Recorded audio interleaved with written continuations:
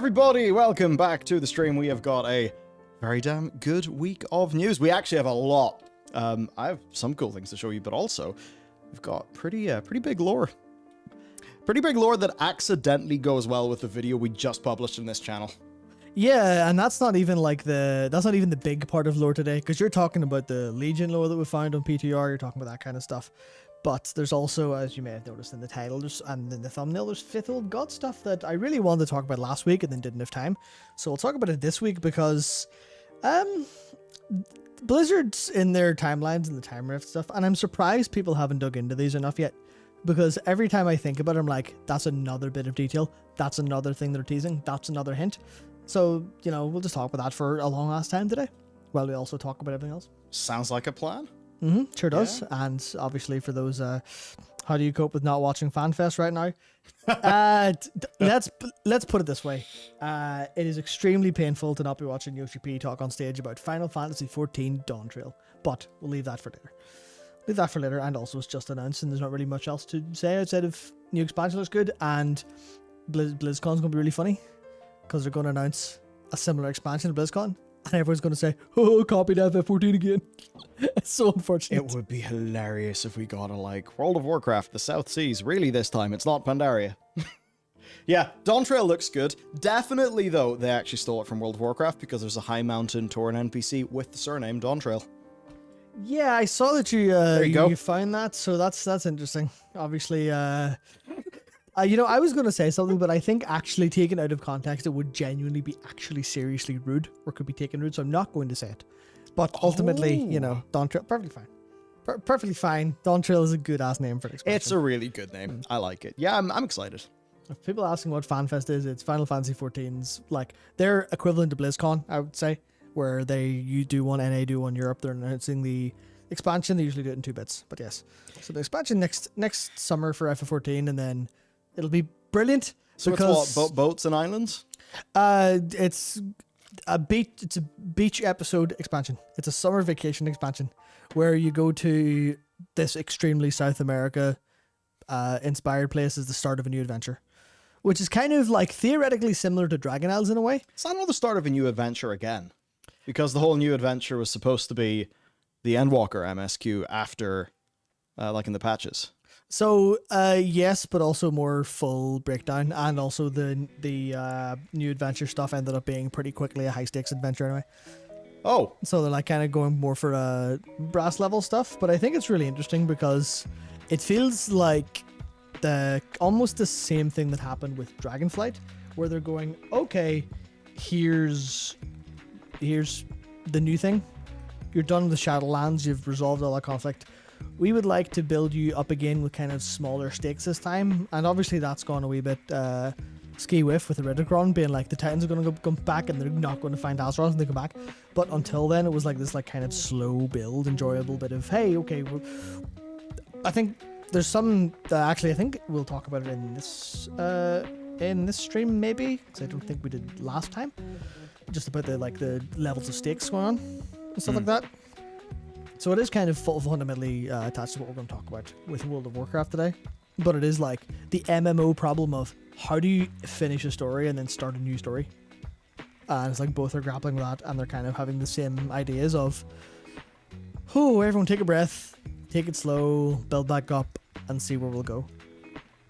Did not mean to rhyme that. That's yes. the thing. Yeah, that's the thing that's always hard. I mean, it's hard in any sort of story, definitely hard in an MMO. I suppose you think about, like, you know, take a show like Breaking Bad.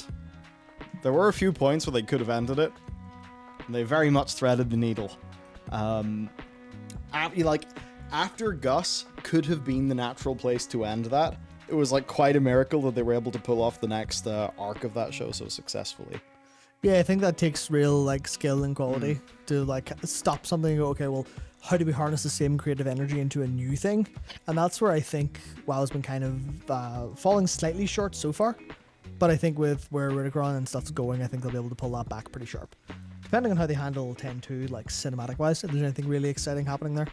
Because they just kind of need a little bit of the juice to bring people back, which obviously we've talked about ad nauseum for the past couple of weeks. So maybe not talk about it. We really have. Yeah. So, yeah, there you go. Right. I guess the other thing, should we talk about the other thing? I mean, go for it if you like. We'll do the other thing. So, right, things are a bit different. We got new things. This is kind of exciting.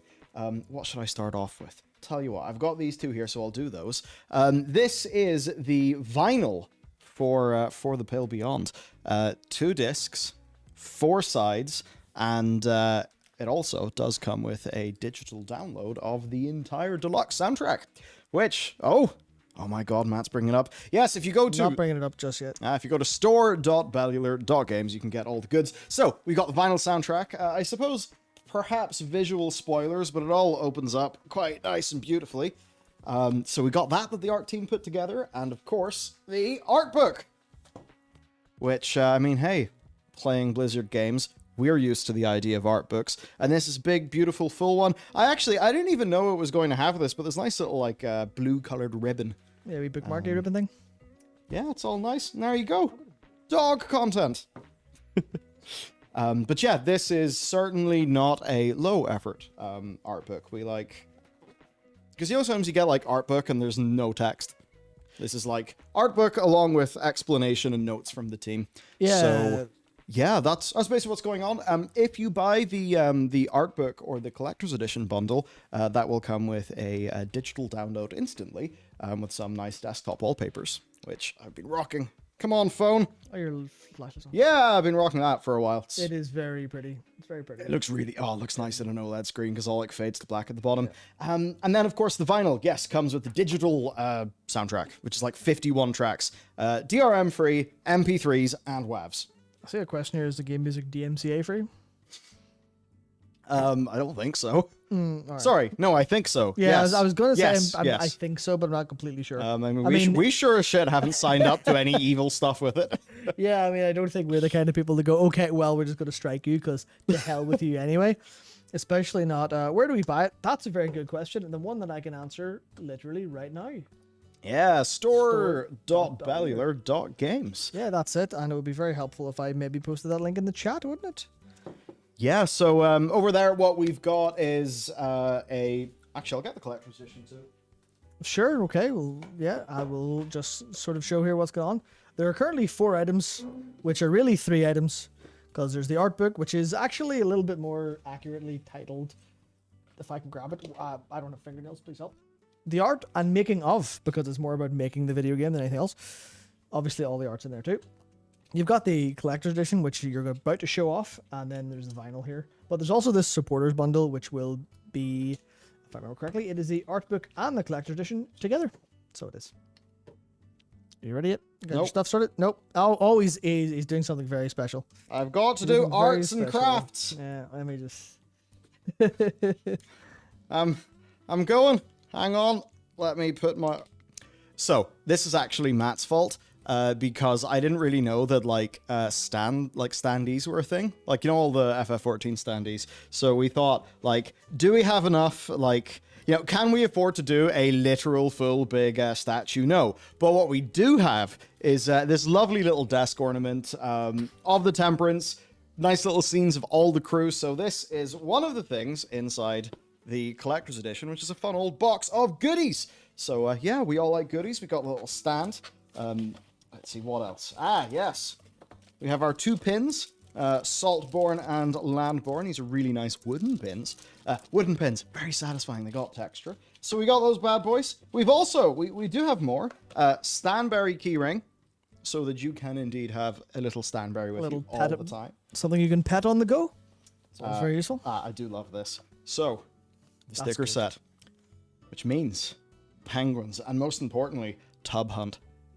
I don't know what I'm going to do with my tub hunt stickers, but I definitely want to put them somewhere. My favorite part is the you'll see the...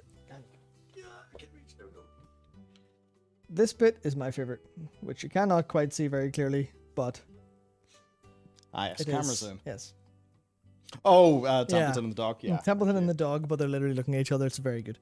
Great combo, which basically means that all of the money I spent on buying all of these for the office actually were worth it in the end. Fantastic. Look at that. Absolutely. Please buy stuff.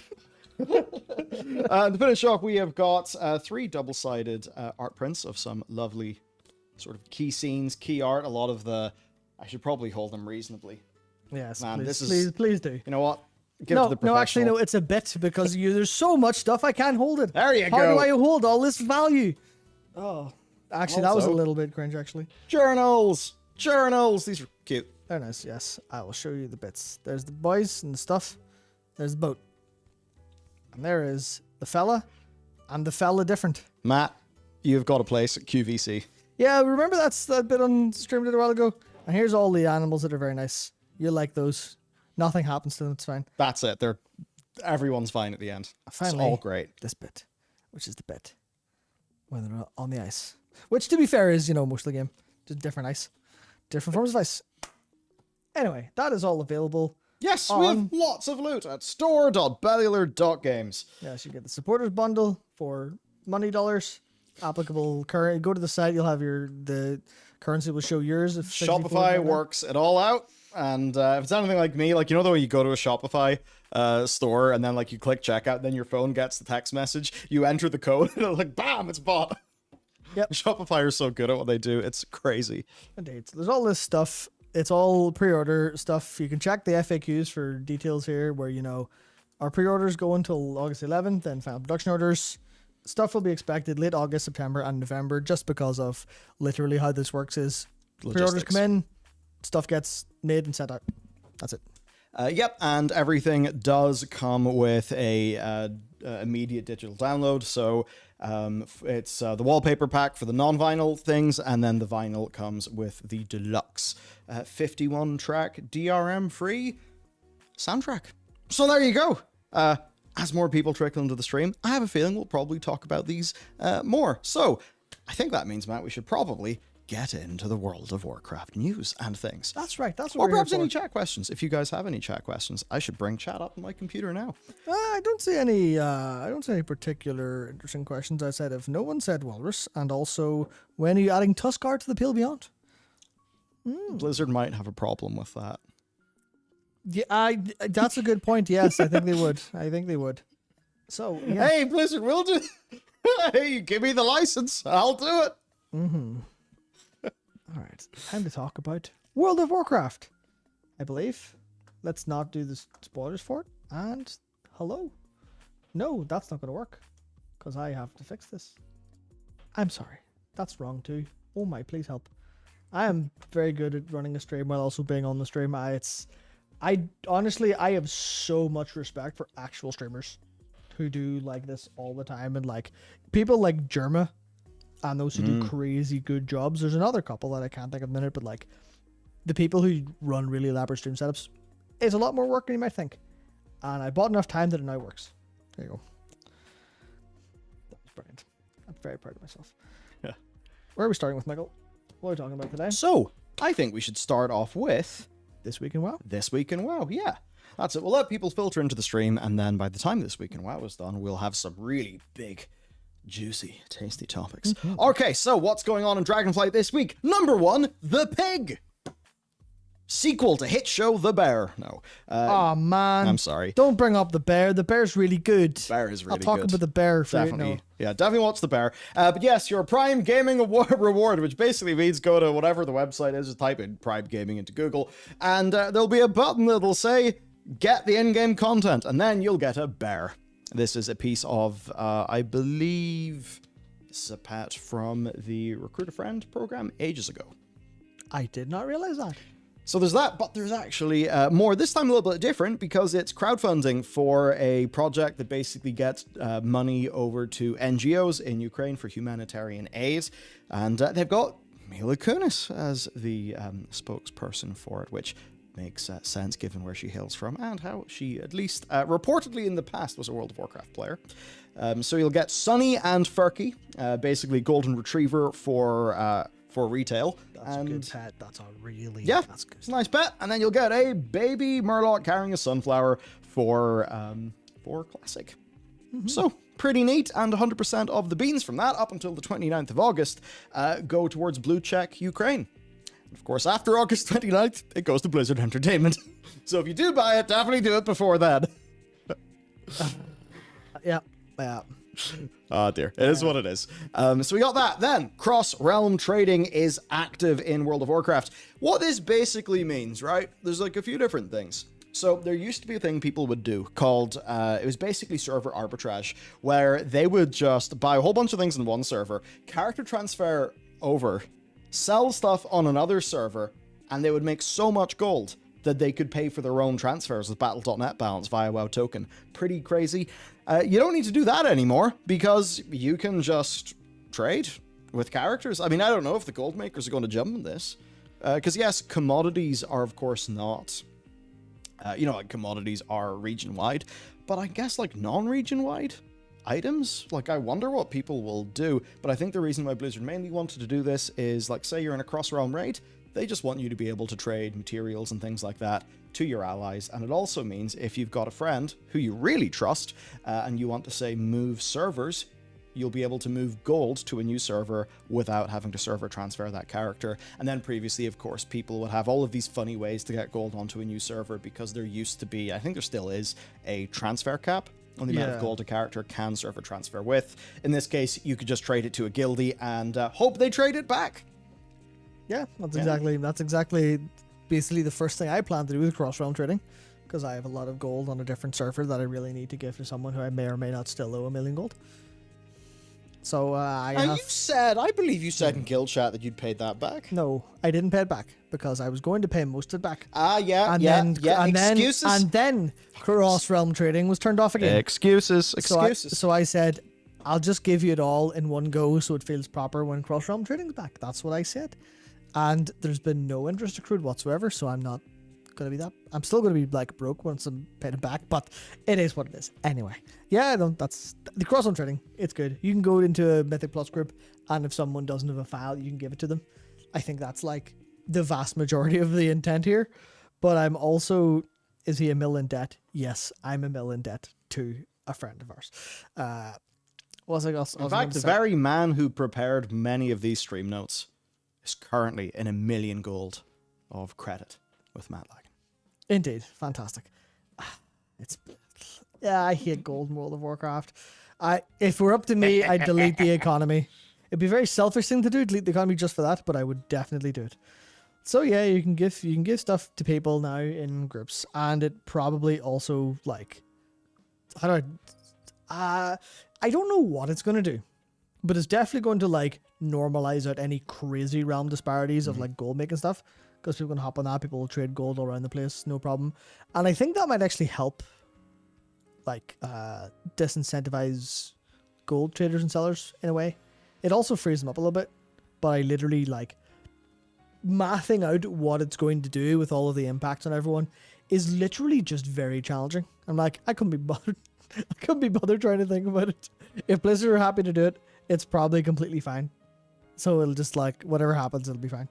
Same way I think most of the other changes haven't really decimated the economy any harder than it is. Just like, yeah, sure.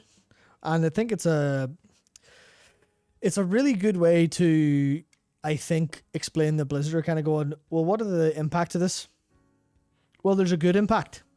So we should probably do the good impact and worry about the bad impact later, so we can always fix that down the line. If it does have like economical issues, they're just like, well, people can't trade to each other in a group. That's dumb. That's a bad experience. Let's fix that. Which I think is good. Matt supports socialism. No, I'm just poor in World of Warcraft. I'm very selfish about it. That's all. That's all.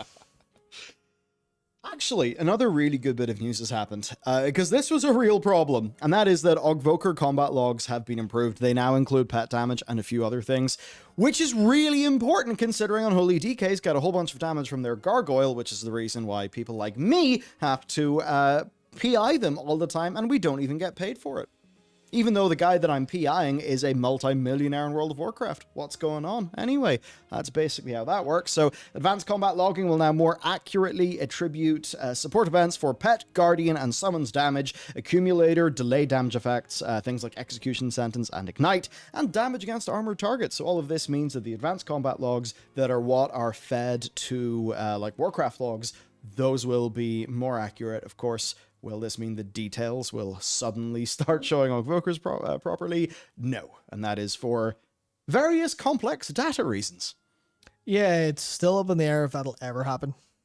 just because that'll be such a tax on the like actual in-game API. It feels like that's going to be if that's even a next expansion thing, I'd be surprised. But depends, I guess, on how much they'll want to push like support stuff further down the line.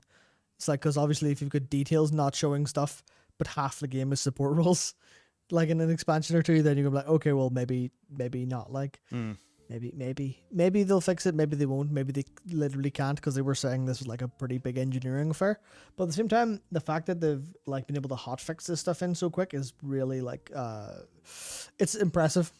They clearly have, like, when they said they wanted to have this done, they were clearly like a couple weeks off fixing it before actually just like, yeah, it's fine, we can hotfix it. I was expecting like this is going to be like really scuffed logs until 10.2, but clearly not the case, which is good. Which is very, very nice. Yeah, so that's good. Also, we have got a hell of a lot of nerfs and buffs going on. So, kick it off with the nerfs then. And I guess this makes a lot of sense. I remember how, like, at the start of Ogvokers coming out, M+ groups ended up being quite fixed for the people at the very high keys. So what's happened here is that the absorb shield granted from Ursoc's Fury has been reduced to 50% from 60% of the damage dealt by Thrash and Maul. So they've done that. Now this seemingly does not a humongous... Okay, I'll just read Mr. Dakor's notes because he's smart. Right, this one seems rather odd since it seemingly does nothing in the grand scheme of things. Bear will still be super strong and the meta pick for pushing dungeons to the highest levels. Interesting. I have seen actually a lot of people on Twitter, like higher end players, just complaining about the state of balance, like now in comparison to like previous months and patches. Yeah, 10.1.5 really kind of threw stuff into the trash can in terms of it being cleanly balanced for high end M+ pushing, largely. Because, like, hey, here's Holy Paladin, they're broken. Here's Guardian Druids, they're kind of broken now because of how skilling works and Ogvoker's been there. You're like, yeah, sweet. Cool. You added fun, now our game's busted.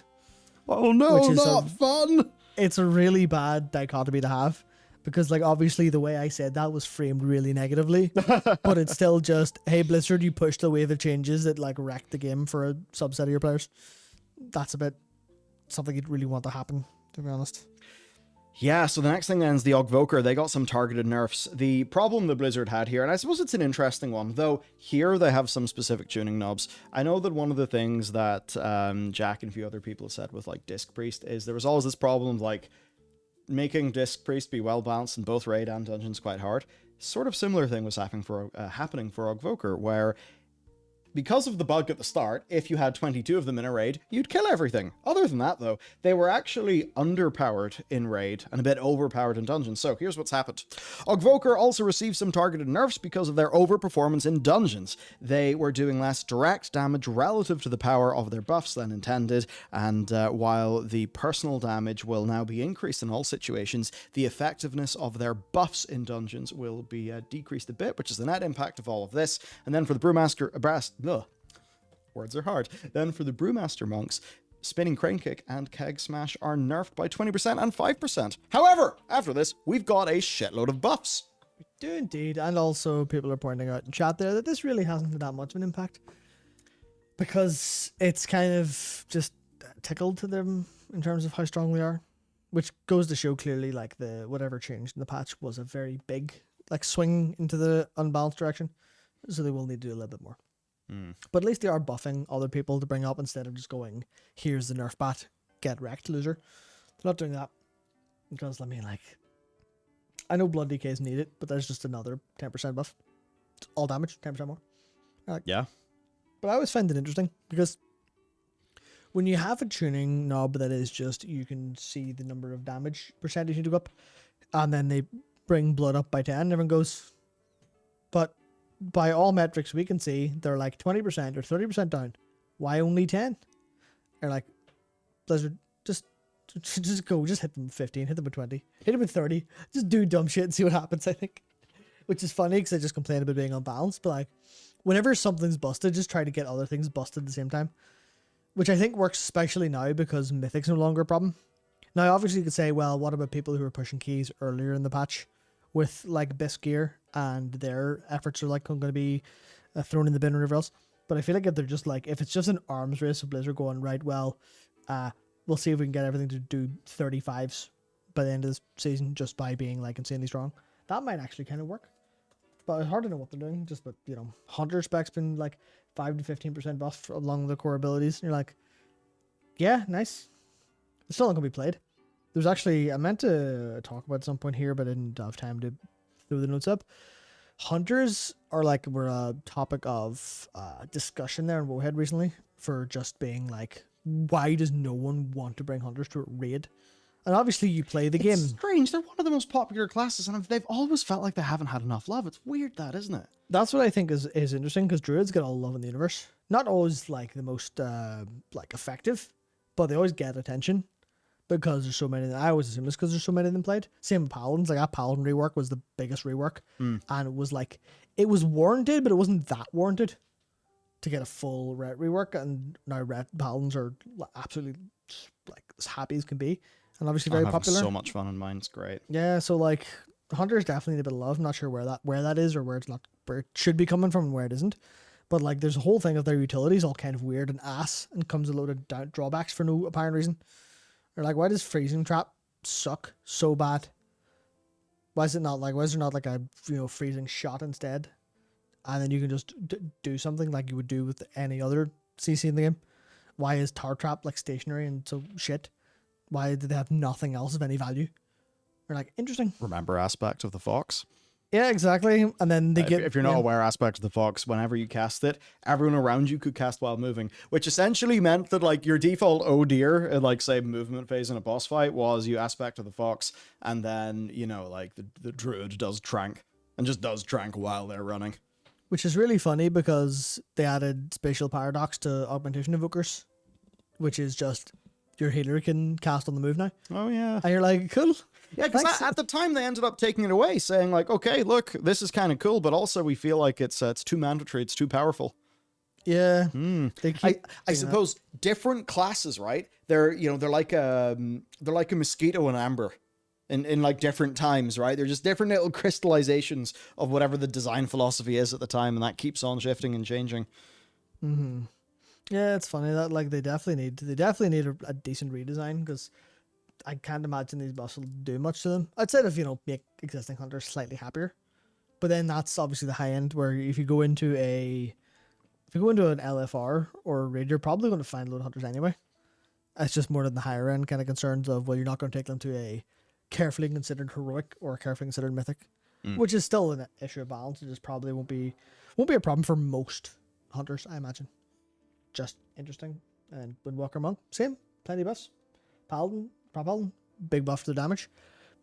Not sure they needed it. 8%, I'll take it. But yeah, you'll take it, especially because I've started doing prot now.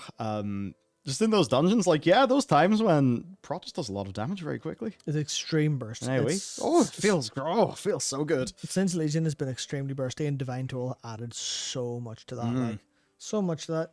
Shadow Priest got a bit of an interesting one, where Shadow Priest got a bunch of core abilities buff, but Psychic Link, their single target spreads to their dot targets, because their dedicated AoE is removed and replaced with Psychic Link. That's just you pump on one target and it'll spread automatically. And that got like, I think would they go from 25% of spread damage to 15% or something? Like a really crazy nerf, because they were like too autopilot. And I feel like it's weird because people were kind of enjoying it, and they're like, no fun allowed. To hell with you. You're like, come on, please. Don't just like give them Mind Sear back in 10-2. Please don't do that again. Yeah, it is weird, that, isn't it? I haven't quite got it to work, and I like Healing Disc a lot in Raid. I don't enjoy Shadow, and I don't enjoy using it in the world either. It's really not fun for that. Like, fucking hell, you see, like the second I switched over to Ret, like just doing anything feels so much better. And I guess it's like kind of a melee versus range thing as well, because like modern WoW, right? It's so responsive. All the animations are nice. This melee feels damn good. So man, Ret in the world. kind of almost makes me want to like run with a warrior just so I can have, you know, like you get talent and so you got like 2 charges and heroic leap and you're just absolutely going around the place like a madman. Anyway, that's kind of interesting. Wrestler Shaman, 5% buff to all healing. Prot Warrior, 7% buff to all damage. So, there's that. Next then, Nithalris. Its Mythic Plus stuff is a bit different now. So the chains have been nerfed. I didn't know that the chains did like up to that much damage. It was kind of a thing that like... That's so loopy. It wasn't like it's a high percentage. Oh, it was, I believe the calculation was up around 43% of total damage in a dungeon. That's so crazy. Now, this isn't just the average group. This is a, like, top-end player group, like, perfectly planning this and completely, like, I guess, executing perfectly, all 5 players, hitting everything with the 5, or with the chains. So, as many mobs as possible through these chains. Which is kind of not intended, but also, like, it's clearly dumb. But it was a thing where people didn't really utilize that effectively because they didn't think about it, because they just do damage and like just kill mobs and then figure it out later. But the strategy, like, they've started to develop and started to get out of hand, so they had to nerf the shit out of the chains. But it was definitely strange because everyone's like, but now Nithalris is like, it's solved now. You literally, you've just buffed this dungeon by an obscene amount for people who are trying to push stuff hard, and it's like completely kind of, it probably shouldn't have done this way. Like, this is clearly, hey, we're bringing this to where it's supposed to be. You kill the barracks enemies, you don't pull half the dungeon in here. That's clearly not intended behavior. Course. But it's also like, this is the whole problem of having like the title and the M plus and the Great Persian, all these things, all these issues of, well, this game breaks when it's scaled up high, so you have to do degenerate stuff to win. But if you find degenerate stuff that Blizzard want to turn off, then like Blizzard aren't going to take away your clears for that. No. Because it was fine. But it now means that like no one's going to be able to do the dungeon that well, like ever again. Literally because of the amount of how strong these were. It's basically designed as like a system that will find the maximum possible achievable limit and everything. Yeah, exactly. So anything that can be exploited will be exploited. Interesting inherent problem. But anyway, to move on from that then, what have we got? Legion Timewalking. Number 1, you can get your bonus Aberrus gear. Number 2, 50% rep boost, which, in timing with our things to do if you're bored in World of Warcraft video, means it's a really good time to go and do your Nightfall and rep in Legion if you're moving towards balance of power. Yeah, do that. I was very, very happy to have done a lot of balance of power progression the day before Legion Timewalking started, and then look at the calendar and go, No. But it's fine. I realized I could just do it on my paladin, who's like got most of the quest line done anyway. I'm like, oh, okay, sure. I forgot I did most of it during Legion, but I then didn't clear Nighthold enough, so I can just go back and do that now. Next, it's time to feel old, because did you know that the South Shore versus Tarren Mill PvP brawl was added for the 10th anniversary of World of Warcraft? Michael, We're coming up to that's the 9 years ago. 19th anniversary, Matt! Oh no! I literally remember, I saw it and I went, it must have been like a couple of years ago. I remember that. Warlords of Draenor was like half a World of Warcraft ago, almost. I thought about that the other day when I thought of like, when I saw the year, I was like, I cannot physically believe this. Yeah, it's so mad. What do you mean? It was even, because time for a little bit of a, what's the term? Bit of a self-shill, bit of self-promo for a second. But me and Jared just did a podcast on the Warlock. Yes. And we were talking a little bit inadvertently about the Legion. It's up for members and patrons, by the way. We inadvertently talked about the Legion a little bit, because obviously you talk about demons, you talk about the Legion in some capacity. And we talked about like where Warlocks are going without the Legion. I went, in my head, I was like, yeah, it's been like, it's going to take them maybe like 3 expansions after Legion before they can like maybe start to weave the Legion back in, because 3 expansions seems like a pretty decent break time. And then I went, how many expansions has been since Legion? That's 1. That was BFA. That was 2. Shout. It's been 3 expansions since Legion. So it's perfect time to bring them back. I was like, what do you mean it's been 3 expansions since Legion? What? Yeah, like Legion's not old anymore. Yeah, it is old, you mean? Sorry, it is old now. Yeah. Legion's kind of getting old. Ugh, it's weird. So, yeah, anyway, now that that's happened, I can say that it's currently the PvP brawl. Mm-hmm. And with that done, Matt, we finished it. Fantastic. This week is over. Yep, we have finished. It is Friday night. This week is over. This week in World of Warcraft, and that means we can talk about the PTR. We talk about Peter. Some boy, that Peter one. There are things. Okay, first we'll kick it off with a rather large one, which is the Emerald Dream.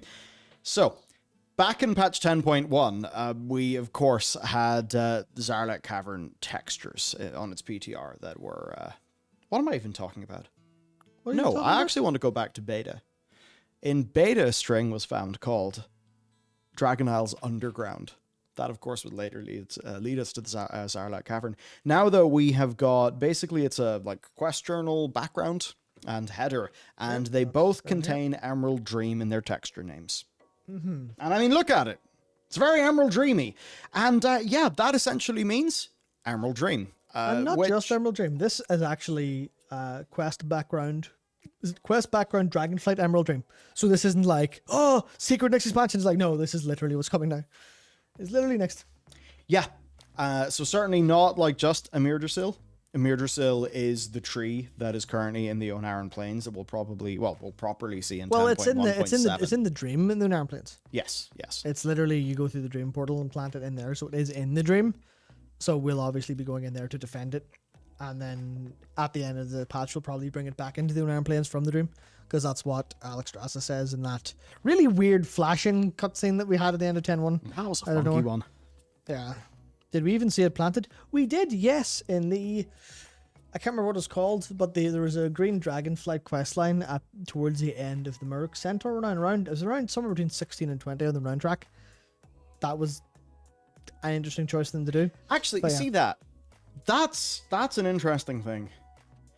I have a feeling okay, tell you what. They're going to have that problem, yep. Let's do a poll. Mm-hmm. Let's do a poll. I can do that now. Okay. How do I do a poll? Yes. Yeah. So, there is a quest on the Murk Centaur, and it is a main campaign quest. So if you go to the Dragon Isles campaign on your quest log, it will show there, and it will say that you need to get that level of renown. Did you do that? Yes or no? And Matt is currently working the poll. I have a sneaky feeling, Matt, that quite a substantial number of people actually haven't done that because of the way that Blizzard basically. Right, previously you would get a new chapter of the campaign every week, right? It was time gated weekly. Now what they've done is they have split them up between the Valdrakken Accord and the Murk Centaur. And also, of course, for the tier stuff, or at least some of the tier stuff, the Drakenscale Expedition. I think the thing, though, it's all that Emerald Dream stuff is in the same zone as the Murk Centaur, but people think Emerald Dream, tree, and they're not exactly going to think of Centaur. I think in some cases, even though obviously the Emerald Dream is involved in their quest line. So yeah, I don't know. Maybe they didn't make the best call there. Maybe quite a lot of people have actually missed out on that content. Well, so far, I'll hold it up for a little bit longer because votes are still coming in, but I see 58% yes, 29% no, and 13% haven't even heard of it. Which is awful when you want to build your patch story around a beat that you put in there that people literally haven't even heard of. Never mind haven't done. And obviously, you say, well, this poll isn't exactly going to be representative because it's this audience and it's pretty small numbers.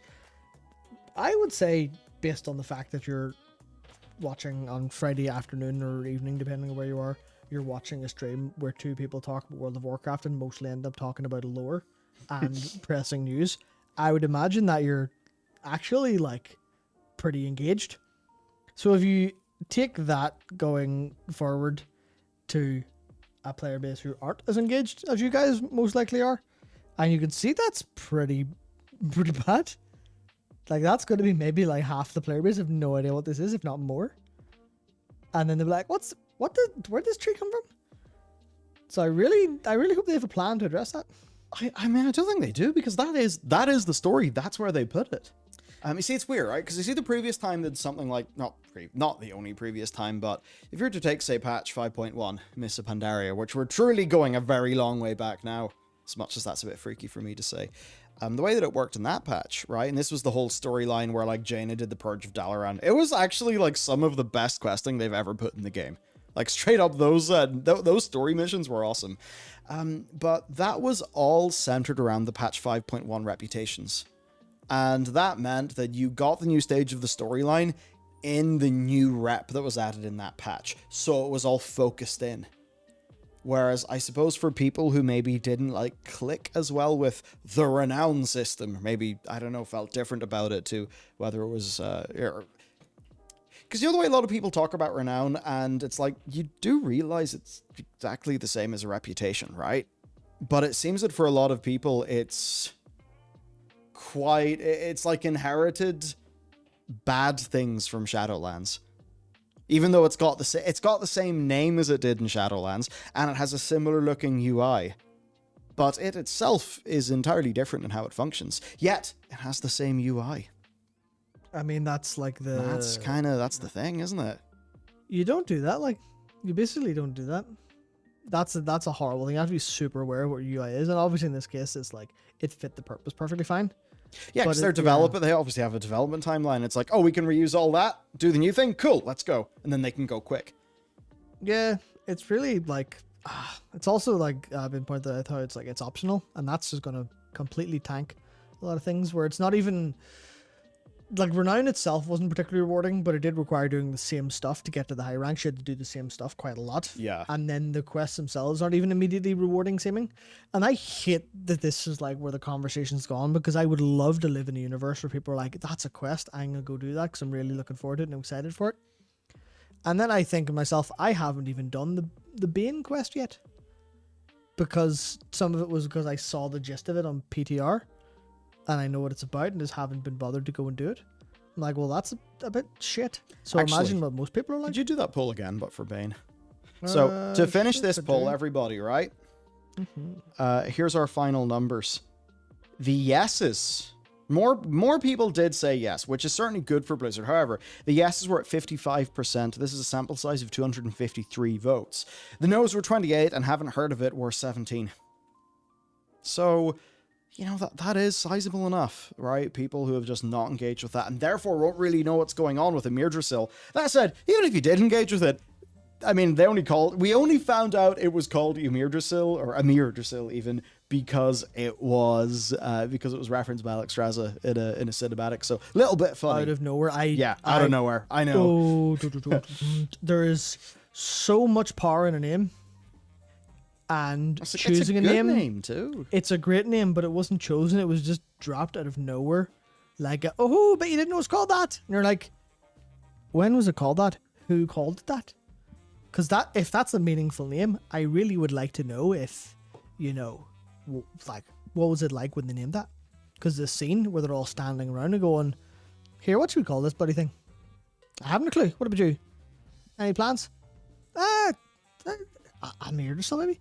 Obviously, it would be a dramatic, actually good version of that, not me taking the piss. But no, Amir Drasil. Amir Drasil, not Ymir Drasil.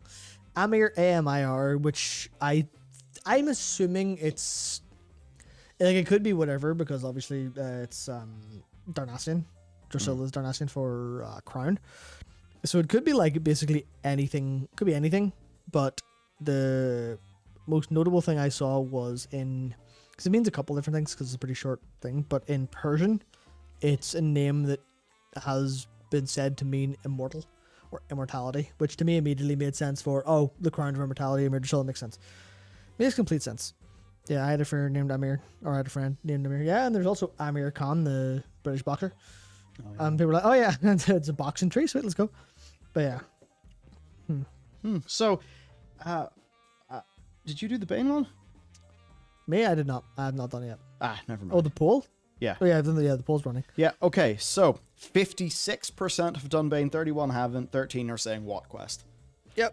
That's certainly interesting, and people who are here will have a bias towards knowing about that stuff, because we keep on, telling you about it. So, that's spooky. I would be Yeah, I'd be a bit spooked to find out what that real number is, like out in the player base at large. So, we're going to the Emerald Dream. I think this is going to mean Emirdrasil and then the surrounding area. Yeah. So we'll probably have the tree as like the real big centerpiece of our new zone. That's what I'm thinking, and I know it was I also meant to talk about this last week, but didn't. But Taliesin has a video that ultimately goes more into what he was on his second channel, I think. It was the stream clip, and he's talking a little bit about what he expects for 10.3, but he opened by talking about like 10.2, and he had a bunch of like actually really good ideas, but it was all stuff like the zone itself is kind of Ardenwealdy in that it's centered around Emirdrasil, and it's ultimately a defense of Emirdrasil. So we're doing all this stuff with, hey, how do we defend Emirdrasil from the attacks of Farak and of Viranoth? And it would be like all kind of framed around us stopping them from doing their awful things, and like even suggested maybe like a dungeon or a raid that takes place on the branches, kind of like a Mount Hagel 2, but good this time, instead of completely awful and terrible and boring, which I think would be a really, really good callback to Hagel, which is, obviously the original world tree as far as like Warcraft is concerned with the experience of the game, not literally. But I think that's pretty important. I think just that would be really cool to do that. But it's definitely going to take place in the dream, because it's not going to take place not in the dream, because that would suck ass, honestly. So we'll be there in the dream. There'll be ice, there'll be fire. There'll be a quest name making Song of Ice and Fire jokes. Of course there will be, and that'll be good because quest name jokes are usually pretty funny. The only reason I remember some of the Ardenweald quests is because the mask quest line, which went into like the Drust masks and all the mind control, and the whole story of the zone was actually all just explained in a series of quests that had Persona 5 references to like Persona 5 song lyric references. Yeah. So yeah, I think that's there's so many ways they can mess this up, but I'm trying to manifest good energy in the universe and go, they won't, it's fine, they won't, it's fine, they won't, it's fine. It'll be good. It'll be respectful of all of the lore and all the cultures that are involved in the Emerald Dream, and it will feel Emerald Dreamy like I thought it was when I went to Moonglade the first time on Druid. Because they don't do that. If they don't make me feel happy going back in my head to seeing Moonglade for the first time, they've failed. That's my metric for success. And bad ending, another burn tree. Uh-oh. So now this might betray how I think the narrative design team may be a little bit simple in how they do things. I am assuming it's just going to be a fake out for burn tree. Farak's going to go burn the tree. We're going to try to burn the tree, and then we'll be like, he's burning the tree, and then we'll all have to World of Warcraft. This time we didn't burn the tree. Exactly. Is that basically the name of this patch? Exactly, but it's going to be a fake out. We're going to feel like it's going to be burned. It's going to be very close to being burned. It's going to be slightly on fire, and then Viranoth will come in and like put out the fire or something. That's what I think, because if I think like the very first level of how would I subvert expectations, that's what I would do, and that's how I think they've run so far, more or less. All right, well, interesting. The next thing, actually, Blizzard have done something they haven't done before, or maybe they have, but I don't really remember if they have, and that is a personalized hard mode.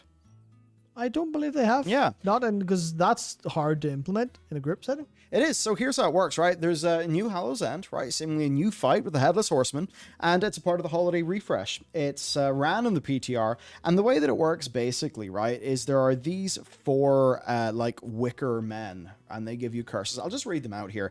So during Pumpkin Breath, cursed targets emit shadow flame blasts around their location. Each blast inflicts a stack of Wicker Man's shadow. And the way this basically works is that Wicker Man's shadow takes 10% of your health away.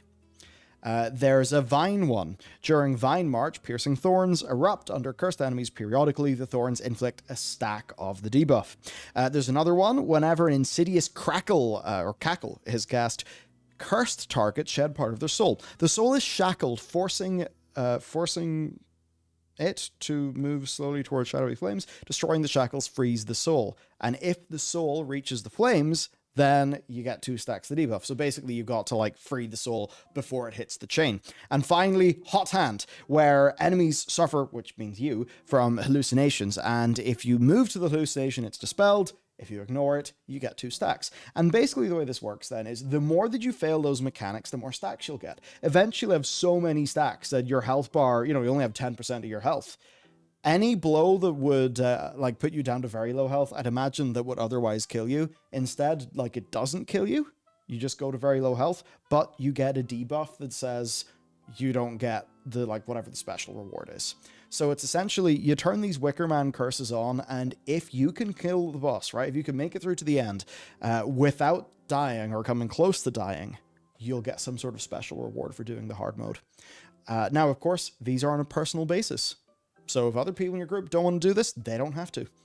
I think it's a kind of neat way of doing things. That is a very, very Smart. Very good touch. I think that's fantastic because it's a good way to like basically it's almost customizing your difficulty for you. Because I know a lot of the problem with these like holiday events is that they are piss easy.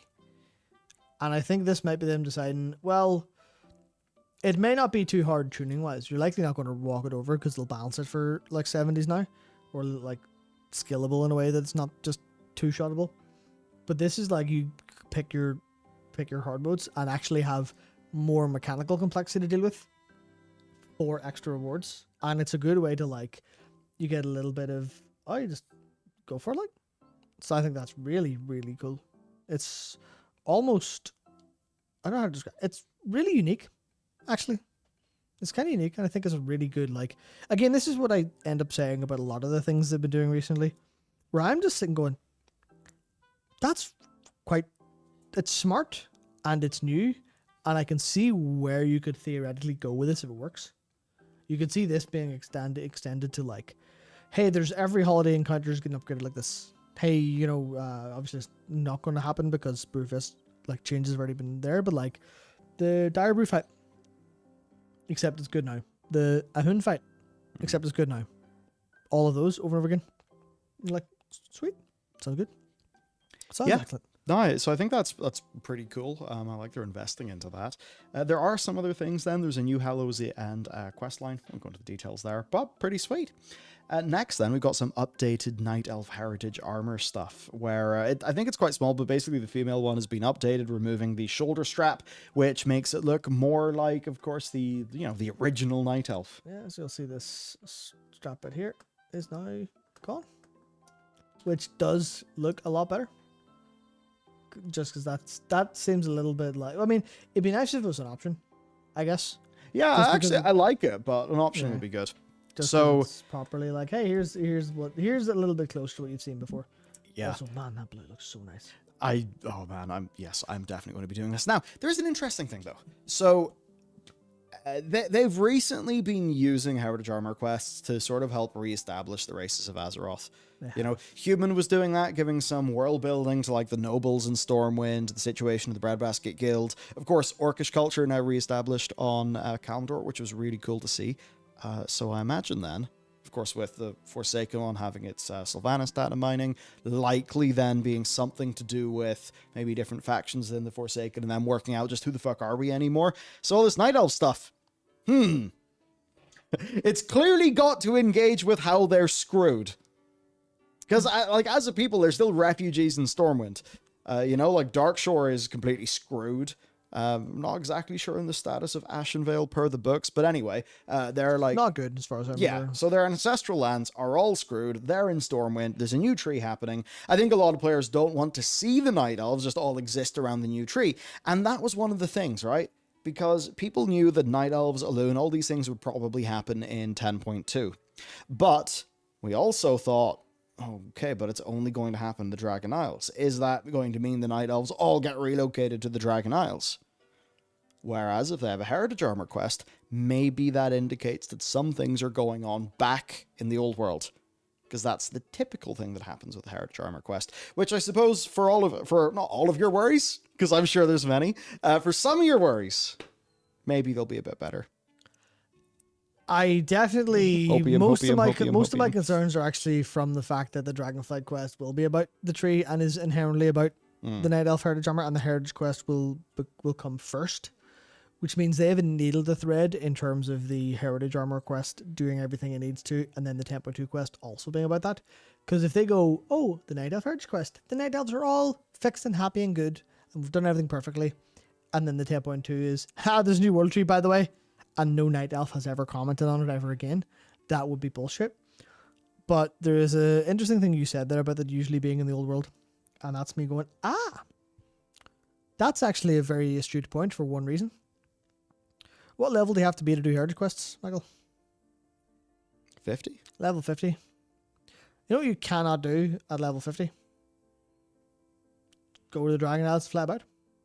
Oh, yeah. Which means if they are doing that, they would have to be very careful to make sure to do it instanced. But they can't do stuff in the Dragon Isles unless of course, like I said, it's like a scenario or instanced. And they can't do anything with the tree because the tree's not in the game yet. Because the tree won't be in the game till 10.2. Because if the tree's in the game in 10.17, it'll be datamining everywhere. So it's clearly not going to be about that. So it is going to be about the stuff in the past. So it's that needle of, can they go, hey, you've retaken, or not retaken, you've like retaken some of Ashenvale, you've cleansed Fellwood a little bit, Moonglade's been tidied up, and you've kind of got like a new settlement in and around, you're in and around Hydrol and Moonglade and that area, and there's a nice link between them, and it's all good. Maybe even a little settlement of Winterspring or something along those lines. It feels proper. Especially because you could set them in Winterspring and then write some trite about, the Night Elves have accepted winter as part of the natural cycle, so they live in Winterspring now. And even that would be like kind of okay, I think. People are like, that's sweet. So like they can do that fine. Maybe even deal with like people are mentioning Diremol and like the history of the Highborn and Night Elf stuff around that. That would be cool, but there is that massive problem of, will whoever's doing the Night Elf quest be able to not have their work shot into the sun by the existence of 10.2? Because my thing so far has been the wider storytelling of the expansion patches has been ass compared to the Heritage quests and the side quests and stuff like that. Because obviously they have easier jobs to do. Yeah. But it's still I'm worried about that torpedoing it. Where it's like, hello, the Night Elves are happy, but Malfurion's still dead for some reason. But not dead because he's asleep in Ardenweald, which means he's dead, but not dead. Is he dead? Who knows? That's the most awkward. Oh yeah, I suppose we'll probably see some Malfurion. Almost definitely. I would hope so. Yeah. This is where we get into the bother of, all right, well, 10.2, does 10.2 have enough time to give us enough Farak? Have us deal with Farak? Give us enough Virnoth? Deal with Virnoth in whatever capacity we need to? Oh, they have so much to cover. Can we have Tyrande do anything or say anything? Can we have the tree and what it means to Night Elves? Can we have Malfurion either back or doing something interesting in Ardenweald instead of literally sleeping? Because that's perfect. He hasn't spent the last 10,000 years sleeping to wake up for 20 years and go back to fucking sleep. That's so do you know what it is, right? It's the bingo. If you think about construct the fan bingo of all the things people want to have happen in this patch, in this patch's story. Oh, they have a needle to thread here, don't they? And that's exactly why I'm concerned, even though I completely expect that the Night Elf Heritage Quest will be a fantastic experience, and you'll get amazing armor for doing it. It'll be wonderful. It'll be everything I think people would want from a Heritage Quest.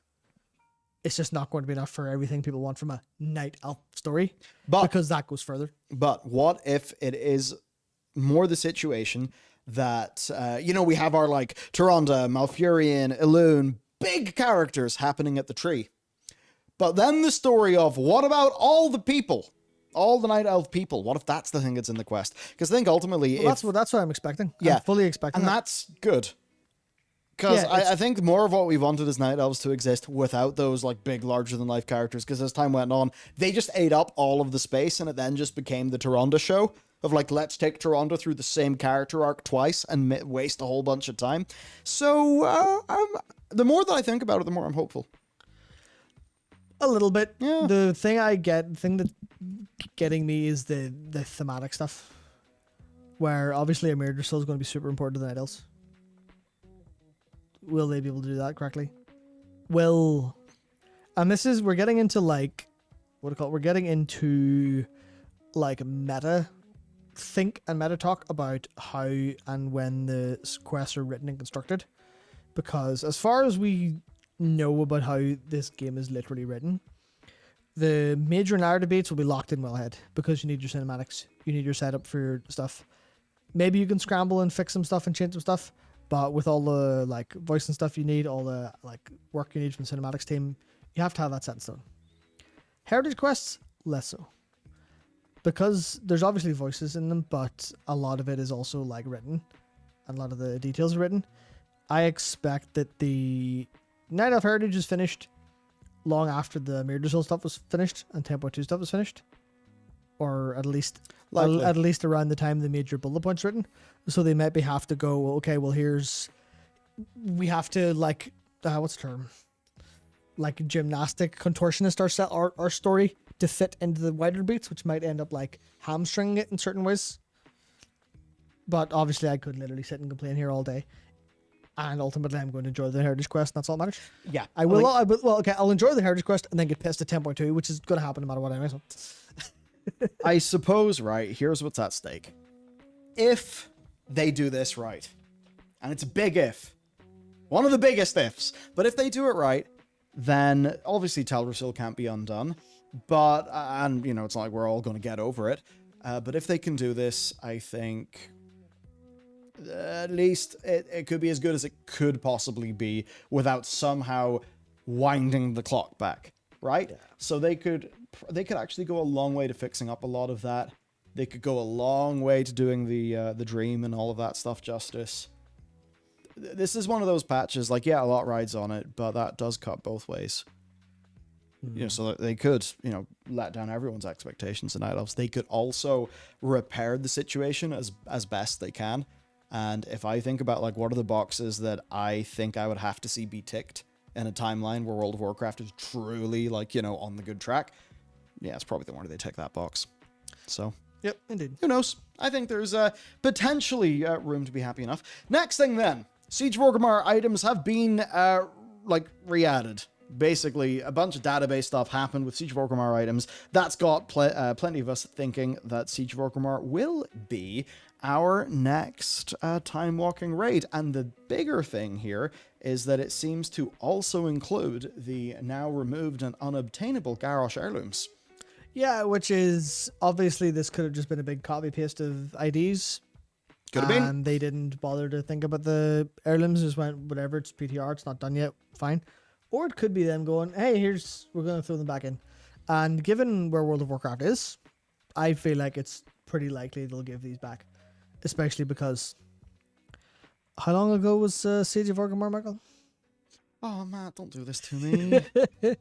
I don't remember, but I'm pretty sure it was a lot. No, sorry, 2013. Yeah. Yeah, it was 10 years ago. It was 10 years ago. It was 10 years ago. It was a decade ago. 10 years. Oh, that's how long I've been doing this for. Oh, we're over the 10-year. Whoa. Whoa, my. Okay. Oh. Oh, it's been a decade. That's kind of crazy. Yeah. Well, I just like deflated internally. Okay, well, September 10th, 2013. It's not been 10 years yet. I still remember, like, one of my first big videos was the Timeless Isles guide. Oh man, nice. Oh jeez. Oh boy, that quite is. Yeah. Whoo, that's something. We do have another cool thing to talk about, which is the Legion. There's actually some data mine stuff that suggests the Legion could be back. I think because quite a number of people have came into the stream since we last mentioned it. Right. Bit of a new announcement. Now, I will say, you know what? I'll give you guys a preview as well of the next thing. We have a free update to the Pale Beyond that is shipping on Sunday. And that adds a lot of epilogue content to the game. So that'll be happening. The game is also be going on sale on Sunday. But till then, we have actually launched our big drop of stuff. So here it is, the Pale Beyond art and making of book. So through here, as you browse, you will be able to see, and funny enough, the art and the making of, there we go, of the Pale Beyond. You know, it's not just an art book. Ah, yeah, opens up with the dogs. Very good.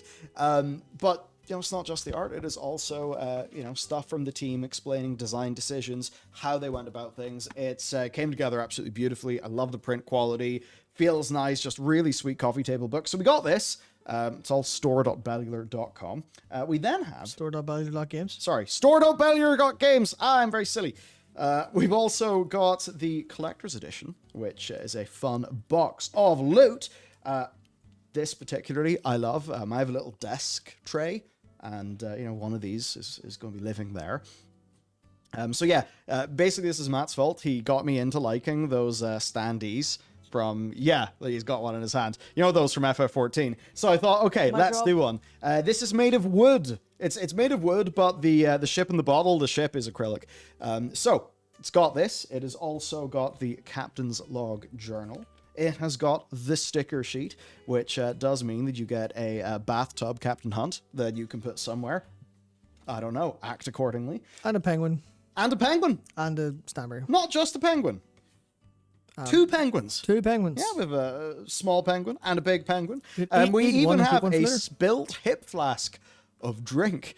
We've got the Stanbury keychain. I can relate. Take a little Stanbury around with you. We got 2 pins. These are awesome wooden pins for our sort of like, we'd say factions, but Saltborn and Landborn, kind of like, defining your heritage. Like, are you a person of the sea or not at the start of the game? We have lower class or slightly less lower class. We have a selection of double-sided art prints as well. So those are there. Woo! 2 sides. Multiple Wow, sides. 2 sides for the price of 1. Unbelievable. And all comes in the big lovely box. And finally, there is actually more. This is actually the biggest thing. We have got the Bill Beyond vinyl release. This is awesome. It is also opens up to all be very lovely. You probably can't hear me because I'm muffling myself. Very lovely and gorgeous. This is 2 discs, 4 sides, and all orders of this will immediately get a digital deluxe soundtrack download that is DRM free, MP3s and WAVs, and it's 51 tracks.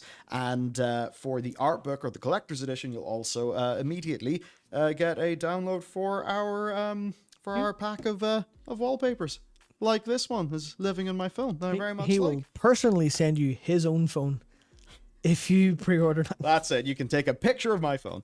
So that's all the stuff. It is at store.bellular.games. And overall, we are making another game, by the way. And, one of the things in that is, how do we get that game funded?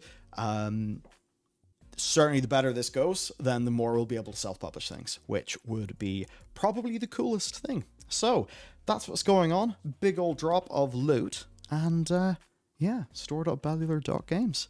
I suppose with that said, we can talk about the Burning Legion. Back to the news. Back to the news. This time, it's existential threat. Again, possibly, maybe. Yeah, kind of is that existential threat. So, Or nothing, because maybe it's a flashback. But it's a bit sus for a flashback. It's too just unironically said sus. You I'm did gonna say have sus. I'm gonna investigate my own brain tonight. Nope. Matt is a zoomer for now and evermore. This is kind of interesting. So, the Minari. Yes, not Manari. The Minari. Who are the, basically, right, the red Draenei. Red Eridar. You'll be able to actually make one in the new patch. And one of the things that's really cool is instead of just adding it to the UI, there's a quest for it.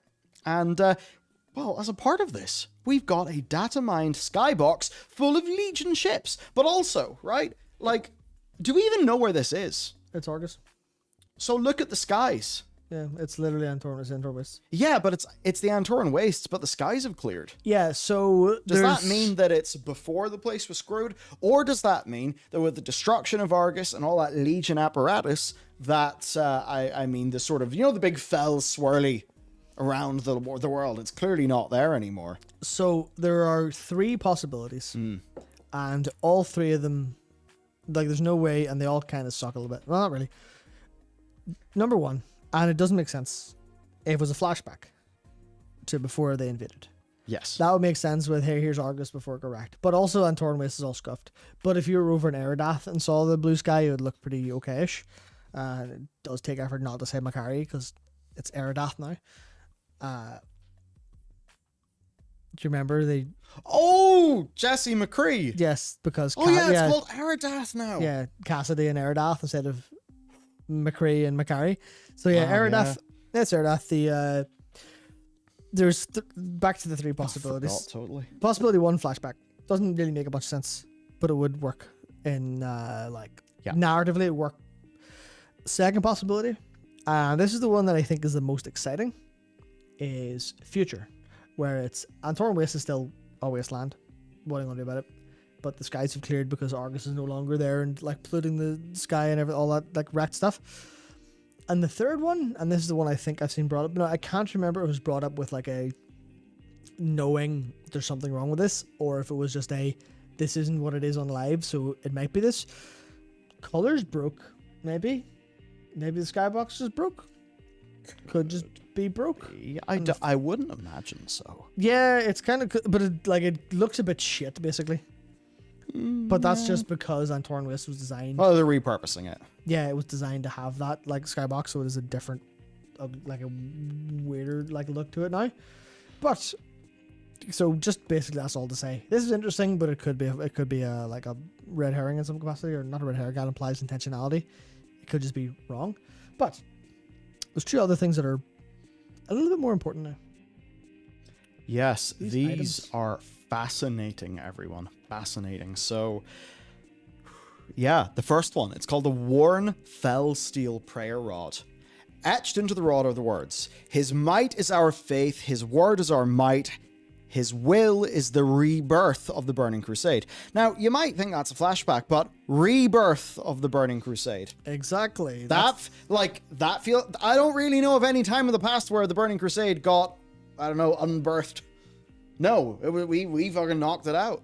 So clearly it's someone's will that's going to bring the Crusade back. I think the question is this Sir Garrosh, or is this some sort of new character who's appeared? Because remember that since Denathrius and co. escaped, it's been 2 whole years, right? No, 3 years. Because of the time skip. Yeah, that's what I think is interesting, because the way this is phrased is very intentional. It's a prayer rod, right? Mm-hmm. You could easily just be praying to Sir Garrosh. You could be praying, "Oh, please, our Lord and Master, please come back, please have the will to come back." And yeah, you're right, we didn't see him dying, Marcus, because he's not dead. He's in jail with Illidan and the Titans in the Seat of the Pantheon.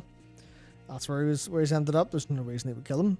So it's like, okay, well, is it Sir Garrosh they're praying to come back eventually to rebirth it? Is this like a small, just some dudes are chilling doing stuff? Maybe not. But there's another thing that actually isn't here that is fairly important to the story. And that is the possibility of it being a new leader for Burning Crusade. A new person. Because you think of what happens when a faction loses its leader. In a lot of cases, that faction splinters under new leaders. And then you'll want someone to, like, you know, the idea of a power vacuum, where that vacuum is then filled by people. And obviously the demons lost quite a bit because of various reasons, including Argus, which was their spirit healer's gone, so they have to wait out the res timer, as opposed to just coming back up. And he was literally like the end of wipe, like, res button they pressed. So without that, they have to wait a lot longer, so they are a little bit weaker. But yes, Callisto says the Zorathian leader, Helnath. His name is Helnarath, Lord Helnarath, because Helnarath does. I will just swap the camera 1 second so I can show you something. Oh. Because it's not in our document, so I'll have to do this a little bit manually. You should make a pre-made preset for that. Yeah, I should. But also, I was watching. Oh, look, are you in store.bellular.games? I'm not, because they can't see this. Never mind, they can't see it, but it is where he is. I'm a professional, see, and I don't show people things until they're ready. Oh. But yes, and then I just typed NPCs instead of NPCs. Because I apparently... Are these the Helnrathian demons you're talking about? Oh, my NPS? I am having a moment. Do you mean the Helnrathian demons that have been at? Yes, yes. That's exactly what I'm going to do. I'm going to show them that now. So this is quite interesting. Nope. Added in patch. So you'll see where I am now. Will you see where I am? Yes, you'll see where I am now. Added in patch 10.17. Helnarath. Apply filter. We've got these boys. Got the Helnarathian Felguard. got the Hellenrathian Felmaw, and we have the Hellenrathian Eye. So, new Hellenrathian demons coming in 10.1.7. What are they for? Could this be anything to do with the other demon stuff that's been added that we've just talked about? Could be, possibly, maybe. Who knows? Genuinely, who knows? Because we're in that fun situation of we have no clue until it goes live, but we can just piece things together. So, and there's no real other reason demons would make an appearance in this patch, so... Yeah, so evidently there's a bunch of demons under the command of Lord Halnarath, and I think the thing here is, think about the Burning Legion, right? Bit weird that they all followed one very ordered dude. So then the idea of the Legion splintering, right? The remnants of the Legion even splintering, I think that's actually cool. I like that.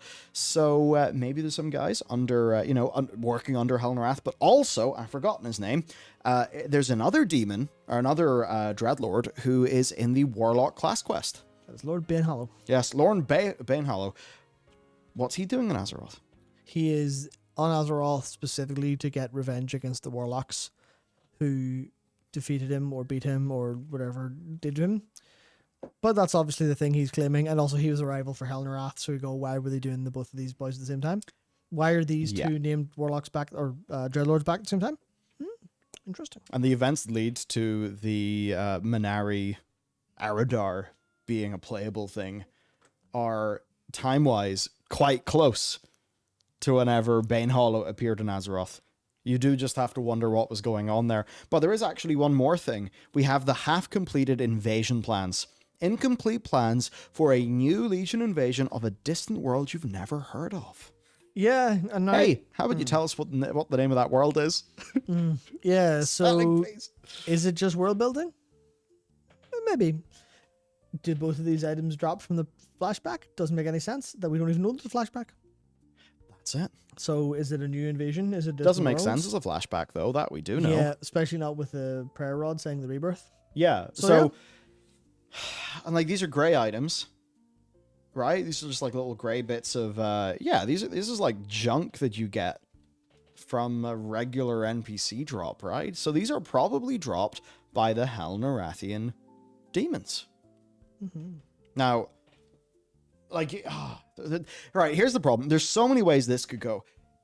One thing, though, and this is actually not in the Legion video I published today, and I can't believe I didn't put it there, because there's, whenever you go to Azarath, which is the Azeroth that gets completely dominated by the Legion, Sora Dormy says this is where Sargeras was able to, fully carry out his plan and win. Mm-hmm. That means that there's not only one Sargeras. Yes. Yeah, because Blizzard said previously, or Alex Afrasabi did, or Afrasiabi? Whatever his name is. Afrasiabi, right. Alex Afrasiabi in the past said that there is one burning legion across all timelines because the twisting nether spans all reality, which... honestly, in terms of its world-building implications, was a total humongous big mess, right? Like, it broke everything. It made so many things not make sense. But if Sordormi is saying, oh yeah, in this timeline, Sargeras won, that means there's not only one Sargeras, right? There are multiples. It's basically following the sort of timeline rules that, it's like, yep, you're bubbled away in your own little timeline, and no timelines should intermingle or intermix, and we will just leave it at that. That is the way to do your timeline stuff in a game like this, right? So that they seem to be more doing that is a really good thing. That we're then seeing that, like, that it's not one legion across all of time means that Kil'jaeden is fully dead, Argus is imprisoned, and Archimonde is regenerating. Sargeras is imprisoned. Argus is dead. Whoops. Yes. So Sargeras is in prison. Archimonde exists. Could these Aradar, like, even for a way that this could go, some of these Aradar could be like, hey, Archimonde, he will rebirth the Legion. Because, of course, they looked up to Archimonde in the deep past, because he was a leader of their culture, like respected for being like a kind of strong, strong, powerful dude. So they could perhaps follow him. They could probably all be manipulated by Denathrius and the Dreadlords.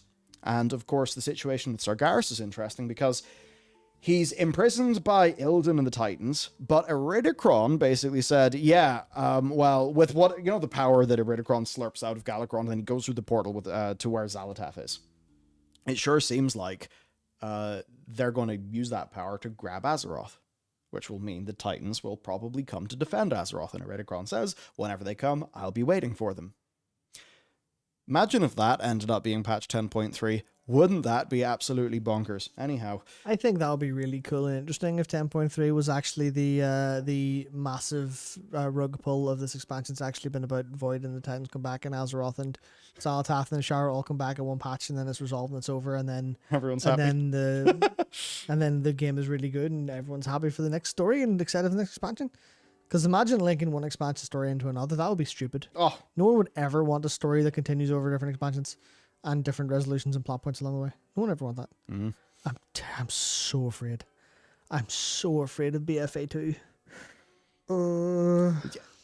I hope they... I mean, I feel like they have learned their lesson. They've hope. they've learned lessons. Yes. So But have they learned lessons fast enough to not immediately shit themselves when people don't like going slow? Yeah, that's the question. So what's happened then is Titans come to defend Azeroth. Actually, Hang on. I will say I'm not actually too super sure about like the Azeroth Titans coming to defend, just because Eridicron seems like they're going to come back at some point. May not be calling them back. Maybe they're going to come back eventually, and they're going to find a wasteland as opposed to summoning them back. Just a minor thing. Oh, okay. But you not say like when they come back, I'll be waiting, as in I'll be waiting, I'll fuck them up. Yeah, but that doesn't imply that he's going to call them back. That implies that he's going to be sitting there. Like Well, no, his stuff is all about taking the power to snatch their prize. Yeah, but I like this is okay. literally a weird reading where there was some like you're assuming that it's going to be Azeroth's in danger, the Titans will show up like the fucking Power Rangers to stop it. Whereas I'm thinking of a more dispassionate Titans that are like, it's bound to be ready now. We'll come back and we'll come in and check on like our world soul in the oven, see if it's ready yet, as opposed to like a fire alarm going off and come back to check if it's on fire, which is really small like difference, but it's like it frames the Titans quite differently, because the Titans came back every time Azeroth was in danger. Well, they'd have been here multiple times in expansion since the dawn of World of Warcraft, and also maybe at some point when Archimonde showed up and tried to blow up the World Tree. But you know what I mean? It's very minor. Just what's it turning for? Very minor distinguishing element. But anyway, you're saying about the Eridicron, the Titans. Well, it's just that whenever Titans eventually do go to us, they're presumably going to leave Sargeras, right? Because they're not going to be able to be there and, look after him. They're maybe going to leave it to Illidan or whatever. That gives us an opportunity for something to happen.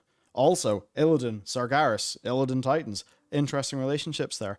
The Titans, they display the exact stuff that he I-beamed Zera for. Now, it would be quite funny if Illidan went and did a deal with Sargeras again. It's like, oh, Illidan, you never learn. I don't know if he will do that. Or no, he'll be like, I set Illidan. Or no, Illidan will be like, I set him free to restore the cosmic balance. You're going to just Liam O'Brien it up. Now, I could see that working just because something could happen. Something could happen. Sargeras could definitely maybe not Illidan making a deal with Sargeras, but maybe Sargeras telling Illidan the truth and Illidan believing him, but going, right, you're not allowed out of my sight, but I will sort of trust you. I will trust you enough to break away off these dudes, but not enough to let you go kill everything again. Which would be cool, I think. That would be thematically cool as well. Because what did Illidan do when he was in jail for 10,000 years? He sort of sat there and just scowled and then didn't really give a shit about anything he was told.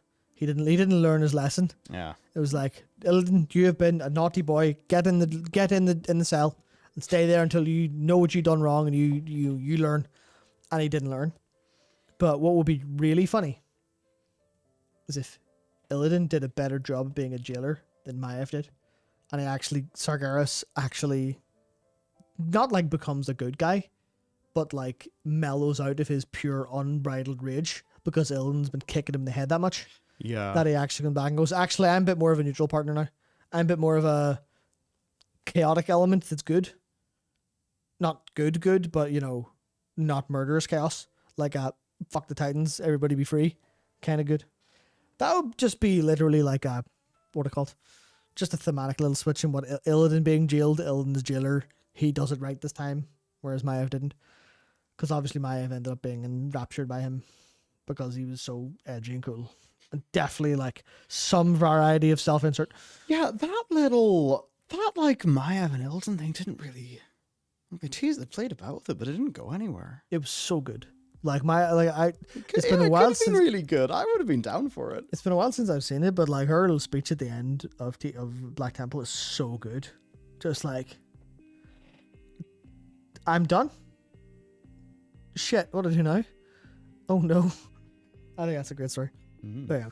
Should say thank you to Hamodi, Laura, and Petter for purchasing things on the store. Yeah, doxed them. I haven't doxed. It's just first names. Don't worry.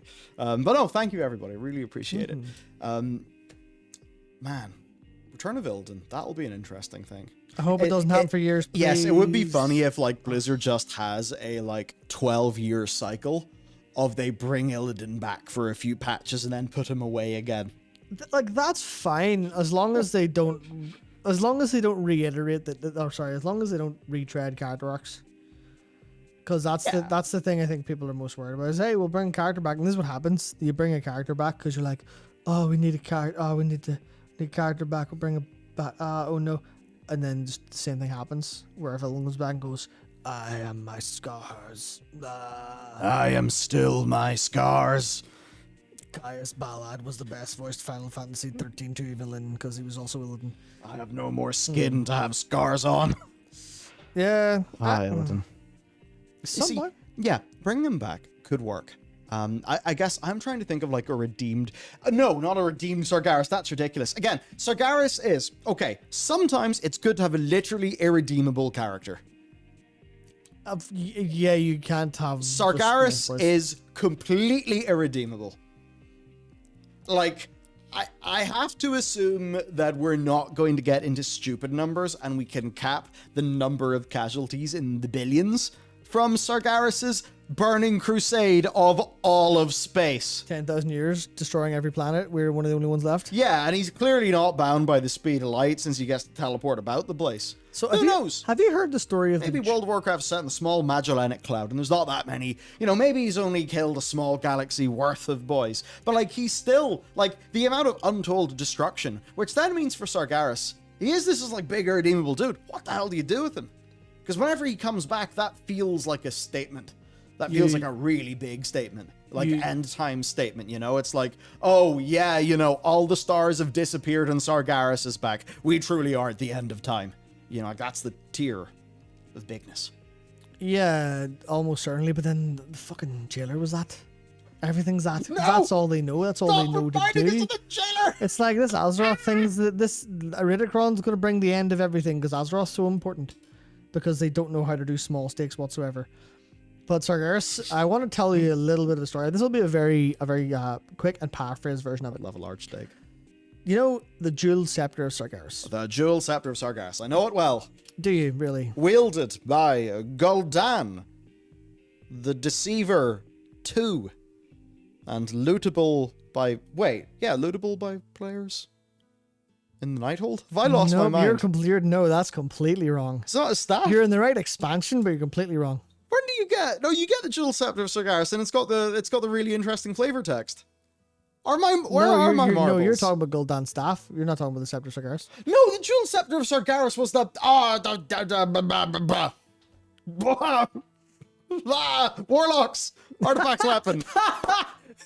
The best you can come up with is Warlocks for a Sargeras weapon and a staff at that. Jeez, you're good at this. So it's not the scythe, the big suck scythe. Ulthalesh, the Deadwind Harvester. The suck scythe. That's Afflictions, yeah.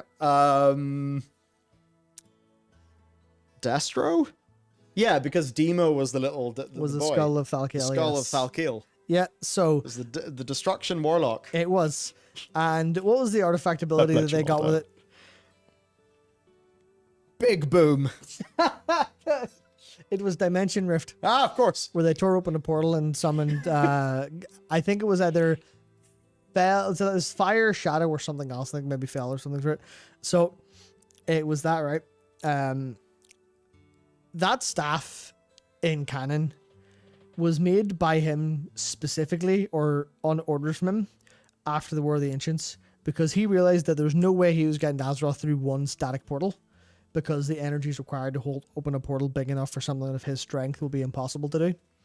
So he made this staff, and this is all I'm telling the story to kind of talk about what size of the universe Sargeras had available to him. He had the greatest casters of the greatest casters of the Burning Legion to channel hundreds of portals into the staff. So the staff was basically a portal itself. Then they projected this weapon magically to every corner of the Great Dark Beyond, infusing it with some magic from almost every single possible coordinate in the Great Dark Beyond. Then they sacrificed hundreds of demons. I need stronger drugs for this. From hundreds of warlocks, sacrificed hundreds of demons. Just imagining Mike's classes saying thousands of robots and millions of lasers. Exactly. So now these weren't just any demons, right? These were demons that were part of the failed invasion of Azeroth. He wanted to infuse this staff with so much portal, teleporty, universe, space magic he possibly could, that he infused all this stuff into the staff. And a level 38 goblin named Booty Party has it in their bank. But all hail Booty Party! Thanks, that one. But it was so intrinsically tied to Azeroth that when he started to wield it, he got a vision of Azeroth's World Soul's eye opening. Oh yeah, he's a big simp for Azeroth. And seeing him, and he simped super hard for her after, and that's why he got so obsessed with it, because of that moment. He wasn't actually that obsessed when the War of the Ancients happened. But so he had a staff that could open a portal to anywhere in the universe. Standard. So when I see incomplete plans for a new Legion invasion of a distant world you've never heard of, in my head I go, hang on, was that a retcon? Is there any other distant worlds left? Did he not get them all? And the answer is he definitely got most of them, as per the Star Augur address. So Sargeras, a bit of a roundabout way to say, yeah, he destroyed most of the universe. So when he does come back, he's not going to be redeemed. He's going to be he's basically going to be on a leash, and Illidan will be holding that very tightly and very angrily. More or less. And I'm like, right, Sargeras, tell us everything you know and do some magic we need, or I'll kill you. That's the thing. I have absolutely no idea what they would use a Sargeras for in the story. I keep on thinking about this, and you're like, it is just such a big level of calamity and end time that I don't really know what I'd do in that situation. Because you can't just be like, World of Warcraft, the Legion's back, because we can't have that. Yeah, you do. The Legion thing is going to be smaller and more of a B plot, I think. Mostly because I think about Hellenrath. I think about, it does sound kinky, but see, I actually was about to say I'm not in a kinky way at all, but I realized there's no point saying that because you'd all figure it out anyway. But yeah, I think Kokoro says face the Void Lords. That's basically it. You'd bring him back if you need to cleave a planet in two, because the planet is a big bad one full of bad, voidy stuff. Basically, I think that's the only real way you could do it. But it is a struggle, which is why I think it'll be, because I really like the idea of what's disorder. Disorder is order breaking apart a lot. Obviously, you could also go for the I guess the more mathematical version of chaos, and it's just complete randomness. So there's beauty and randomness stuff popping all the time. But I feel like disorder stuff is going to be a lot more, hey, here's small factions breaking apart quickly and reforming and breaking apart quickly in the real political way. So I imagine that'll be what they're going for with this incomplete plans for new Legion invasion. Why are they half completed? Is it because one commander drew them up and then was killed by another commander trying to take over this broken, fractured Legion? You know, the bit that's interesting to me there is a lot of the time when we think about why the new Scourge could be interesting, it's because of individual warlords and shit. Exactly.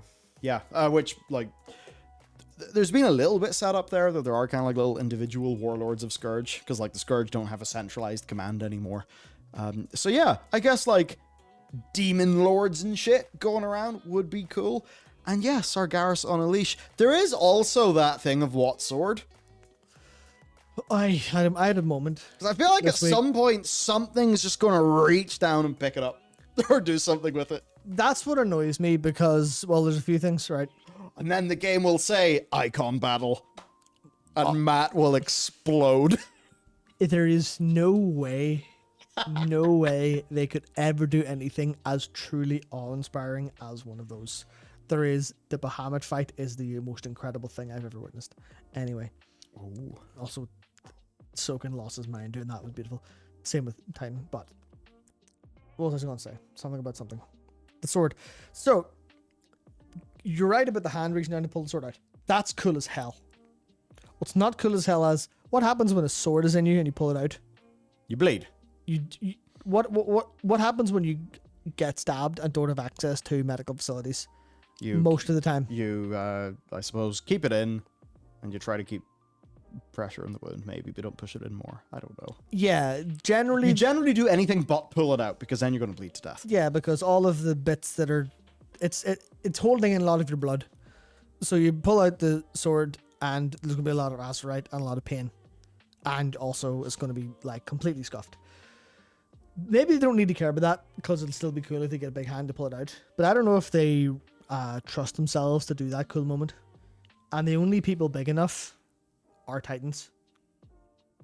And I don't know if we want Titans with Garrosh's sword. That's kind of a useless sword because we drained all its energy.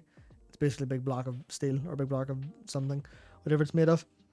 So there's a little bit of that, like, kind of, there's a little bit of, like, how do they do that properly? I don't know. Does Galakron grab it out with his teeth? Actually, that'd be cool. That'd be kind of cool, actually. Shit. Oh, I'd have a good idea. But then I'm a wee bit obsessed with animals having swords in their mouths since playing Dark Souls. There's a few there's a lot of the times where you get a wolf, like a sword wolf. It's pretty good. Yeah. Yeah. It is. So I suppose a lot of that is to say that, yeah, the Legion are probably back in some way, and they're likely going to use this quest to do a little bit of world building. And do you know what this will do? It will add to like a little catalog, right? Little catalog you can peruse of things that could happen. We have the Everbloom dudes being loose around Duratar, or, you know, running away. We have Urel and co, and I suppose in the same way that Urel and co exist, we now have the opposite to them in our timeline existing. So all potentially quite big and fun, and that's actually not it for lore in today's stream, so we'll get to that soon. It seems to be big enough, Matt, that you gave it the main title of this stream. So, till we get there, we should finish along the other things that have happened. Let's do that. Yes, the other things that have happened. Right.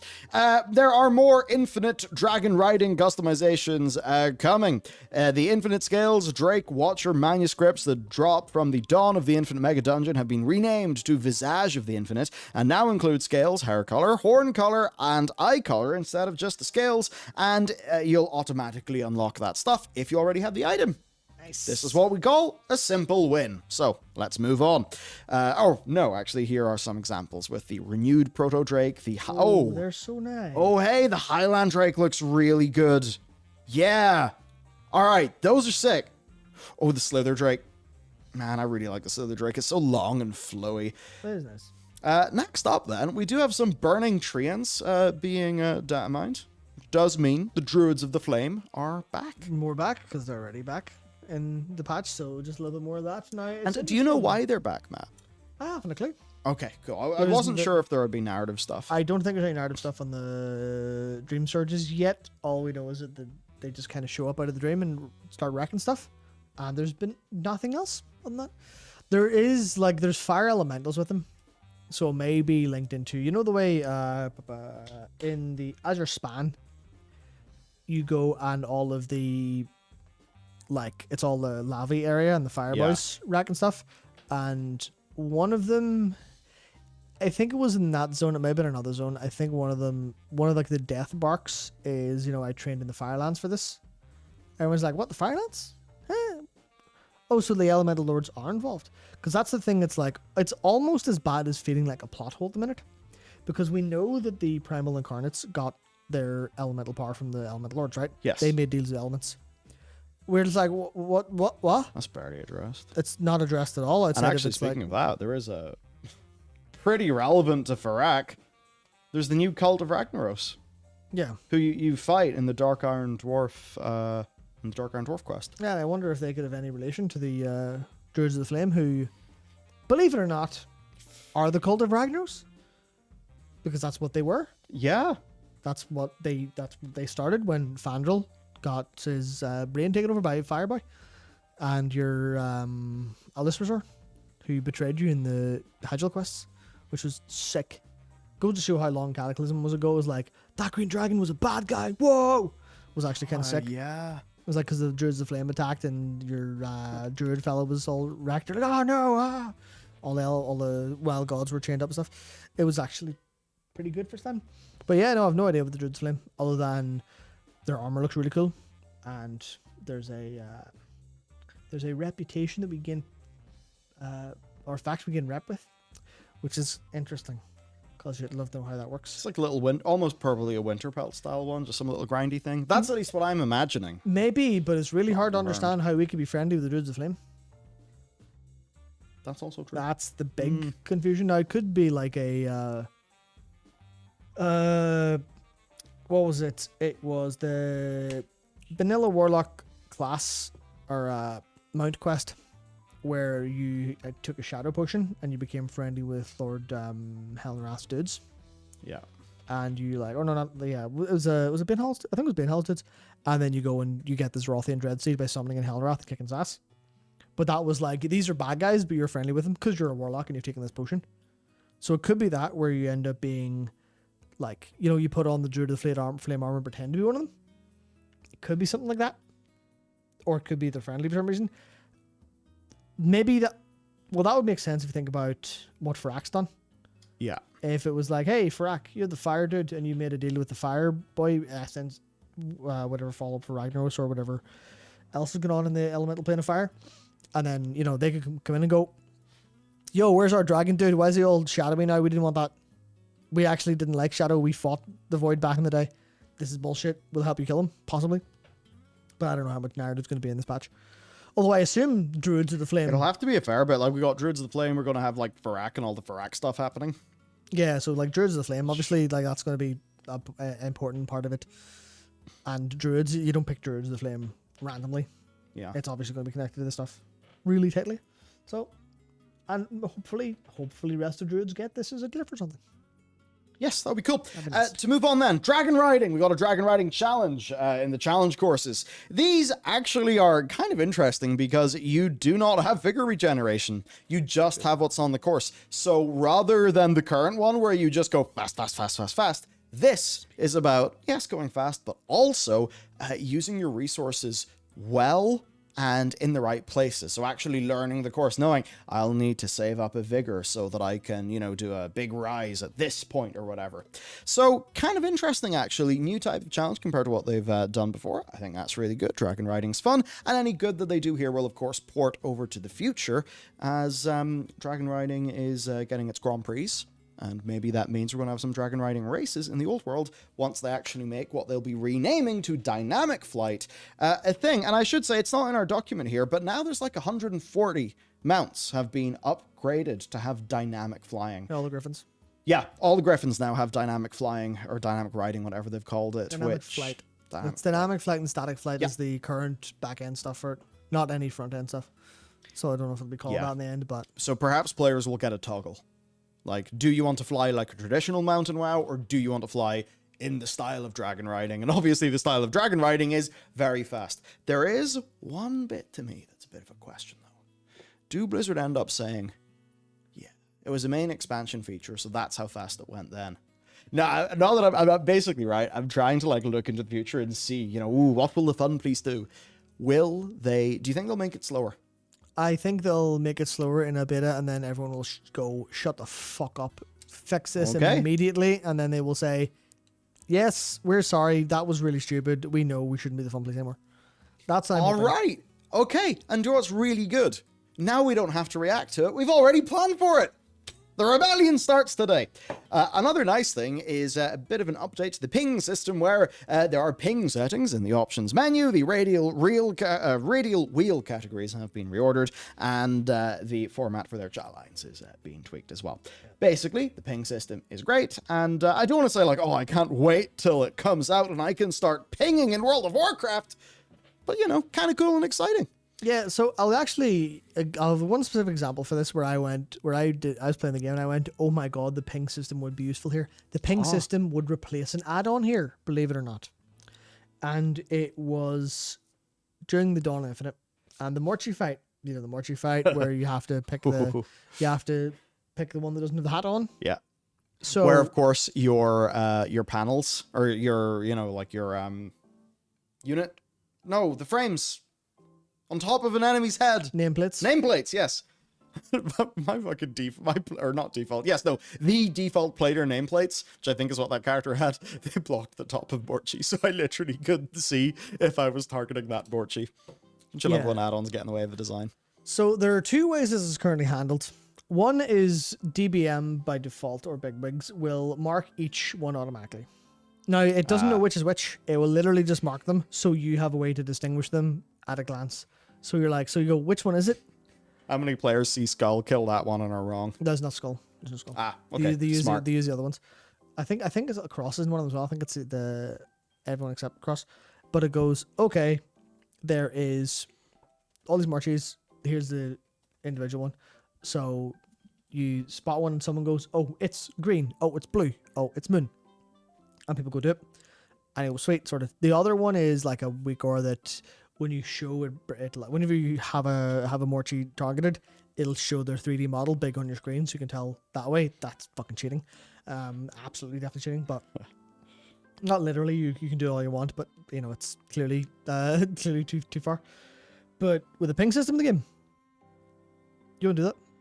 No. You would click the Morchi and ping it, and then everyone would see ping that one.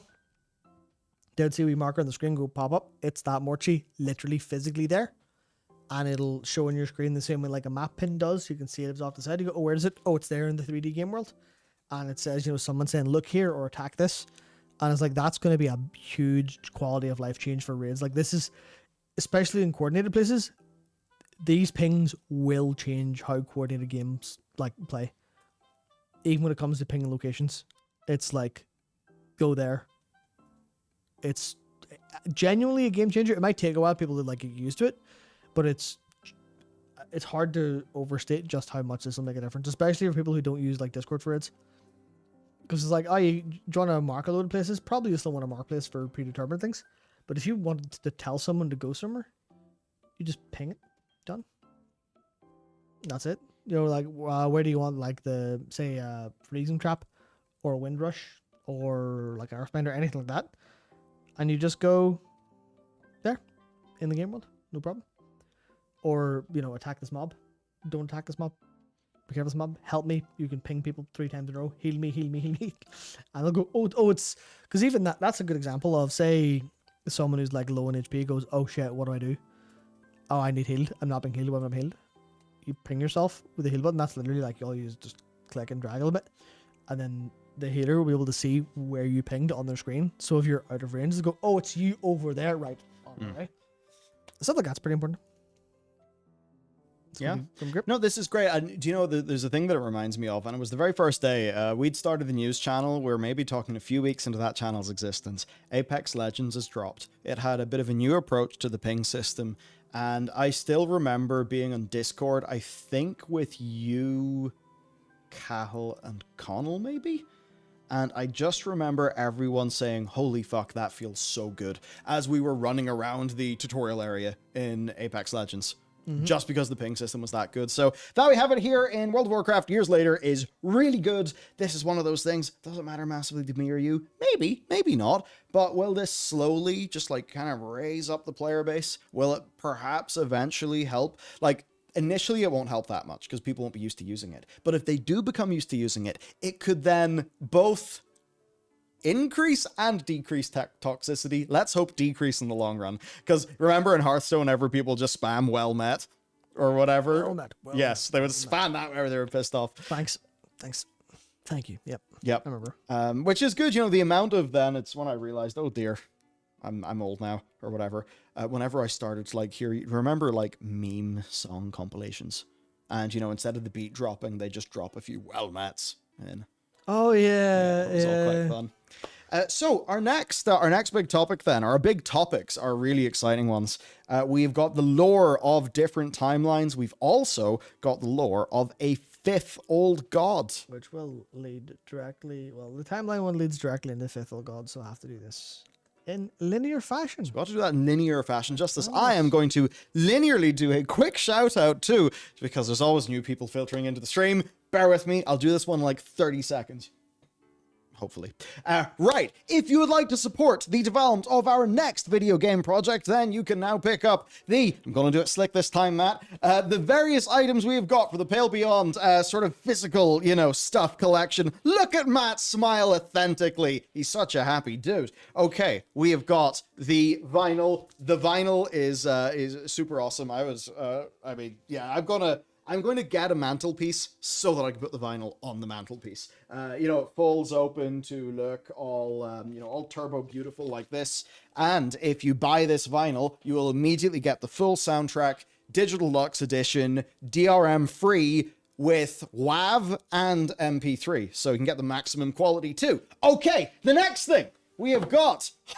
If you shout, the microphone goes to me.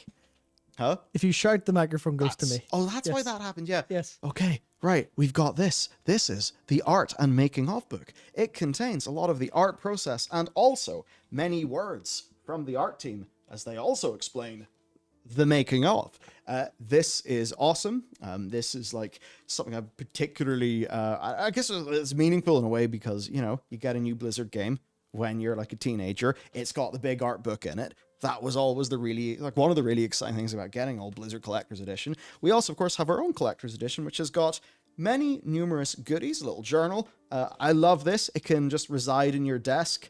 I just think this is really beautiful. So many great, wonderful, fun things. And if you go to store.bellular.games, the stuff is all there. We are running pre-orders until the 11th of August. Once those numbers are in, we'll basically know what we got to play with. We can send the final orders to all the boyos who make this stuff for the final production run, and we can ship it all out. All funding from this is going directly into, of course, the next game. Should say we're actually at the end. We finished our first sprint, you know, our first like milestone of the new game internally. The team is ahead of schedule. And I'm feeling extremely confident. Morale's super high. I think things have immediately came together in a way that's actually caught us off guard. It's really good. So I cannot wait to talk and share more about Game 2. That will happen in the coming months. Just know that in addition to helping us, in addition to getting all the awesome stuff, you're also going to be going part of the way to funding the next video game. So store.bellular.games, and now timelines. Ooh. Did anyone have a stopwatch handy for that? I'm pretty sure that was more than 30 seconds. Yeah, sorry, I was probably more than 30 seconds. Whoops. I think if you did the opposite rate for a sponsor, you'd be shot. Anyway, let's talk about the timelines, because this timeline lore has actually gotten kind of crazy. Yeah, this is exciting. Even, do you know what it hit me first? I went into a time rift and I just saw Shu Hello. I'm thinking, aha! Eyes of the Earth Mother, it's here. So, Sure is. Do you want to lead us into this, man? I'm not sure. It seems like you've got this pre-games and you've got some thoughts in your head. I have a lot of thoughts in my head about this. Good. So I do. Right, so these things, the time rifts, seem a bit kind of pointless. And even when it happened in the PTR and stuff, and it was like, everything about it seemed very, these are really fun. These are really cute. These are really interesting. They've went for kind of silly bits and, what if the demons took over? And that sounds great. But like everything else, they've actually used it as a pretty intense kind of, I feel like all of their writers are just writing furiously. And they're like, give me something to write. I want something to write. I want to put something in the game, please. Give me something to put in the game. And they constantly seem to be talking back and forth, the narrative team, because the stuff in this is crazy. And you're not going to see much of this if you pay attention to just the time rift. But it's mostly the items that you get. You'll have noticed this because at the end of each one, there's an item that'll spawn in the boss room, and you bring it back to Sword Army. But there's actually 2 items for each of the 7 time rifts, so that's 14 time rifts. That's 14 items rather for 7 time rifts. And the other ones happen in phase 1. Some of them are RNG, some of them are specific places, so you may have like missed them. But they all combine together to tell really compelling stories about each of these timelines. And not just about those timelines, because the way Jared and I talked about this, and Jared, he framed it as a negative confirmation of things. Where if things happen in another timeline, we go, well, that didn't happen here. Or similar stuff where, what are they not saying? And what are they saying? What does this actually mean for us? And there's genuinely really crazy like stuff like that you can pull out of this. What's the funniest thing about all this? We're basically like a goddamn intelligence agency that is pointed at one man, Steve the Newser. Right, we are like the CIA of Steve the Newser. I very much feel Steve, that. I have agents in your case. Like, so there was a moment in jeez. the Warlock podcast that just went up today that I think Jared literally said, I feel like this was like some of the first like proper like Denuser lore in the game. And I went, that's right. Yeah. But it makes sense. It was the stuff that he was narrative designing in Legion because he joined around that time. You guys have no idea how often we're like, is it like half the time the discussion of the office boils down to what is Steve's plan? And like it literally is that. We're like, what book did Steve happen to see this time? What bit of mythology did Steve look in the Wikipedia for? That's like how we end up thinking about it. Like the Adamantia thing where I was like, oh my, there was another part of that I didn't see. It was, what was it? There was something that was really, really obvious about like the story of Zeus and Kronos and overthrowing the Titans. And I can't remember what it was. I'll get it at some point. But to talk about these timelines, because they actually genuinely are crazy, right? There's Azeroth. And Azeroth's a really good one because you go, what if demons won? And you're like, Fuck duh, yeah. of course, the hell yeah. And they've thought all of these through, where at least as far as I can tell, each of them have an inflection point where something changed and that spiraled out of control. And we can learn all these bits and pieces about like that and like how it came about and what happened. And I think these are telling a larger story together. It's just not that obvious until you have the luxury like I do of sitting down and thinking about it for hours on end and having these like percolate around your brain. But this is what happened in Azeroth, right? Demons happened. The War of the Ancients was won. This is what ultimately, like, that was the changing point, was the War of the Ancients was won. That's why there's only Shuhalo, because they were never called Tauren, because they were Shuhalo. That's why there's Kaldorei, because the Well of Eternity happened, and they became Kaldorei. But they're not Night Elves, because they're Kaldorei, because there's no elves. no common. There's no common tongue to do that, so it's just Shuhalo and Kaldorei. And they go, well, what are the Yongle? That's interesting, because the Shuhalo or the Tauren were the Yongle form, etc. But then Malfurion was killed when he was young, and Illidan kept his skull, which we find through the antlered skull we find in Illidan's bathroom, so he kept it. Was his death what triggered Illidan to give up hope and join the Legion, or did Illidan kill him? We don't know. All we know is... What a thing that is. It's kind of crazy, yeah. So he has his antlers, meaning the inflection point was after he was blessed by Cenarius. So we have this like small window, this small window of time of after the War of the Ancients started, when did it go wrong? And there's a little bit as I unfortunately couldn't quite do, but then going forward, Tyranda's in Suramar, where the shield is still up, and it's the seat of an ultimately doing resistance here because the Legion won. You're not going to win. They're just holding out. And this was fun because the Nelf who meets us and says, you know, look, here's the map to Suramar. That's where you'll find Tyrande. Asks for her. We're the resistance. And she's like described as like feral, and she's got that like new shaggy hair appearance. So it's clearly this like animalistic one with the wrecked up ears. And the coastline of the Broken Isles was crushed by something gargantuan. And like, that's interesting. What does that mean?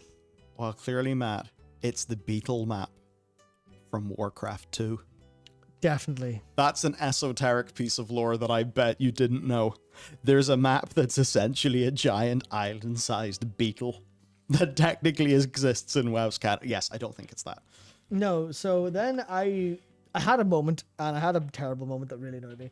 Because I looked at this and I went, well, that's not the Broken Isles as I know it. sort of just thought this was the right way up. Went, oh sweet, well, oh, they crushed Valshara. They crushed Shal. World trees are important. Why would they crush Shal? And then I realized the map was actually upside down because that's High Mountain. And then I was like, shit, damn. And now I compared the maps and went, I really can't tell which part was crushed here because it's slightly different in a way that's annoying. But everything is like mostly the same. I don't know what was crushed. But Azeroth is one of like the lighter ones in that sense. Outside of it does tell us that they did show up.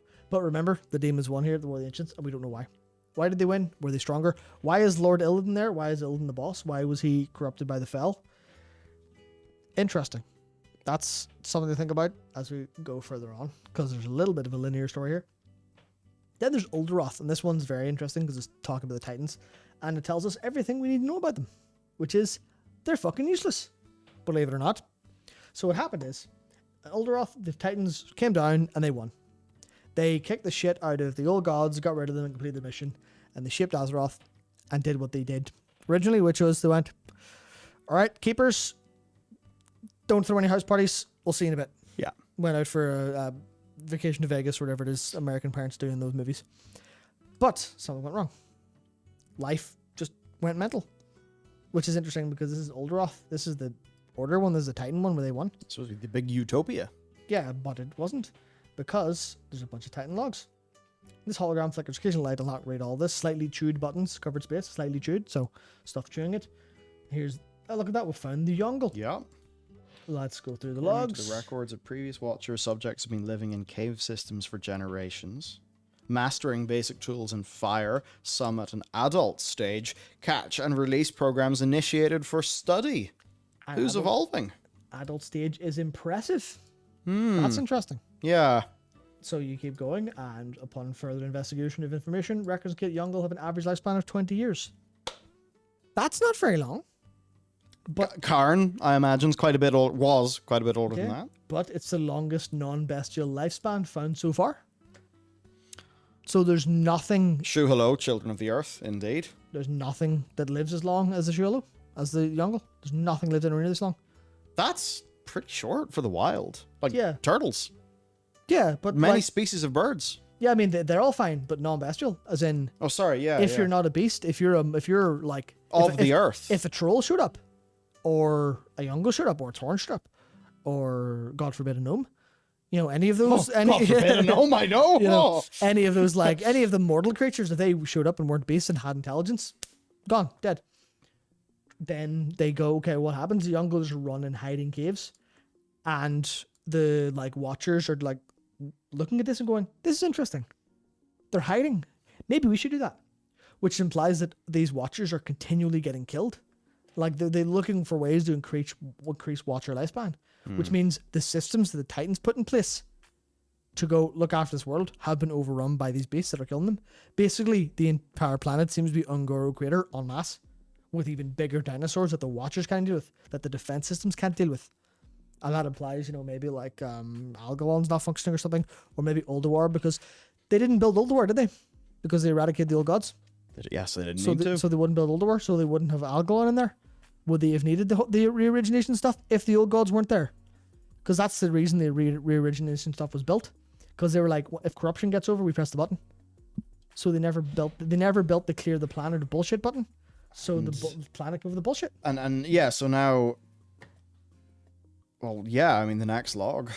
You've got obviously, can we transmit these findings to the larger Watcher community? Assuming contact can be resumed, they can't even talk to each other. It's that bad. That's how grim this is. And then, you know, look at this. So past records indicate a previous Watcher's attempt at replicating Yongle defense mechanisms. Preliminary results were promising, while they were. Continued testing resulted in a learned response from local wildlife, and any prior gains were eliminated. Eventually, running and hiding in small caves was the important part of the tactic, attempting to modify Watcher construction systems to allow for smaller Watchers in the future. So essentially, life, you know, raw life, I guess, like plants, bestial shit. I mean, you can think of the overgrown stuff in Gorkrond. It becomes so all-consuming that now these big Titan Watchers evolve to be small. Because the whatever animal is big enough to eat a Watcher. Something's hungry. And that means the Watchers have to get small to hide in caves because Yongle-sized things are too small. Like, they're small enough to hide in caves that they can't get in. So you imagine how absolutely gigantic, like, these dinosaurs and stuff, because obviously you think Ungoro, you think of the Devil Source. How massive must these things be running about? And they go, well, that's interesting if that's the one with the Titans one. That's very strange. So then this Titanic disc is a little bit more of a, less of a log and more of a almost Fallout, like, you know, kind of optimism, the kind of, hello, welcome to the vault. Yeah. That kind of, It's all great. Yeah. This isn't a horrible experiment. Yeah, that stuff. And it's like, hey, you're a new Watcher. You have to implement the Titan's design. It's an exciting day. New Watcher every day is. But the wildlife might attack, so be careful. So evaluate the stats of everyone. The large creatures will attack. Scan all objects for within 1.4 miles to ensure you're not eaten, maimed, destroyed, or any combination, which shows, 1.4 miles, if they can get you in that's pretty brutal. This is not completely guarantee safety. Before the Titans left this world, so they left, they documented clear procedures for escalation due to unanticipated aggression. Unanticipated? Why is it strong? Why is life so strong? Why did it overgrow? How did they get that wrong? Naturally. And interesting. Yeah. Currently, the most effective method of escalation is raising your voice very loudly, but also it'll summon other things. So the Titans were like, hey, sort this out, left, and it immediately went wrong. And I think the idea here then is that, in a way, you could say rigid thinking systems are not equipped to deal with fundamentally what life is like. I suppose one's mind immediately goes back to the Dreadlord infiltration documents, which talk about life being the most insidious of all the forces. You then immediately think, of course, of that weed in the street that somehow has managed to rip its way between two flagstones, or maybe even those times where plants crack concrete. And you just think, like, how did a plant do that? Or the sheer chaos that tree roots cause. And now, of course, you take this to a fantasy universe where you can get stuff like what we see. And do I have Chronicle? I wonder where our Chronicle 2 is. They're downstairs. Okay. Because Chronicle 2 actually goes into that. Like what are they called? The Genosaurs versus the Breakers. And it's that thing. Draenor's lore is so cool. It's gnarly as hell. Like. Yeah, it's really awesome. It's just because it's associated with WoD, people didn't get as into it. And, it's seen as like another thing, not core Warcraft, but it's really cool. So in that, whenever it's talking about like, oh yeah, life is getting big, that's like Kaiju grass Pokemon is maybe the easiest way to put it. And there is actually a specific Pokemon in my head. I've forgotten what its name is. Even think about the big Scythe Pokemon from like... Scyther? Yeah. Gen 1 Pokemon were not very creatively named. Yep. So they weren't. Think about a Scyther that's like 60 feet tall. That's what's killing all these motherfuckers. And I suppose then it means like whenever Freya, the life binder, isn't around. Or sorry, Aenar, the life binder, isn't around to bind life. Evidently, Freya fails. Yeah, we should look at Alex Strauss's name maybe. Also life binder. But yeah, because some people point out the like life binder True lore stuff. or mistake. Yeah, grass beats stone, Marcus, you're spot on. But there's and I'm like it's so obvious I'm gonna have to give away the goose here. I can't actually try to have any mystery. But okay, well this timeline inexplicably, because we don't know what changed here, Illidan stayed a bad guy and the demons won. So chalk one up for Fel. Yep. In this world, life was unexpected. There was unexpected aggression. Unanticipated aggression, sorry. Life was stronger than the Titans anticipated. That's interesting. I wonder, are there any themes here? Asmorn. So Asmorn is a world where the Scourge was victorious. The world's overrun by the Scourge, and Arthas kept his father's urn as a memento, which is interesting. Does that mean Arthas kept his humanity? Did he never resort to moving his own heart? Probably. We don't actually know the inflection point. I thought I knew it, and then I realized I didn't. Because we know one thing. The corrupted Ashbringer's necromantic energies were stronger. And at least at this point, it wasn't purified when we picked it up. You see a small note from Soradormi next to the weapon. After assisting in cleansing the sword, Baron Silver noticed differences between this variant blade and our Ashbringer. Prior to the variant blade's redemption at the Battle of Light's Hope, it emanated more energy than our version. Quite disconcerting. We should definitely keep an eye on this timeway. That's fascinating, because why is its necromantic energy stronger? If we assume nothing else is different, yes, then why could that have been the case? And there's basically no reason for it. At least not here. So, But that there could be a reason is important because Sora Dormy says we should keep an eye on this timeway. yeah. So the reason then I'm starting to put together a hypothesis, which is in Azeroth, inexplicably the demons won. So was Fel maybe stronger? Were they stronger just because of timeline reasons? Of variables in the timeline and the world changing slightly? Order was life stronger in Uldaroth? Stuff like that. There's no other reason given. Now, the actual inflection point was I thought that this was the rebellion at Light's Hope field because it was corrupted still. But Baron Silver says it does eventually become redeemed at the Battle of Light's Hope. So I'm assuming this is actually Arthas has the urn, and he actually didn't get rid of his own heart, because the whole thing was for people who are unfamiliar, he tore out his own heart because he thought being human or having that part of humanity within him kept him weak. And he did this after he defeated him and Ilden. Azerothian science doesn't quite know about consciousness yet. Yeah, so he tore his heart out and put it underneath Ice Crown, and then we snuck in with Tyrion and the Emblade showed up. I can't remember who else we're with. We destroyed it, and that weakened him significantly, and that is ultimately what led to our victory. I mean, among 20 billion other things. Yeah. But it's like that moment of him, that was a thing that changed. But in this world, the necromantic energies are stronger, so the Scourge just won because they were stronger. They were literally just death was stronger in this universe, and that's what I think this note is pointing towards. Is like a hint, as a very obvious hint. This timeline's weird. Why is that stronger? And you could see that happening here as well, where life's stronger, Fel stronger, death stronger. Let's go to the Warlands. What cosmic force could be in the Warlands? The answer is humanity. It's quite possible that Tyrion died in that timeline. It is. So now that's a bit weird. Yes, eventually. But the thing that's weird is this, where it says prior to the Variant Blaze Redemption Battle of Light's Hope, which says this Ashbringer in that timeline does become uncorrupted, and it is uncorrupted when Tyrion wields it at the Battles of Light's Hope above the chapel, above where all of the paladins are dead. God, that was such a sick moment. It was Remember that? It was so insane. Back in 2008, you're like 14 years old, and that shit's going down. Man, Yeah. that was the shit. Insane. So that all there, and then the Scourge are still all doing stuff. And that's the other part, where the Legion are still fighting, doing loads of stuff, that life's getting big, etc., etc. On to the next one. Yes, the Warlands. Oh, man. I love it when the Warlands are there because it means you get to use the laser gun. The inflection point here was really cool too, because the Scourge and Arthas were stopped at Dalaran. So the Warcraft 3 mission where Arthas goes to take the Book of Medivh and summon Archimonde in. Yeah. Because that's the point. He has the whole quest Warcraft 3 to revive Kel'Thuzad in the Sunwell, because he's such a powerful lich. He needs that to come back to life. Then, as well as you go to get the Book of Medivh to learn all the summoning rituals, but it's this like assault on Dalaran that has this like anti-undead force field, and you have to send task force in to kill the wizard holding the force field and like break the force fields down one by one. It's a really cool mission. Oh, it is. But in this timeline, the wizards were too strong. The wizards were just like, no, fuck you, Scourge, die. And everyone went, sweet.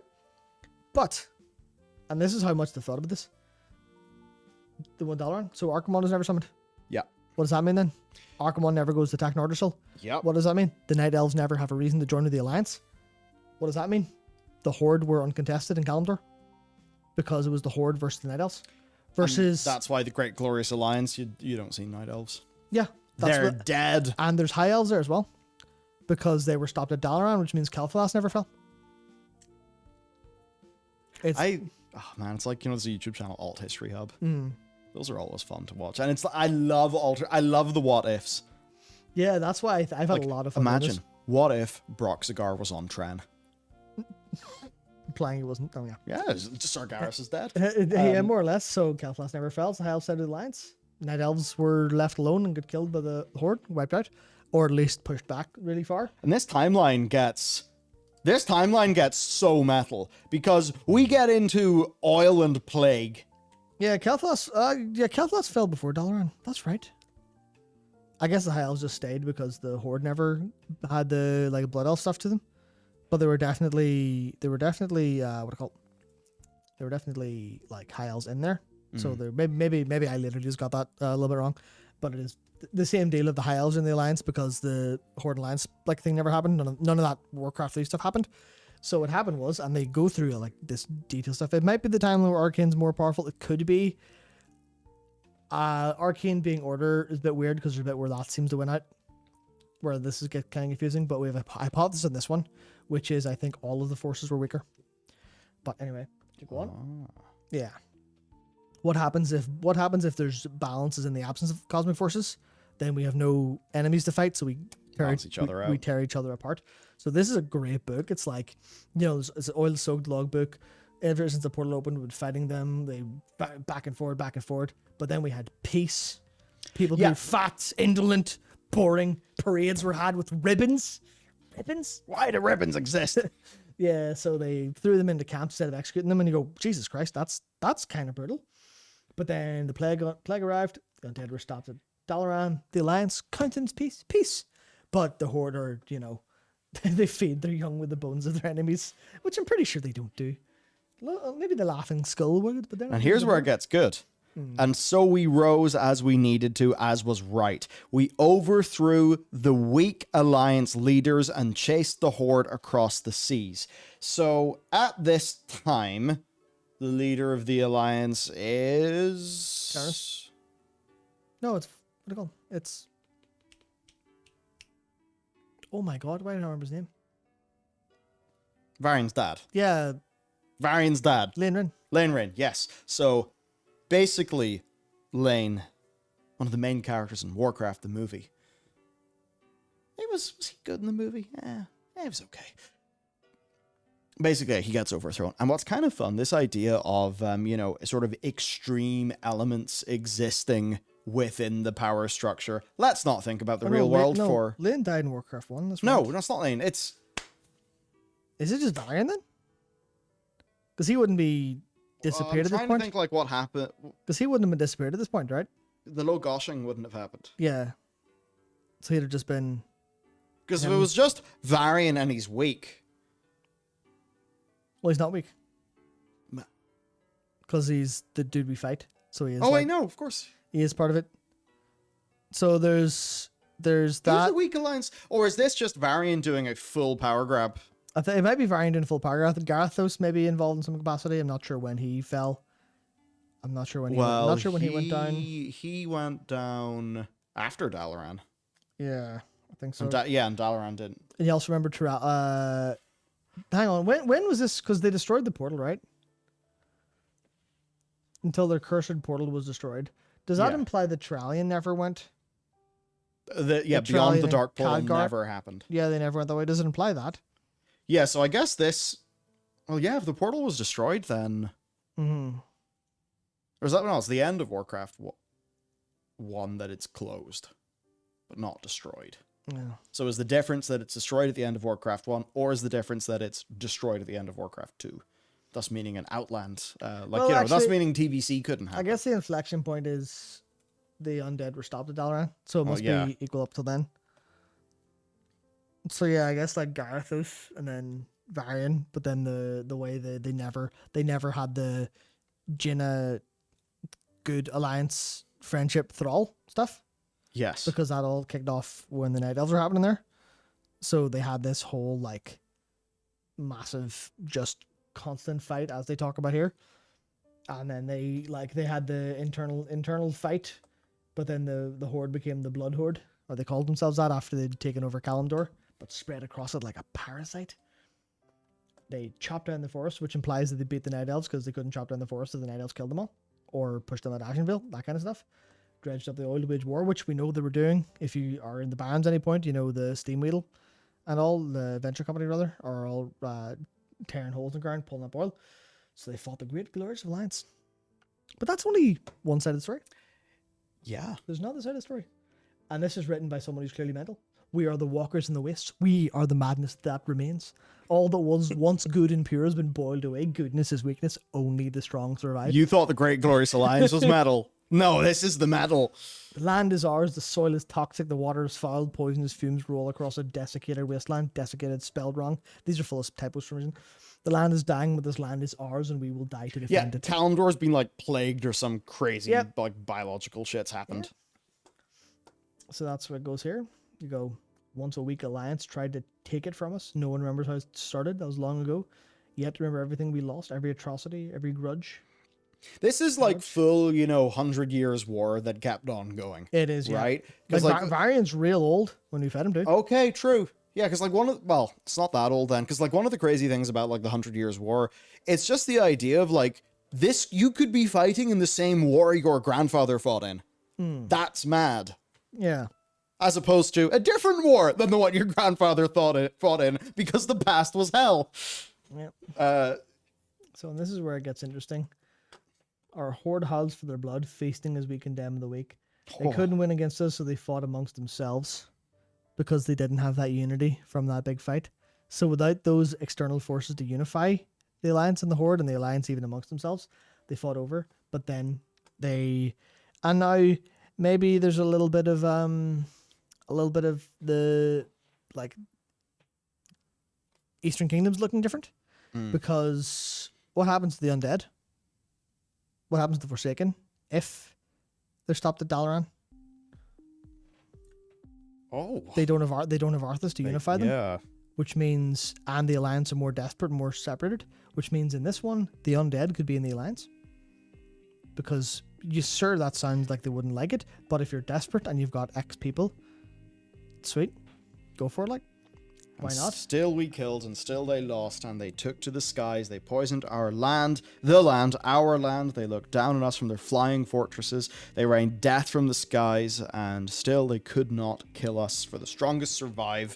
And it just evolves to the point of shouting, blood, blood, blood. Which is great. For the blood god. The blood horde will stand in mountains of their skulls, and then it just continually talks about blood. That's a Garrosh reference. Yeah, well, he says rivers of blood, not ocean of blood, but you say.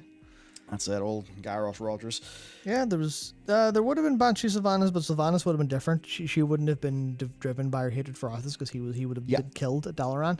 So she would have probably wandered lifelessly or aimlessly, or like unalived herself or something. I just love this. We take an eye for an eye, and from what I can see, we need to take more eyes. Yeah, I love how this is written. Like, it's so good. I can see the poisoned land we've conquered. The land is ours. We rule the wasteland.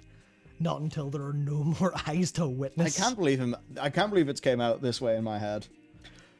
Matt, did you play Call of Duty Modern Warfare 2? I did, yes. With the new one or the old one? The new one. No. Okay, the new one has a character in it called Alejandro.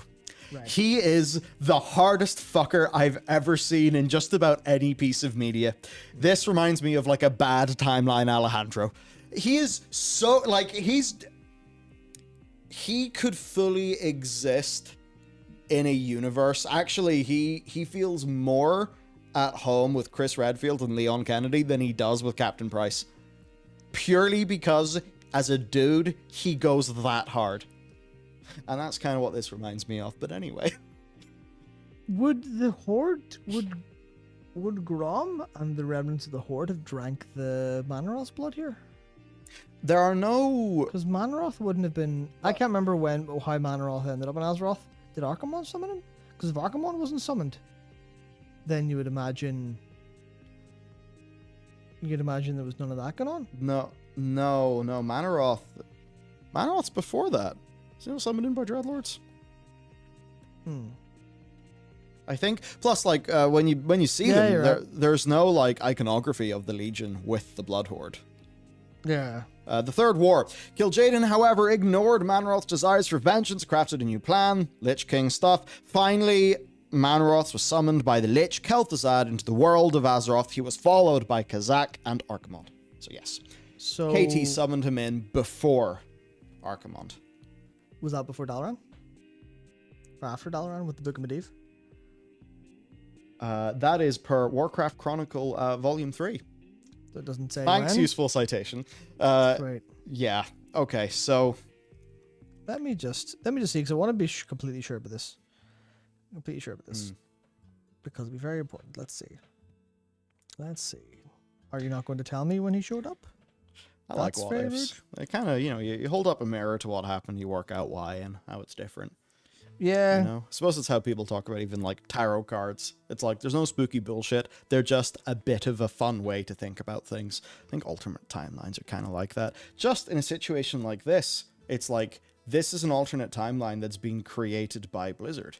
So therefore, they're going to create it because they want specifically to highlight and contrast different things. Yeah, exactly. And that's exactly what's like going on here with this stuff. So let me just try to no, please. Why can I not find lore information? While you do that, easily? I'll do Azmirloth, because Azmirloth is good. Azmirloth is good. I mean, basically what happens is, okay. Algolthaza, Murloc Alexstrasza, and Alexstrasza have a chat, meaning that our Alexstrasza can speak Nurglish, which is kind of cool. A little bit, just a little bit. She's not quite sure of it, but she gets most of the drift, which is cool. Yeah, so there's another round. There's just a fish that the Murloc hands you, and its description reads that the scales are perfect, like it was scooped out of someone's hands instead of caught. Very big fish too. Curious. So there we go. Maybe not the most lore in Azmirloth. What about Azeroth, all spelt in a techno way? Basically in that one, King Mechagon was successful, his big plan worked, and he turned everything into a robot. But they still had something to fight. Framed basically as a big mysterious opponent. And of course, because this is BFA, it means the Legion was already defeated. So does this mean that in this timeline, a bunch of wee lads with chainsaws kill the jailer? If so, I would like that. Potentially, but if a mechanized Sylvanas wouldn't have opened the Shadowlands. Never mind. That would have been cool. You look into a gear you pulled from a mechanized enemy. Given who and where you fought in the timeways, did King Mechagon's plan for the mech originator succeed? Was everyone transformed? Did everyone survive? Was it painful? Who or what are they fighting? And why do they need to develop more weapons? Is there a fully mechanized version of you in that timeline? So, our last one, though, is a pretty big one because it is Azgaroth. Matt, are you? Do you wish to abandon your mission, or should we go straight to Azgaroth? If you run through a little bit of this, I'm almost finished my mission. So, very almost. In Azgaroth, the old gods defeated the Titans, but the question there, of course, is how.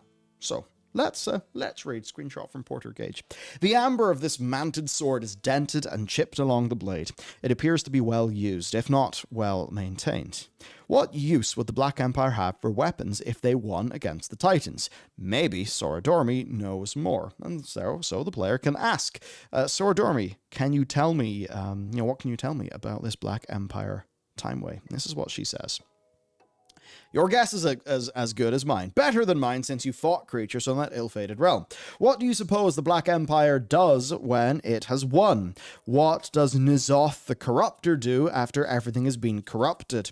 That realm is full of faceless minions. What must it be like to live in terror forever? Even when surrounded by madness, societies typically form structures over time. I cannot imagine what it would be like to live in one.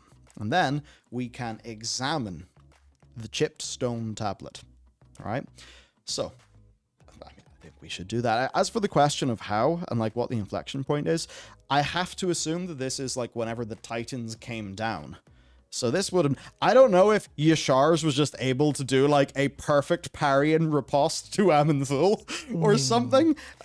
Well, actually, that... Or is it in this chipped tablet? That question actually defines a lot of what the fifth Gold Lore is going to be. Oh, I can see why you tie these together. Yep, they are literally the fifth God stuff comes directly from this.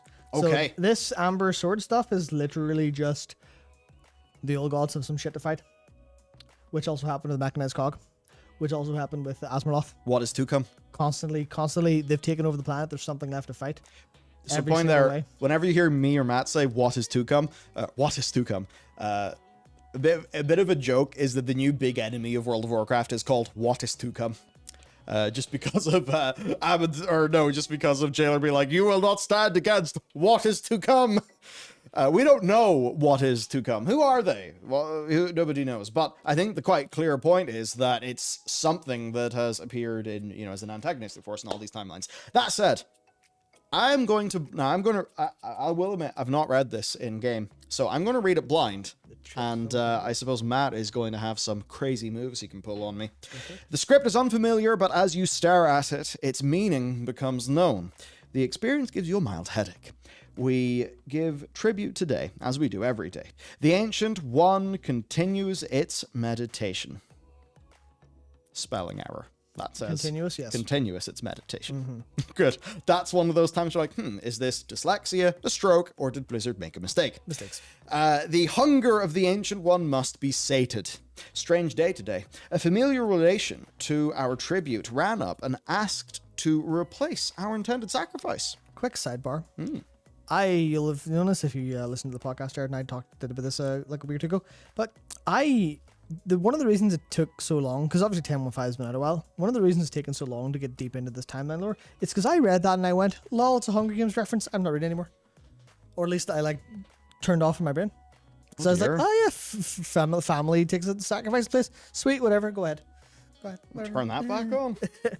Yep. Of course, I thought they wanted the honor of pleasing the Ancient One. Oh no, I want to be the sacrifice, please, it's so meaningful. Yet, when it gibbered and pleaded, it seemed as if it felt they should save our intended tribute. This perplexed me. The greatest honor a tribute can have is the act of sacrifice. Naturally, we flayed the interloper's skin and presented it as additional tribute. But its foolish gesture made me pause and think. I see. That happened in Hunger Games. Are tributes capable of higher thought? Do they possess their own desires? I know they're capable of language, and their cleverness makes them more effective at work than other animals, but should we regard them as more than brutish beasts? Any type of animal can communicate with its own kind, I suppose.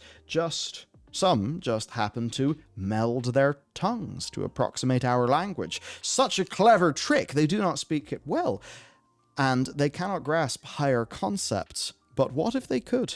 Perhaps I will try to train one as an experiment. After all, the pursuit of knowledge is its own reward. If nothing else, it will make for a unique tribute. Would it be selfish to keep its skin? Yes. Perhaps that would be too much. The hunger of the Ancient One must be sated. All glory to the Ancient One.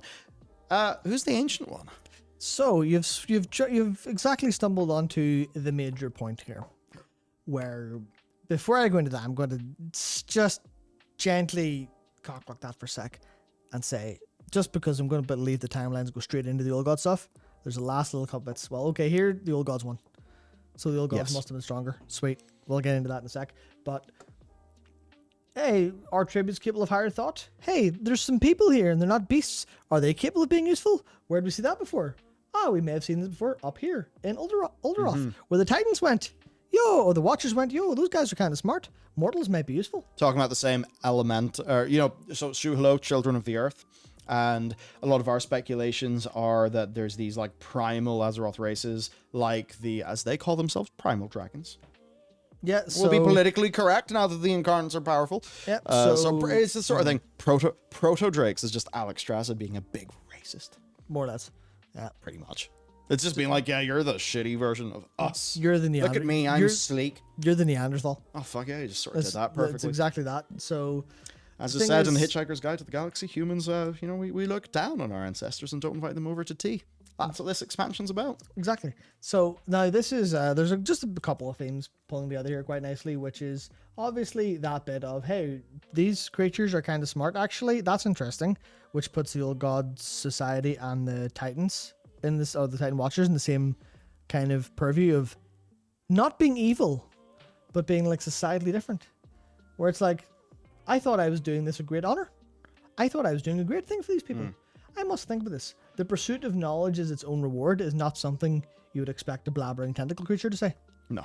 Which implies that, as Sora Dormy pointed out here, societies typically form structures over time.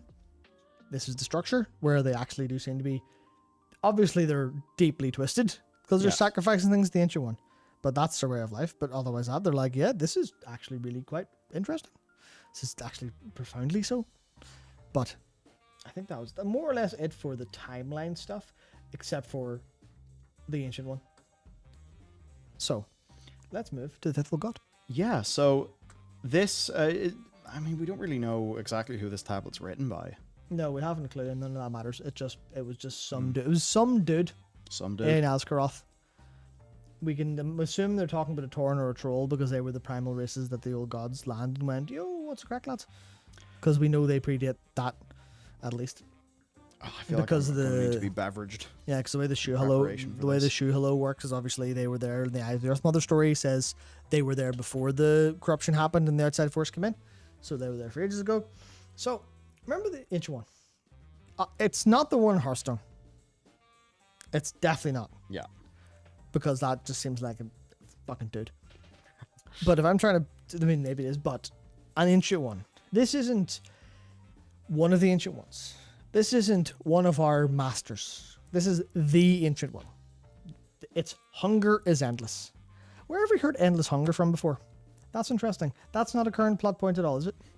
I haven't heard anyone talk about the endless hunger, or I haven't seen any of our antagonists put the endless hunger from Galakron into a Void Soul recently. I haven't seen that happen in a cutscene in the recent patch. Not in the slightest. Yeah, you see around. I don't see what. Okay, I've seen the like footsteps that lead me to a path. Yes, you have. But you're a few meters ahead. Or no, you're like a mile ahead of me on. Yes, I hope so anyway. So, each one. There were 5 old gods. Remember, how did the old gods feel about each other? Well, it was a little bit more like the Great Game in Warhammer, where they basically, all the old gods fought each other for control. It was all just like endless madness and power games, everyone having plans within plans and that sort of thing. The thing that changed that in our timeline is Aman'Thul ripping Yasharj out of the earth in such a way that Yasharj was essentially pretty much instantly destroyed. That caused the remaining, so we thought, 3 old gods to make a pact where they would work with each other. As an example, whenever the branches of Nordrassil came up to the prison of Yogg-Saron was like, oh, Emerald Nightmare. Tell you what, though, I'll give it to my friend Nigel over there, because he's better at that sort of thing. And therefore, N'Zoth ends up being the one that does most of the Emerald Nightmare corruption, even though the roots went to Yogg-Saron's prison. Vordrassil, not Nordrassil. Vordrassil. Vordrassil was the... that would be some friggin' journey. Yes, Nordrassil. Yeah, so that was... Of course, is the tree that we go to in Wrath of the Lich King. Yeah. And it's really... God, Grizzly Hills is such a nice zone. Anyway. No, Ashendon, the ancient one will not be Xalato in this story. I mean, no, I don't think so. I think I was just naming the weapon. Anyway, so, what would happen to 5 of gods, right? They're the okay. Well, 5. And the reason why we say 5, just so because I don't know if we talk about this anymore, and just so we're not okay, it's just so we're not assuming that they have the same knowledge that we do. There was this book called The Old Gods and the Ordering of Azeroth, right? Now, in vanilla, according to it, there were 5 old gods. At a point in time, Blizzard actually updated and retconned it by saying there was only 4 old gods. Of course, the ones that we know of, Cthulhu, Yogg-Saron, Yasharj, and N'Zoth. However, more recently in the game, The Forbidden Reach, a copy of The Old Gods and the Ordering of Azeroth is found in Neltharion, that's Deathwing, in his private collection. And Blizzard used the original text, not the retconned text.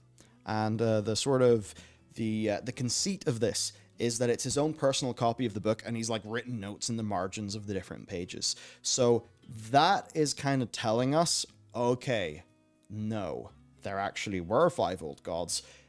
Blizzard could have just lifted the existing version of the book that is in game, but instead they seemingly either went to their old repository, or they went to Wowhead and literally copy the original text and put it in. Not exactly sure which. Point being, though, 5 old gods now appears to be the new canon. Now, there are times we speculated about this in the past. There is text in the artifact knowledge notes for the Shadow Priest in Legion that had many people, including me, speculating that Xal'atath herself may be a fragment of some sort of old god. There was, theories about maybe Xal'atath was like destroyed and imprisoned in the blade. There are all other theories as well. Like there's a theory about her being like a talon of Yasharj or something.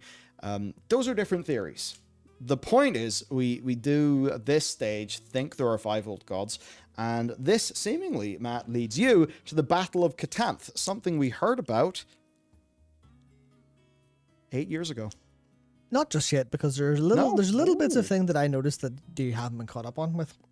Well, first of all, Xal'atath could be the fifth old god in this version. She could be the Ancient One. She could be a lot of things. We haven't quite figured that just out yet, but I just immediately saw a path for that to work. But the thing is, the old gods in the Ordering of Azeroth, we were like, okay, it's interesting that this book came up out of nowhere because it's not available in game anymore. And you know what? You know where it is? Scar Vaults. No. You know where the original is? Oh, it's in Ironforge. There's not an Ironforge in the little museum. It's in a lot of places, but the original version is now actually in the game. In new content that was added recently. It's lying on the table in Old Skullamates. Which I think is possibly inconsequential, but very interesting that they added content that originally has the 5 Old Gods book back in. Smart. If intentional, that's really smart, and I really enjoyed it. I like that. Because that was like Old Skullamates was archived, and they brought it back just wholesale, as it was, but then added the Scourgestone drops. So it's like they just added it, and I was going through that for like the video, and I saw the book. I went, oh my god, I can't believe it. But anyway, the Ancient One. So, Old Gods, they're fighting. And I just thought, why do they lose? They lose because they're fighting. The Titans come down, Terror charge out, fight the shit out of them. Okay. And then you think, well, just kind of putting different ideas together. What would happen if they weren't fighting? Why would there be one of them left? Oh, what if one wins? What if the reverse of the Warlands happens? What if the Ancient One is actually the one remaining old god that controls all of Azeroth? And this is thousands of years in the future. Because the Black Empire's got a long time. This could be, this could be the current day and still be however many thousands of years of Black Empire. That's the thing. In these different timeways, there's no indication that we're going in at our current point. I assume that unless otherwise, but with Varian being grey, we seem to be able to hop back and forward a little bit. So I'm assuming this is this could be at any time, but there's no evidence of the Ancient One being like or one old god becoming more, unless it's like one old god. But whatever.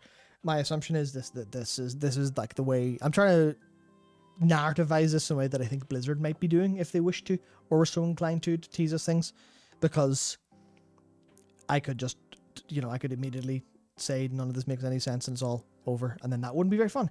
Anyway, moving on. The battle for Cthulhu. Whispers from Xal'atath in Legion when visiting the Broken Shore said a lot of things about things that happened way before our era of time.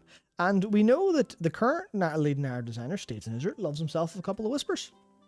So what are the chances that the current narrative design leads were a lot of the people doing the stuff with the old gods in Xal'atath and Legion, because they did all the Azal stuff as well?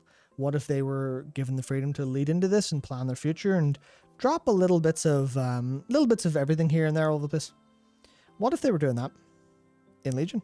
Well, it would line up that this actually does come forward, because obviously Il'gynoth in Emerald Nightmare literally talked about Nyalotha. We went there in the next expansion. We fought the same fucking guy again in the expansion. It keeps going.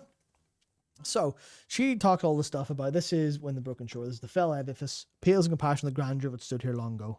Just saying Black Empire kicked ass and you're all losers, basically. But talks about the shadow of an ancient war that predated infinite armies clashed in ceaseless battle. I don't believe these lands have seen such carnage since the battle for Cthulhu such a long time ago. It was here in ages past that the god of the deep, that's N'Zoth, lost a great battle to the god of 7 heads, that's Isharge. But as was often the case, even defeat ultimately worked in N'Zoth's favor. So, battle for Cthulhu. What's Cthulhu? Is it a place? Probably. It seems like a place based in this context. Yeah. It's like their name. Yeah. It seems like. Yeah. But then battle for Azeroth. Azeroth's the place. Azeroth's also a person. Yeah. Interesting. Think about that. Zal'Kyr the Chosen, the rare that was recently added in and around the Tearhold Reservoir, wherever he pops out of a time rift from Asgaroth, and is named the Maw of Cthulhu. Could still be a place. Could be a person. Could be a nation. Could be a nation. Faction. Could be a lot of things. So. And if you think about it, it's all very mono, right? Yeah. The nation of N'Zoth, the nation of whatever. So Cthulhu. I have a feeling what you're getting at is Cthulhu is a dude. Theoretically, I think Cthulhu could be this 5th old god. Because the battle for Cthulhu, what do the old gods do to each other? They ate each other when they won, right? That's what they were all doing. They're eating stuff, they're consuming, they're eating. This person this ancient one was endlessly hungry. So then you think, and now this is where it diverges into a couple different possibilities. Who's been talking about the endless hunger? Our good friend Eridicron. Yes. What happened to the endless hunger? Our good mate Galacron was a very hungry boy. Glad you have such a positive relationship with them all. Good, decent lads. Like once you get over the villainy, they're good boys. You gotta get to know them first. Yeah. So in this timeline, the ancient endless hunger that seems to be all-consuming is attached to the ancient one. What is Galacron, or what is Eridicron doing with the endless hunger essence of Galacron? He has put it into kind of like a void equivalent of the Dragon Soul, which I suppose means an object purpose-made to harness that immense amount of power. He has taken that through a portal to seemingly give to the Harbinger, which, as we've discussed in previous videos, yeah, that video has came out, could be Xal'atath, could also be Ashara, and yeah, that's what he's done. Now, he has said, or at least implied, that will be the key for sort of prying the Titans' prize away from them and to his side, which of course is Azeroth. So whatever it is, he feels it's powerful enough to win the battle for Azeroth. So do you think that endless hunger and this endless hunger could be the same? They're endless hungers that have a void relationship in the deep past. Sure, sounds reasonable. And I mean, if you think about like who created proto-drakes, old gods. Who created Shu'halo, old gods. Well, not Likely? no, the Shu'halo were definitely there before old gods, according to Azeroth's No, mother. they were. Sorry, okay. Yeah. Nah, that's okay. What fleshy Shu'halo is what I should have meant. Is what I should have said. Potentially, we're not sure Yes. if the This curse of is flesh may have the Shu'halo, because the Fell Touch Shu'halo were clearly like living Torrens. Maybe they were just using an ancestor's name. It seems that there may have been flesh life on Azeroth before the old gods appeared. That seems to be the case, but obviously they liked that, so they were happy to continue that. At the very least, we know that dragons were elemental creatures, and therefore it is implied that the true makers of the dragons are, in fact, not the Titans who uplifted them, but the old gods who made them not be pebbles anymore. Either that or they were entirely natural. They could definitely swing it both ways. But, yeah. But ultimately, endless hunger. So this endless hunger is seemingly, it belonged to the victor that won the battle royale for old gods and was strong enough to seemingly single-handedly kick the Titans off Azeroth because they just couldn't fight him, couldn't fight the world. There's a possibility the Ancient One and the hunger is actually Azeroth herself, as pointed out in chat there a while ago, and it could be sacrificing to Azeroth in the sense of the Well of Eternity hungers and you keep throwing stuff into it because it's bleeding out. There's that possibility. If Azeroth is like already turned by the time the Titans arrive, and then just gone. Wins because she's super strong. Yeah. Basically, that could be another possibility. But the way I think of it is Xal'atath seemed to be a bit kind of not all that powerful or useful and seemed to be split. And all the tease of being a part of an old god. What if that hungering essence was hers? What if she was the Ancient One? What if she was the fifth old god that lost the battle and was put into a black blade? Because they haven't mentioned the black blade or the blade of the Black Empire, have they? Hang on, never mind, the black blade of Catan. That's interesting. Blade of Catan. Yeah, now black blade's not anything special, but it is literally a thing they just did. They did just say it, so of course you're going to say it. And I'm reading every single line with intentionality here because I think that's really I'm fun. going to bring up the artifact knowledge research notes. So there's a couple of like finessing this into a final genuine point, but we are here at the end of the story where it blossoms into different potentialities, where the potentialities are Xal'atath's the Ancient One, and will become the Ancient One once again, once refed with her hungering essence. Or there was a fifth old god this belonged to, maybe called Catan, maybe lived in Catan, maybe something along those lines. Anything like that could be the case. And you're sat there going, well, okay, well, what's this essence going to do? And maybe that infinite hunger was what actually won in the end. Now, there is another point to this which I find is fascinating. And it's Xal'atath, Catan, yeah, I can see that, Ascendant. There's definitely some Okay, so this is from Xal'atath, Blade of the Black Empire Part 1. Xal'atath had its dark genesis in an age long before the Horde Alliance, an age when legendary old gods and their Black Empire engulfed the world in shadow. There are many theories concerning the Blade's creation. The more outlandish claim, it is all that remains of a forgotten old god who was consumed by its kin in the earliest days of the Black Empire. Other theories state Xal'atath is the claw of... Is it Yesharj? It's Yasharaj, I believe. Yesharaj, okay. It's definitely a charge, but it's literally Yasharaj. Oh, do you mean like it's spelt to be Yesharj, even though it... Yeah, I mean, Okay. I read it as Yasharj, and I'm right all the time, but Blizzard say Yasharaj. In the same way, Blizzard also say Nazjatar. Yes. Nazjatar. Nazjatar is the weirdest thing. That actually may be the goofiest thing they've done this whole time. Yeah. It actually, for me, it is up there on whenever I was listening to the Instance podcast way back in the day, and I just remember people saying, the Howling Fjord. Oh, yeah, so, yes, other theories state that Xal'atath is a claw of Yesharaj, ripped from the old god's monstrous form and bestowed upon its servants for use in ritual sacrifice. As unbelievable as these stories are, perhaps there is truth to them. Xal'atath pulses with the foul essence of the old gods. It is even said the blade can grant its owner visions of the Black Empire, but all who have looked upon such horrors have lost themselves to its madness. Mm-hmm. There you go. There's a lot of potential. I just had a content idea. Have you? Sometimes, I'll be first. So YouTube channel, Shrouded Hand. Sometimes I listen to it. I'm going to bed. Just a man with a nice, calming, relaxing voice talking about the most gnarly murder shit you can think of. Oh, I could do like a reading of things, because I know I'd enjoy that. If I just had like a nice reading of like the artifact knowledge. Ooh, and then people could fall asleep to it. Sorry, that's a total tangent. Anyhow, there we go. That's the 2016 era lore that I think definitely supports Matt's claim. Yeah, so I don't know how true any of this is going to turn out, but this is how I've read all this. This is everything that, like, I've threaded all of this timeline. No, she's stuff got her mojo together. back. I've told this So stuff she's together. the harbinger of the actual void gods. Or she's the harbinger of her fucking self as a fake out, as a mislead. She's a harbinger of her true self because she's going to eat that juicy disc of void and just kill us all, or maybe not. It's like big communion. Big communion, Eat yeah. the big communion. She will eat the blood of. She will eat the body of Christ and become infinite void god, maybe. But you know, it's like it's very difficult to get to the right spot of what this actually means because it's really speculative. Oh yeah, we're in goofland here. Yeah, but I hope I've at least like devised something that is at least a compelling read of these. That comes to the point that the Ancient One won and was likely the fifth old god, because none of the other, and that's the other part I meant to bring up, none of the old gods that we know have displayed anything considering anything like a hunger. N'Zoth was smart, and he was the cunning, he was the clever, he was god of the deep. Yasharaj was involved in the Shah. He was emotion. He was that like real like rage and fury and pride and greed. He was all of those.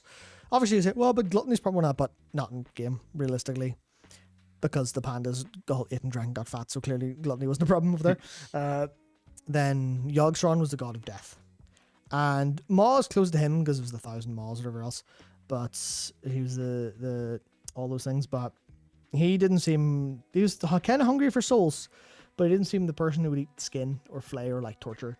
He was just, I'm the god of death, blah, blah, blah, Crispy blah. skin. Yeah, and Cthulhu was insect boy. Big eye. A big eye doesn't have a balmy dead of a mouth, but like, you know, he's a big eye more than anything else. So I think that's the thing where I think this was something new. Yeah, sure. Yeah, and Yasharaj was like the deadly sins. But yeah. Of course. Yeah. Did you not recognize that? No, I did. It's just, the 7, yeah, of course. Any mop players like? But yes, so I feel like this is a different person, but it's also close to something else. It's like it's close to an additional fifth full god. With all the fifth full god stuff coming back up, it feels like if I were to, you know, if this were a mystery novel, I would be saying this is the answer at the end of it. Now, could they say something completely different? Absolutely. No problem. And that would just be it's just a ancient one eats lots and ruled the world, beat the Titans, and that's why Azkaroth existed as the way it does. And let's not think about how when you go to the fight, it's the N'Zoth fight, because that was just a reuse of the carapace. So I think as we kind of draw this back into thing. Oh yes, by the way, should say I think Blizzard confirmed that the whole 5th Old God in the margins of Chronicle, I was just an art goof. Blizzard did not confirm that, the artist did. Yes. The artist was like, oh, no, this is cool shape, dude. just drew some stuff. Just had some fun with lines. Sorry, I was on so much acid I couldn't even remember. Which maybe that person was, because that was a really sick piece of art. It is good. Man, Chronicle's gorgeous. So, what this then means, is that on the world of Azeroth, the sort of corporeal forms of the old gods are in an interesting position. So, N'Zoth is basically, he's been yoked back home into the plane of the void. As Danuzer basically was like, oh, where do their souls go when they die? They go into the... Soul hole. No, they go into the Blade of the Black Empire that Wrathion still has.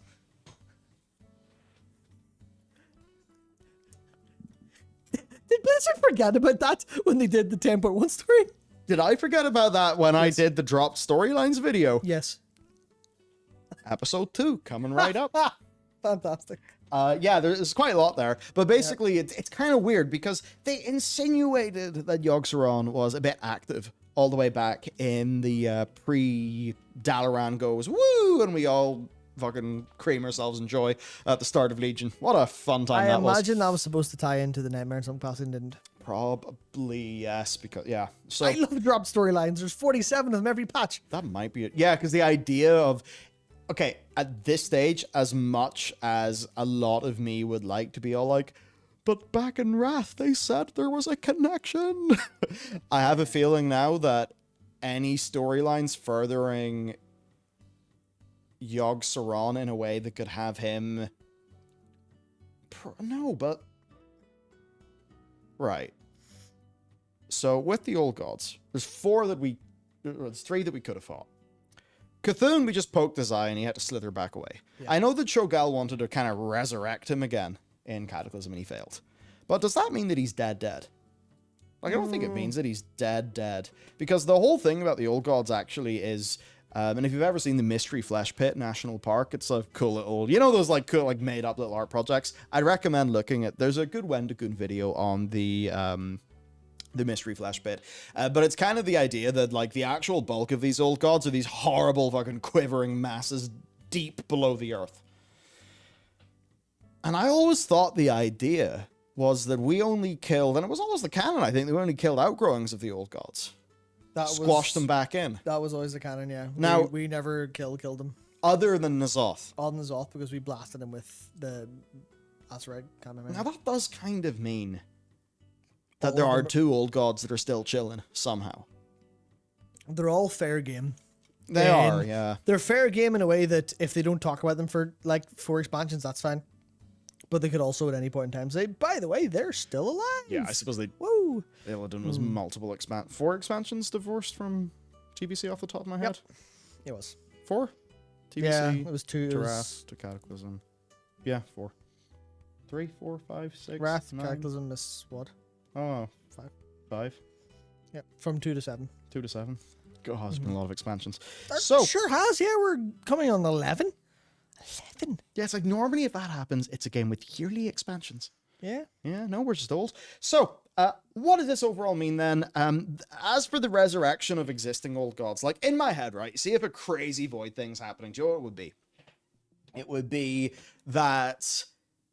and if it is going to be some sort of invasion thing, so this is me thinking, okay, so what would we have? What's in our void play box? Fucking I would say that anything with Medivh and Medan, we maybe don't do with Medan, the void. no. Because technically, Blizzard actually confirmed the Medan, like the 404 thing's a joke. Medan is still a canon character. The only thing that they decanonized is that Medan was Guardian. So yeah, so I that's imagine a good point because... if Medan comes back, because Medivh, so technically Medivh and Medan are both in a cosmic adventure.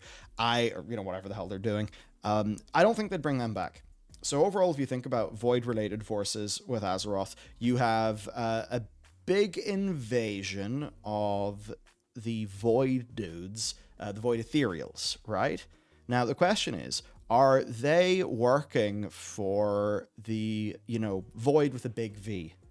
Because old gods are like manifestations and agents of Void with a big V. The whole thing is that old gods were kind of like, the Zerg big meaty flesh pod things in StarCraft that like the Zerg just get thrown across the galaxy in like to another planet and they just fucking crash land. Man, some of those StarCraft cinematics were so damn cool. Anyway, the old gods basically spread about like that, quite a physical way. They literally rain down from the sky. Of course, if this was a Japanese game, it would be way cooler, because actually what would have happened is the old god would have crashed into the moon, and then we would have got a moon expansion, like we would have got in How to Kill Monsters and Influence People, a game that we cancelled. Moment of silence for that. Anyway, so capital V Void is going to be doing stuff with those ethereals, perhaps with Xal'atath. Yeah, because Xal'atath is clearly not work. Xal'atath clearly does not like N'Zoth and co. Makes a deal with him, but I don't think they're besties. It seems like she's got her own ends. She was maybe on the back foot, and then we allowed her enough leverage to be on the upside, and she claimed that position and freed herself to go. Yeah. Now, it's interesting because you could talk about N'Zoth's actual, like, his own leverage, his own plans in part of this, because if he's a big smart boy, then he wouldn't let her free for any reason if she was really horribly terrifying. Because remember us seeing N'Zoth confirm the time. Whenever we go back in time, we confirm to N'Zoth the timeline that he's in. Yeah, so he knew he was going to die to us, which means he let Xal'atath go for a reason, probably, which is getting many, many, many layers deep into different characters' motivations and how things will pan out. And I don't really like thinking about it, so I'm going to stop right now. No, it's okay. All it means is N'Zoth knows that whatever Xal'atath is about to do is good for him. Yeah. Now, that in itself is interesting. Yes! It is interesting! I should probably fill all of you in on why. Please do. Right. Ashara betrayed N'Zoth. She did. Ashara and Xal'atath probably aren't in the same team. If what Xal'atath is doing is something N'Zoth is okay with happening. Ashara's going to show up with all the power from Zereth Umbra and kill Xal'atath, and then be like, sweet, job done. Yeah, so then our situation is Big V and Old Gods. Big V being Void Gods, so the thing outside of reality that we've long known about, and the sort of things that are working, with or for or whatever them.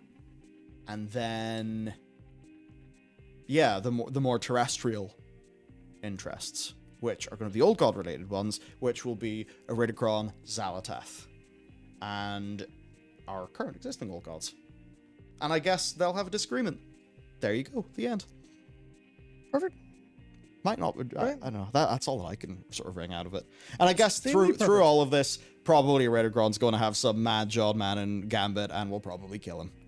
Yeah, there's a little bit of an issue with unless they do a rug pull, and they keep Iridikron for later. I hope not, but I'll explain why. Do you know what's weird, right? I half hope not, but I also half hope so.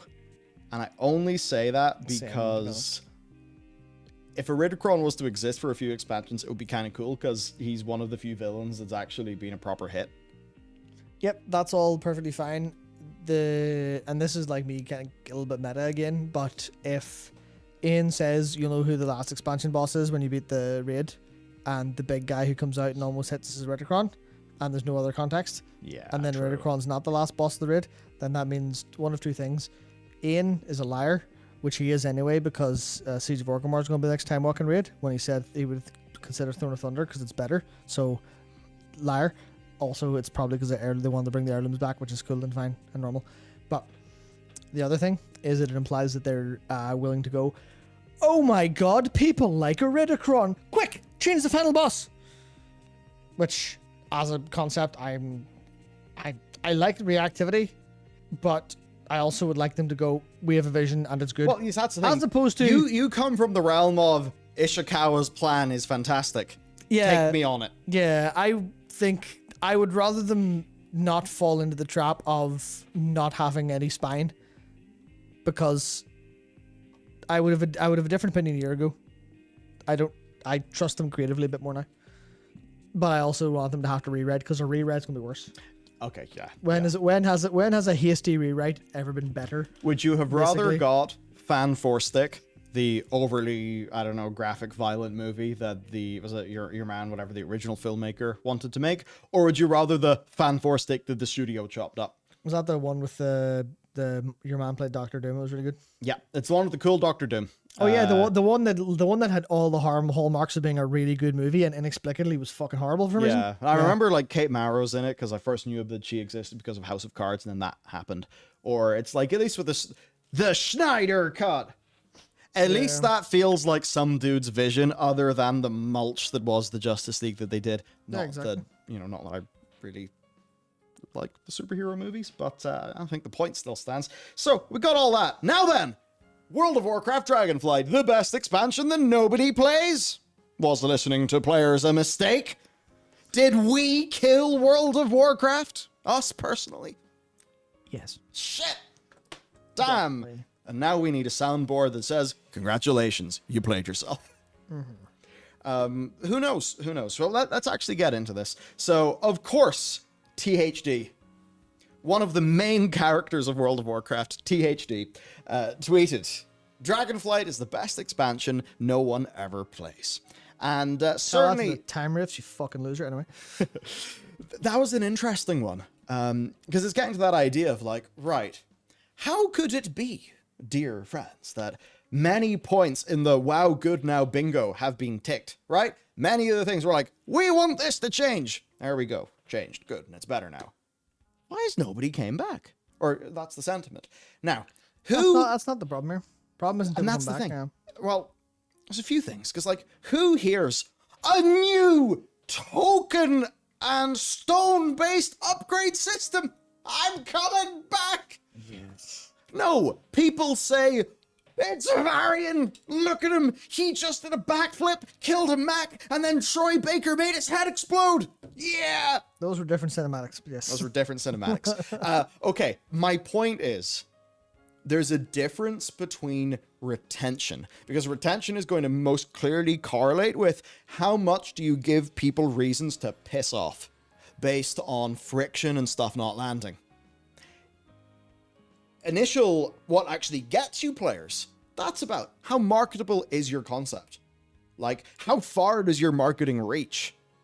Because take that Warlords of Draenor cinematic. Anyone who, I mean, other than the people who are like, Lord of the Rings, what's that goofy shit? I was trying to think of a jock character, and instead I just blue screen. There are some people out there who just think Lord of the Rings is lame. Terrible. But like, other than the people who are just like, that's not a human, I don't understand. Other than them, everyone's going to see the Warlords of Draenor cinematic and think, that's pretty cool. I like freedom and muscles. People are going to see the Legion one, and they'll be like, what's this? Big dad thoughts? Big dad thoughts? Fucking big space, or big, flying boat, and then a big battle scene. They're going to see all these things and think they're really cool.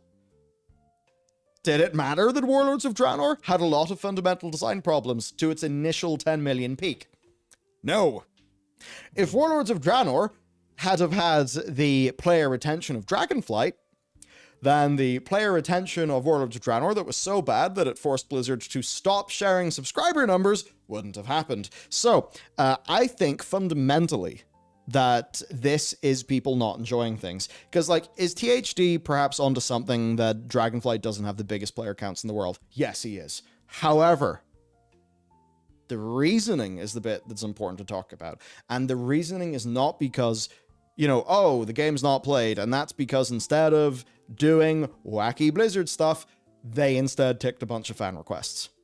Now, there could be something to that. You could say that being focused on pleasing the fans, the existing fans that you have, that will only be serving your current audience and not doing things that will get you a new audience, that it could be a defensive play, right? That it could be fear-based decision-making of, oh no, we'll do the thing like this because, we do it like that, they'll be angry at us. And, of course, take, you know what? I've never watched a game of American football in my life, but I know 40% of you are American, so you probably have. Do you want a quarterback who is... I don't even really know what a quarterback does, other than they do the big run. They do the big run good at the end, after all the butt pattings happened. I think that's how American football plays. But, like, do you want someone who's going to have a bit of fear and always play defensively? Or do you want the, like... You know, the person who's just going to go and, you know, like, I've seen the shot, I take the shot. You're kind of, you know, Legion was an example of that. It's like, this is a shot, I'm going to take it.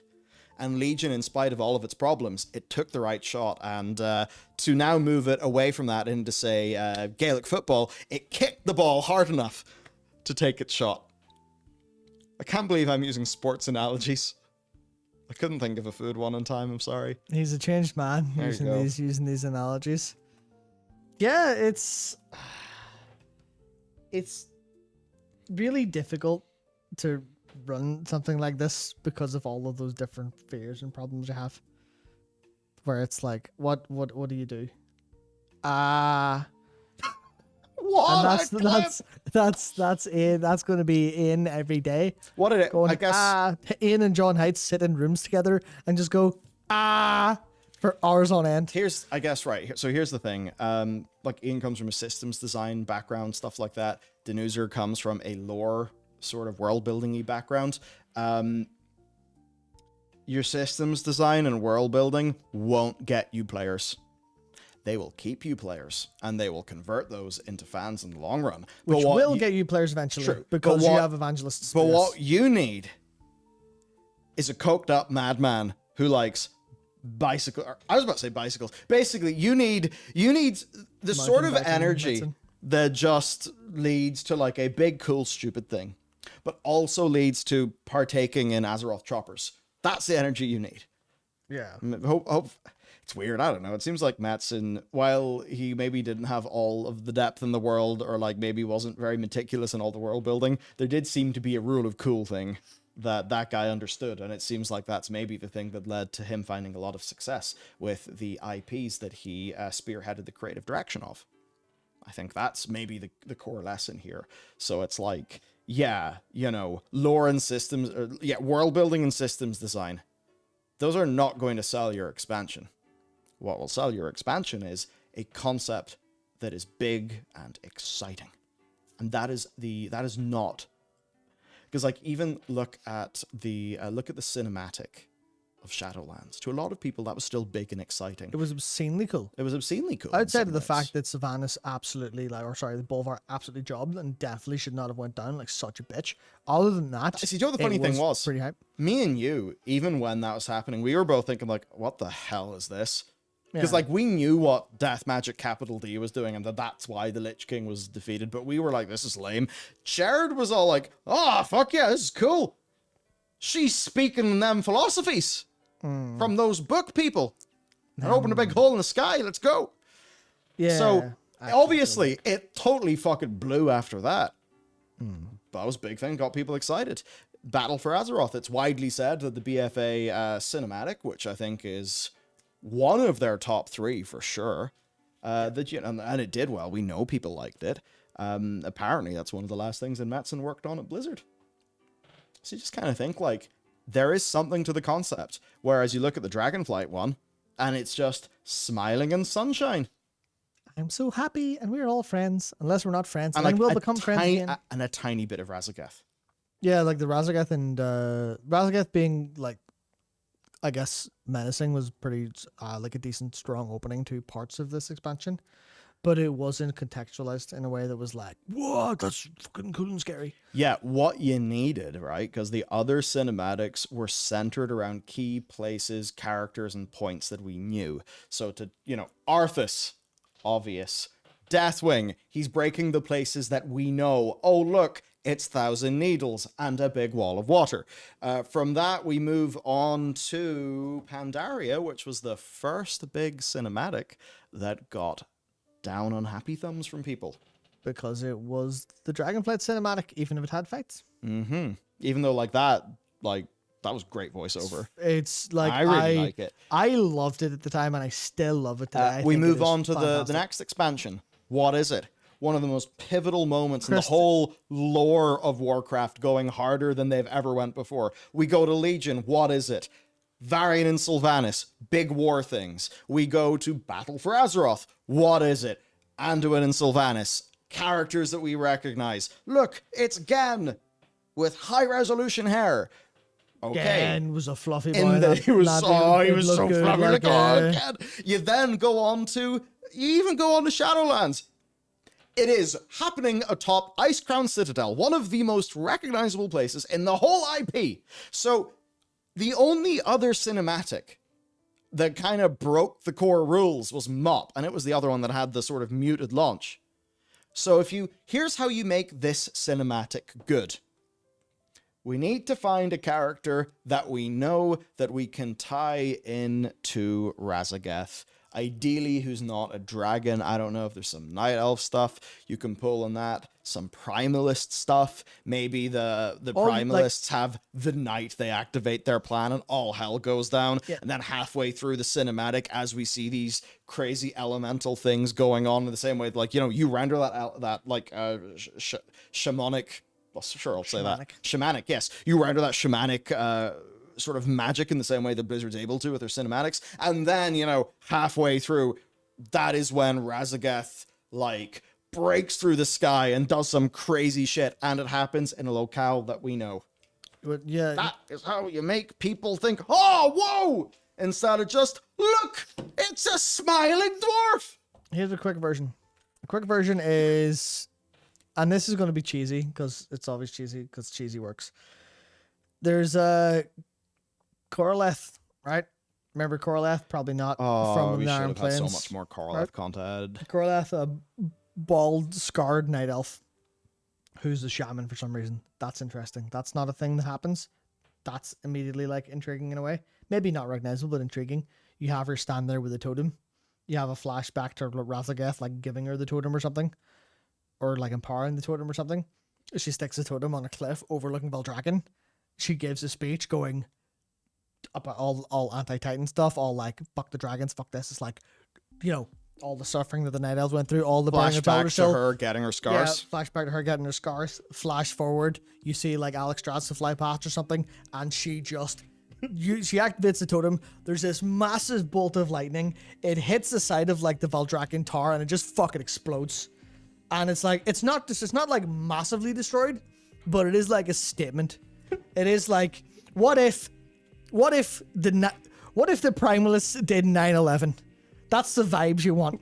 You want to go that hard. Yeah, you want the primalists did 9/11, and they told you why they were doing it, and you were like, fuck, they've got a point. But it was based in the recognizable Corleth with the scars, with the flashback to burning, all that stuff.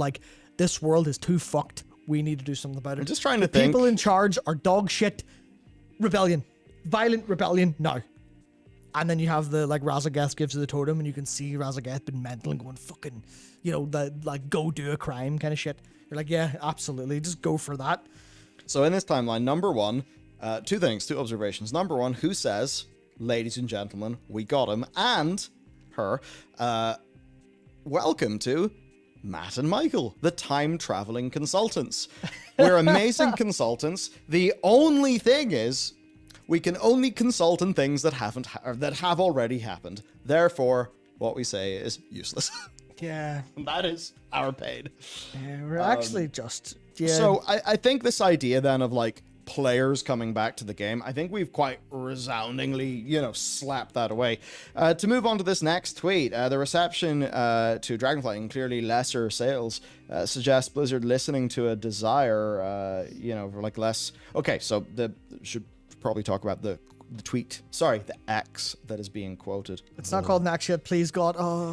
For years, people asked for a less serious, less world-ending expansion, one focused on local threats with an upbeat theme. It's been one of the most requested things for years. Indeed, reception to Dragonflight and seemingly lesser sales, however, suggests that listening to those players may have been a mistake, a pity. Number one, I don't actually think that's what people have been. I think that there's been a bit of tiredness. I think that there would have been other ways, to deliver cool things. And the thing with the Dragonflight is more that, being upbeat doesn't mean your characters have got to just end everything they say with, and fight for a better tomorrow, right? Like, we don't need all the cheesy unity. So, in this case, I'm thinking it's more like, not particularly... Actually, what if I went to comment provided by Matt earlier, who said... 1 second, I literally need to unbreak this. I really love OBS to pieces. It literally just, like, the Notion window re-render just broke. I'm like, sweet. Is that gonna work? Nice. There we go. That works. Fantastic. Good. So, Apologies. what you said, people wanted meaningful, measured world building to get invested in. They didn't want that at the complete expense of stakes. Yes. And that's the thing. Local threats still means threats. Yeah. Like, in a local threat, people can die. Family members can die. Real bad things can happen. You can have a, like, local threat. That, in many cases, means more personally tragic story. More deeply impactful story, right? Like, it doesn't just mean happy, happy, happy all the time. You can have strong personal stakes that aren't world-ending. You just need to sell them correctly, something that this expansion has utterly failed at. Taliesin and Evitel, sales of the game and initial sub-numbers have nothing to do with Dragonflight and everything to do with what came before. I would say yes and no. I think the Dragonflight's, as we just talked about, Dragonflight's marketing, basically, I would give it an F. I mean, it was all this tripe with that, the tagline, harness the power. What power? To be fair, what power have we all harnessed? games have bad taglines. Yeah, but what power have we harnessed? The flying on a dragon. What power have we harnessed? Flying on a dragon. What power have we harnessed? That's all of the marketing was pointing towards the power being flying on a dragon. No, it's the power of the Oath Stones. We've had Big Steve's keys. Now we have Big Steve's stones. We're going to get... What other items will he throw at us next? It's really bad. The Pillars of Eternity, and then... Well, the Heart of Azeroth is 1. So we went to 1 expansion out of 4 without some bullshit fucking MacGuffin that doesn't make any sense. And comes in 5s. Yeah, the 5 lanterns that light the way. He just likes 5? I mean, hey, 5's a pretty satisfying number, because 25's a satisfying number. 25 divided by 5 times. Wow. Yeah, but what they say, the fact that sub-retention is unusually good compared to other expansions shows that people like what Dragonflight is giving them. Yes, yeah, that's just the core thing. That's correct. If this was the strength of Warlords of Draenor's marketing and core concept with execution of Dragonflight, oh boy, we'd be on the different timeline. We'd be having a different conversation. Ali, I feel like this argument is blaming current systems for past grievances. Shadowlands and the Blizzard lawsuit hit the game hard. That's so true. Yeah, it's like, I think... Outside of Talia saying nothing to do with Dragonflight, I think he's largely correct there. Yeah. Unless that's Evitel, I can never tell which one's tweeting which. But it's, it doesn't matter. Basically, spot on outside of there's definitely some stuff with the marketing, but beyond that, it's like, yeah, it's more or less completely fine. I think ultimately, like, my point was like, you can, like you were saying, you can just have, here's the... I'm trying to think of good examples, but there's like loads of like little bits of film and little bits of games. Like, what is the tiniest possible thing you can get someone anxious about or terrified about? And it turns out it's pretty small. Like, if you're good enough at telling a story, you can have a pencil about to fall off a desk feeling terrifying. Obviously, that specifically would be applying more to film and cinematography and stuff like that, with like anxious shots and things like that. Go watch The Bear, by the way. A kitchen's never felt this fucking horrifying. Ours is anxiety inducing. There's 15 minutes of nightmare in the first season. It's great. But it's like a lot of that is just the part they need to be able to sell those like threats meaningfully, where we never really see much of the downfall and it's never followed through. Like, a good example of them trying that was Loam, when Loam burning with Farak. But that felt like kind of that happening out of nowhere was fine, because it was Farak's a loose cannon. And he's strong, so like there's nothing you can do when he does want to like hurt things you care about. But the Loam were little joke dudes, and then it was never followed up on beyond OBSCENE, because even that quest was really good. That quest of like having to put the fires out was really good. It felt frantic, not to the same level as the one of the best quests in the entire game, which isn't in the fucking game anymore. Blizzard, you absolute morons! The saving people from Teldrassil, where it's just like I can't remember how many it asked you to save, but it asks you to save everyone. You can't. You get a fraction of the way there before the time runs out. And I have never... Good narrative design. I've That's never what it is. never felt as strongly in a World of Warcraft quest in my life than doing that. Especially because I was on my paladin at the time. I'm like, that my paladin was, in my head. I'm like, this is a very good savey healy character, and I was like, I'm Can't do the savey healy. fucking useless. Yeah. I can't bubble everyone or spell her. Fuck. I felt genuinely like horrible there in that sense. So it's the stuff they can do with that, where they can use the game design and use like more time spent on individual parts to build up stakes and have you think, okay, here's really, really, really, really horrifying stuff. Like, give us a couple quests where we're set in. It's actually a reasonable example, actually. And it was pretty small scale. It was, the useless fucker of the many in the game. What's the Oneir? The centaur dude who was a shitty wing collar Yes. and he couldn't do shit. Yes, in the side quest. And then he goes away, he runs away, and you chase, and there's like an injured one. Yeah. And you're like, oh fuck. There's a little bit of that was done well. Where you go, my mate, has he been hurt? Oh shit, fuck. There's like that. Whereas a little bit of just taking those principles further, not like always like scaring people to death, but just like getting you to care about stuff. And then when things go wrong intentionally or the right way, you can do that. You can make a character you've spent a couple quests with, like being in danger, feel like the world is ending. It just doesn't have to be, and the world is ending because of 47. Garlemald is one of the perfect examples of that. Shit in a game, like straight up, like terrific. Genuinely, some of the best questing. Yeah, genuinely incredible. Even like the first time you go back to the Waking Sands and it's not all good. That was early and it was sloppy because of the time, but it was really fucking strong. The ending of A Realm Reborn is unbelievable in that way. What that felt to me was like a classic episode 9 of Game of Thrones. Yeah, exactly. And like, oh, this is the big one. I still think the end of A Realm Reborn is like one of the top few moments in that whole franchise. Yeah, it's extremely good. 14 franchise. Yeah, it's exceedingly good.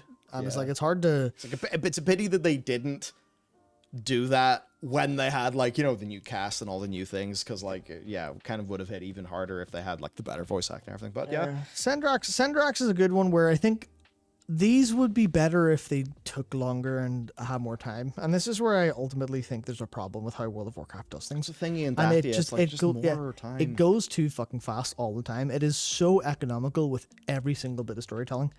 Like, why do you think... Here's an example. I'm going to spoil the Blue Dragonflight, so you may want to mute for about 2 minutes if you haven't done the Blue Dragonflight quest, because I really genuinely wouldn't want to spoil that for people. But one of the reasons that a lot of that stuff feels so emotionally poignant when you're going through it with like the Fall of the Blues is because that's an old story that's been in your head for a long time, and it feels like it's old. Maybe for players who haven't experienced it didn't hit as hard. But the way you go through all that, it's like it's really like a meaningful look into how the Blues have felt. But the ending, when Senegos is like, right, fuck it, I've been around long enough, off I go. That felt really strong, and it felt really obscenely strong because Senegos was, when you first meet him in Legion, he's a tired old fart, he's barely holding on. Yeah. But then you gave him enough of a lease of life that he's like, fuck it, I can keep going, let's go. And it doesn't hurt that area also had Runus. Runus is Shane, which Runus is another example of, did you do that in one quest? No, you took a couple quests and you made sure his plight was understood. You made sure people knew his plight. And these are all like small quest size things. So like Runus was like, well, it's like one of the top 2 or 3 things they did in Legion's level up experience easily. It's one of the... Think about the other things that had so much larger stakes than it. No, Runus was brilliant. Runus was just one wretched little fuck. And...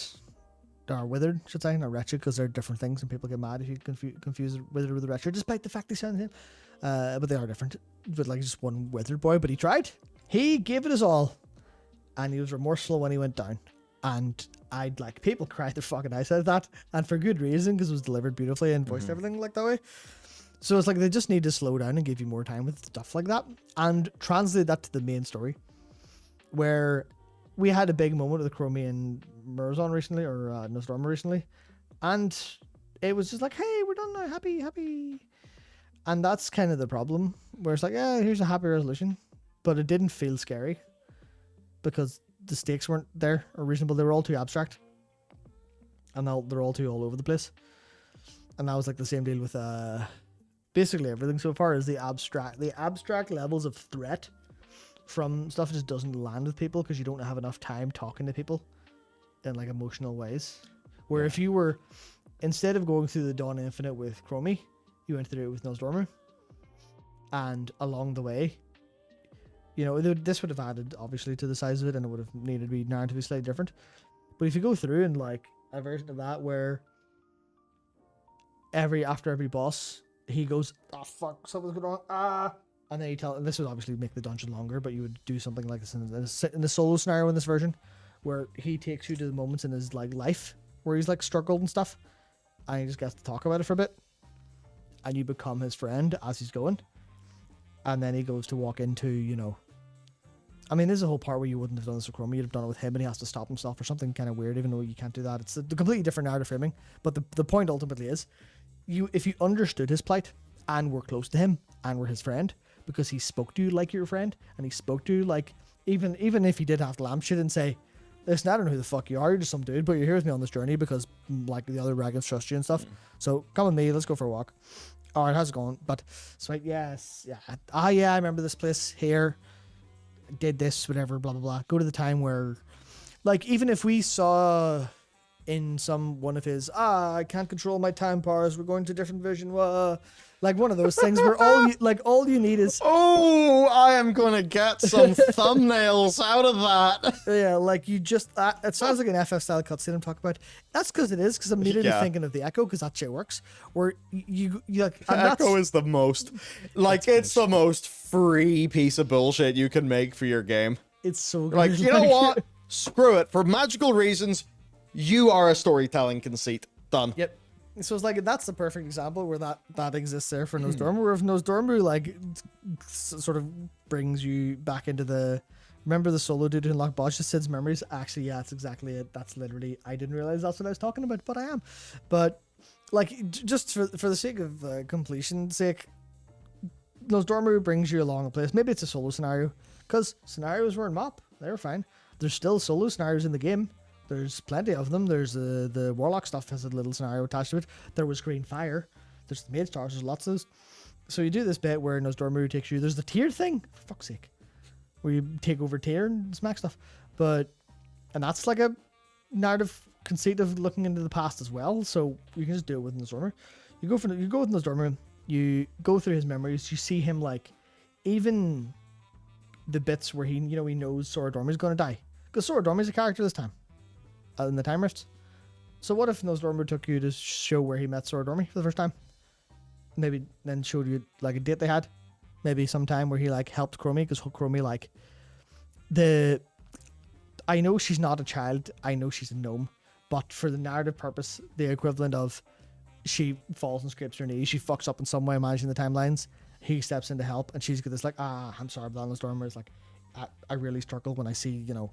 And there's even a connection of the Time Rift, or the Aeon's Fringe quest stuff that we're doing, where the conceit was, it's really hard to go and set the timeline right when you have to do things that you don't want to have happen. You have, Chromie fucks up something and like sneakily leaves like someone's gonna get like killed, and she leaves an escape route because she like likes them a better, they look like her or something, or like a gnome. She helps one gnome escape from Gnomergon and not become a leper or something like that, and then gnomes will finally have some fucking story, and then Nosdormu has to reprimand her, but she like starts crying, and then the VO gets to cry a little bit, and Nosdormu has to comfort her and say, listen, like, this is a hard ass job, but it is what we have to do, what you'll want to do. And then you could even do this whole bit where he goes, it's hard to do this, but the way I get through it is I look at the amount of joy and happiness in our timeline that we've created, and it's this joy we protect. Sometimes we have to sacrifice other timelines' joy, other timelines' happiness, and it hurts, but it's for the sake of the people we love and care about in our timeline. And then, look at that fucking fancy message, and everyone's happy. And you're doing this while you're fighting a load of infinite dragons and stuff like that, so people don't get bored. But all this goes along, and then at the end, you're like, Nosdormu has a character! And he's said stuff, and he's done stuff, and we've seen his like good times, we've seen his bad times, now we care. Yeah, now we care about him. Just by the way, can we decanonize dragon skin cream? What? So I had this problem. I don't know what thing I was looking. Basically, yeah, I was doing a thumbnail for the Clips channel, right? And I was going through what he looked like. Oh, right, And yes. his skin. The faces of some of these modern characters look like complete trash. They are really bad. And I think Nosdormu may be the worst. He looks ridiculous. Like, you actually look at Nosdormu in that, like, cutscene, you know, it's all, like, you know, big full screen. He looks ridiculous. He's supposed to be, like, thousands of years old. And we're like, yeah, but Visage, it doesn't need that. Yes, you can have logic for why all the dragons look perfect. But there has to be, you know, you need to be saying something with that. As an example, one of the reasons why all of the mages in the Witcher universe are beautiful is because they get to choose what they look like. So they stand out in a universe where, no, not everyone's beautiful, everything, you know, there's a lot of poverty, there's a lot of bad shit. So it's like, with the mages there, it's a creative statement. Whereas here, it's like, do you want Nosdormu to look like old, wise, and troubled? Then why does his face look like that? Why does he look like he is a 22-year-old trying to play an old man with no makeup department? Anyway, that's a bit of a random thought. But Yeah. it grumbled me. Yeah, I completely understand. Like, there's something else I had there going, but I can't remember what it was now. It was something interesting. I bet. Because obviously it was. I wouldn't have terrible ideas, would I? I actually completely forgot what it was. Also, I think the camera was on you for most of that segment. Cool. That was useful. Fog. I fucked that up. But yeah, no, It's not automatic. yeah, but not when I had studio mode on, Ah. which I did because like things. That's kind of awkward because I had a few messages to respond to there. Yeah. So I had to respond to them. Yeah, that was. Whoops. Uh-oh. Whoops, that's what you get for not monitoring a stream. But like that stuff is just, that's the kind of thing they could do a lot more of. That's the kind of stuff they Yeah. could do a lot more of, a lot more interesting, and just kind of push through a little bit. There's yeah, that's what it was. Zastin said, yeah, when it comes to the Legion version of Azeroth, when we ask if we can go to help them, Sword Dormy's just like no. I'm like, that's cool. Make that your patch story. Oh yeah. Literally make it your patch story. We go to Azeroth, and the place is fucked, and we're not allowed to talk to anyone. We see Tyrande lying half bleeding, fighting off 200 fucking demons. We see her lying there beside the skull of Malfurion. Illidan's like closing in, about to kill her. And we're just like, we can't help. Sorry about that. There's a thing that I have not seen be discussed. What's that? Sora Dormy dies. Sword Dormy dies. She dies in one of the visions of the future that Kairos sees. Well, that we see whenever we power up the hourglass of time on the Timeless Isle. And I believe what we see in that is Sidormi, is it Soridormi? Sorry, Dormy. Soridi. Oh, good, I was actually saying it right. Soridormi. Yeah, because we see her die. And here she is, notably not dead. Yes, Miss Pandaria. A vision of time, of some unspecified point in the future reveals Sora Dormy dying. Her killer's identity is unknown, but Kairos Dormu also appears in a vision walking away from her body. That is, yeah, so, I mean, that could just be something that's dropped that won't happen again. Okay, you know what? I'm actually just going to take some notes of the dropped storylines, like part 2 video. Oh, Yeah, see, what have we got in today's video? So, drop storylines. Sora Dormy. Sword Dormy, Rathion, Blade. What was the other one? Oh, it was a good one, There's too, a good the other one. I don't remember. Chat, Help us. Help, yeah. Help us, please. Please. Please, we both have dementia. We rely on you. Mm-hmm. Oh, man. No, it was something good. Yeah. Oh, it hurts. We don't have any bad ideas in the stream. Not at all. Not a single one. Never had a terrible moron idea. Kind of fascinating, then. Oh, yeah, so the next thing in our stream doc is the Judgment Set remaster that Tomcat did. Oh, boy. Is this a nice piece of work. And it's not just a remaster. I want to be very clear. This is Like, this is hard to make. Like, the remaster is a lot of work, but also, like, making, animating all this stuff in, I assume, Cinema 4D. It's a really, really just epic piece of work. And what I love about this is, he actually takes you through it all in the video. What a legend. Yeah. It's just a really killer piece of YouTube content. And certainly, I mean, the sort of, basically the machinima at the end is like, it's like, that's some Blizzard quality shit at the end. Yeah. It's like, god damn, man. I mean, okay, it's like one of the next shots that's coming up. Okay, after that. But basically, yeah, big Judgment Paladin, like, breaks in. Yo. Yeah, right? This is so much work. Again, all these things have got to be animated. Animating takes all of the time. Because, I mean, yeah, I assume, like, this is all custom animation work, too. But, yeah, I mean, remastering a set, that's one thing. Making a, like, made-for-purpose, completely killer machinima for it, that's another thing. Oh, yeah. Just seeing that judgment fly. Again, it's like, one of the things that the BFA cinematic kind of showed was, like, just a little glimpse of photoreal WoW magic. I really love, like, the flash. It's just literal light. Literal light. Just. Hero shot. Hero shot! Obscene. Big hero shot. One downside, holding a hand out to shoot like that makes me think of Immortals of Avium. Maybe think of Iron Man. Oh. Yeah, that's cool. Immortals of Avium. We haven't clowned on that in multiple streams. That's kind of surprising.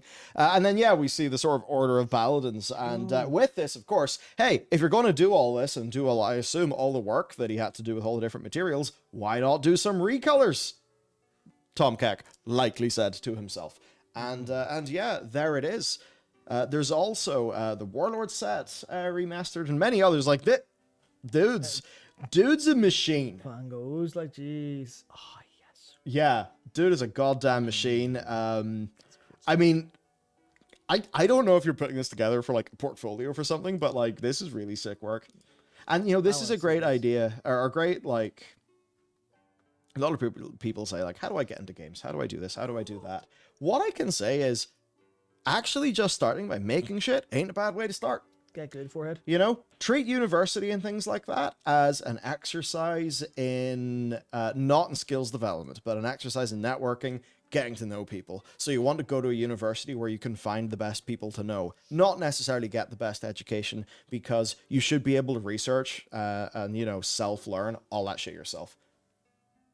I'm kind of down on universities, to be honest. Get good at getting good. Universities are bad for anything other than accreditations that you might need, but even then, in most reasonable situations, you don't need one. You literally need demonstrable skills before anything else. Yeah, it's like you can self-teach yourself to be a Tomcat. I do not know how he... I actually literally don't know how he got his skills, but I do know that everything seen there, you can learn with online tutorials. So... or by piddling about. Yeah, just definitely piddle about with a specific goal in mind to do things. That's how to do. Never just piss about. Unless you want to piss about to find out what's cool, do that. But it's like it's so insane how easy it is to, like, learn to get good, and then you can get good at everything. To a degree, like, there's some stuff it's just literally, like, gonna take time and stuff, but yeah. Yeah, so just a really awesome bit of work. Not the sort of thing that Blizzard could just go and put into the game, because this is all, I assume, Cinema 4D, or, some 3D tool. I mean, most of the WoW stuff, I think, is done in Cinema 4D. Probably should have, looked a bit closer, because he did show work in progress work. Good point, actually, yeah. But anyway, even in that, I'm sure these videos contain plenty of educational things in themselves. I remember poring over the Hurricane making of videos for, the big WoW Classic cinematics that Hurricane did. We just had these really, like, slickly edited making ofs that were so satisfying to watch. So, this is the cool shit. Yeah, don't know. Hey, Blizzard, just find a way to do more of this. Which I could basically say as... make your next big cinematic cool, please.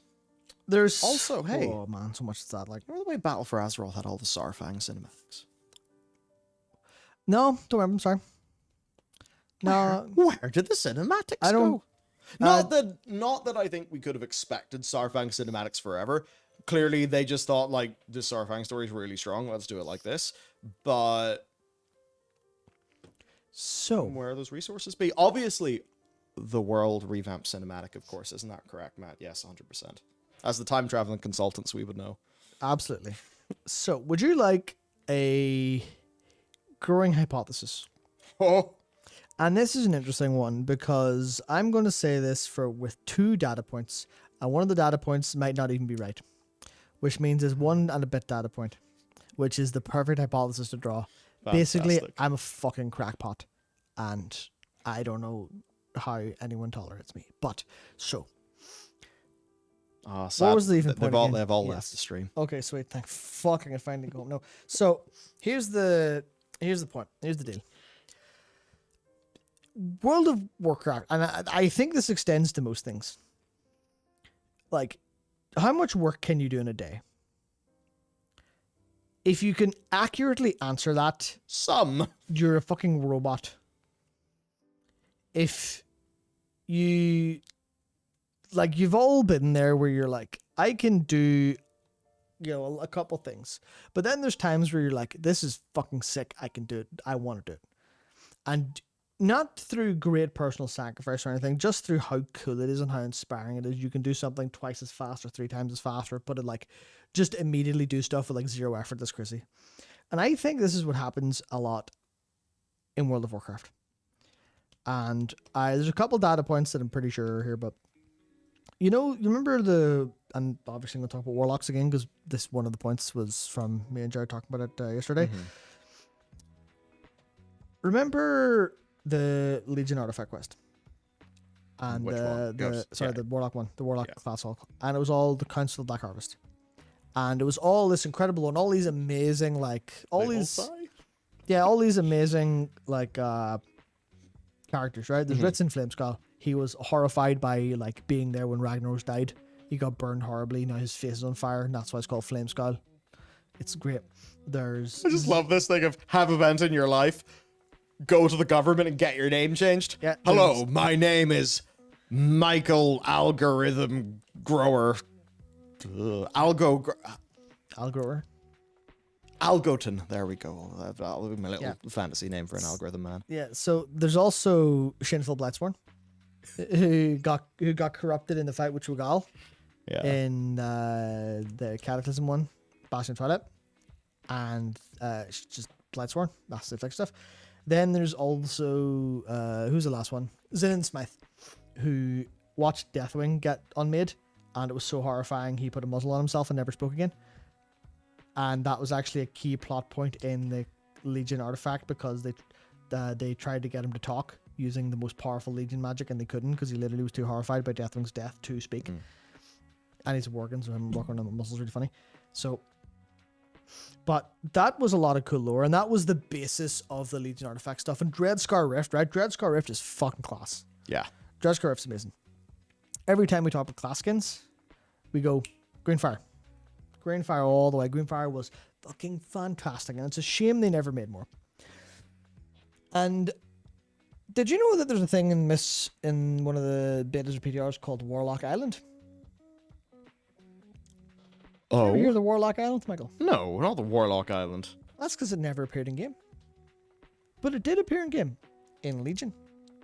Because the Dreadscar Rift was Warlock Island. That makes sense. Because they planned Greenfire to be a full quest zone with dailies and questions for Warlocks. What? So, and it got cut. I fucking love Warlocks, man. It got cut down to be Greenfire. Whoa, I didn't know that at all. Yep. So, and Greenfire was where all the Council of the Black Harvest stuff was set up. It's where Canrathal Ebonlock was introduced as a character and like fell to the fell, and they had that stuff, all of those skins, all that stuff like that. That all came from what seems to be either one dev or a handful of devs' passion projects. Shit that I'm pretty sure they were told not to do, or something along those lines. Was Timeless Isle not similar enough? Yeah, Timeless Isle had a bit of a, guy went to bat to do that, from what I understand, between the lines from various mythical forest spirits that have sent me DMs in the past. So there's a little bit of like, I think the World of Warcraft, I mean, you go back as far as Molten Core. How is Molten Core made? In a fucking weekend. Yeah, they're just like, oh shit, we have no end game. I think we should make some end game.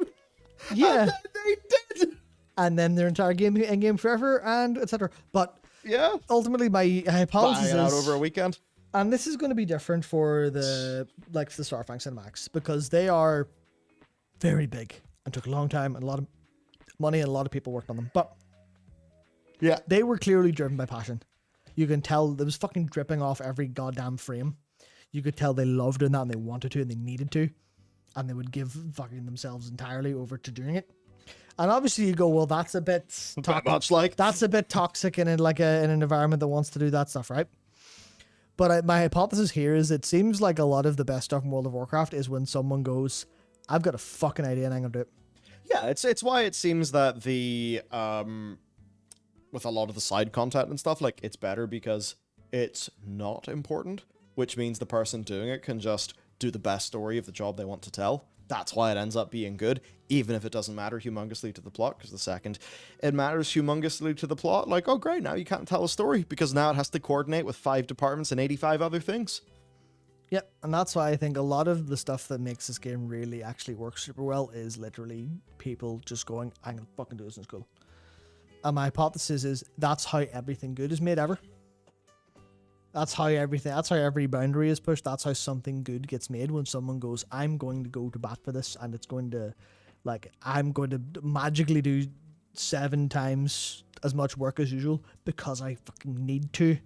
And it's like all of the downtime during the day that isn't like as normally there is gone because of like this hyper focus on this really one thing you love to do and are really good at. Like Akaria says, it's very simple. You need the vision. And if you can have the vision, and that's where like teams are like hyper effective teams, where people who share a vision and go, we will bust ourselves to get the vision done, or even just we will work very efficiently within our allotted time to get this done because we believe in it.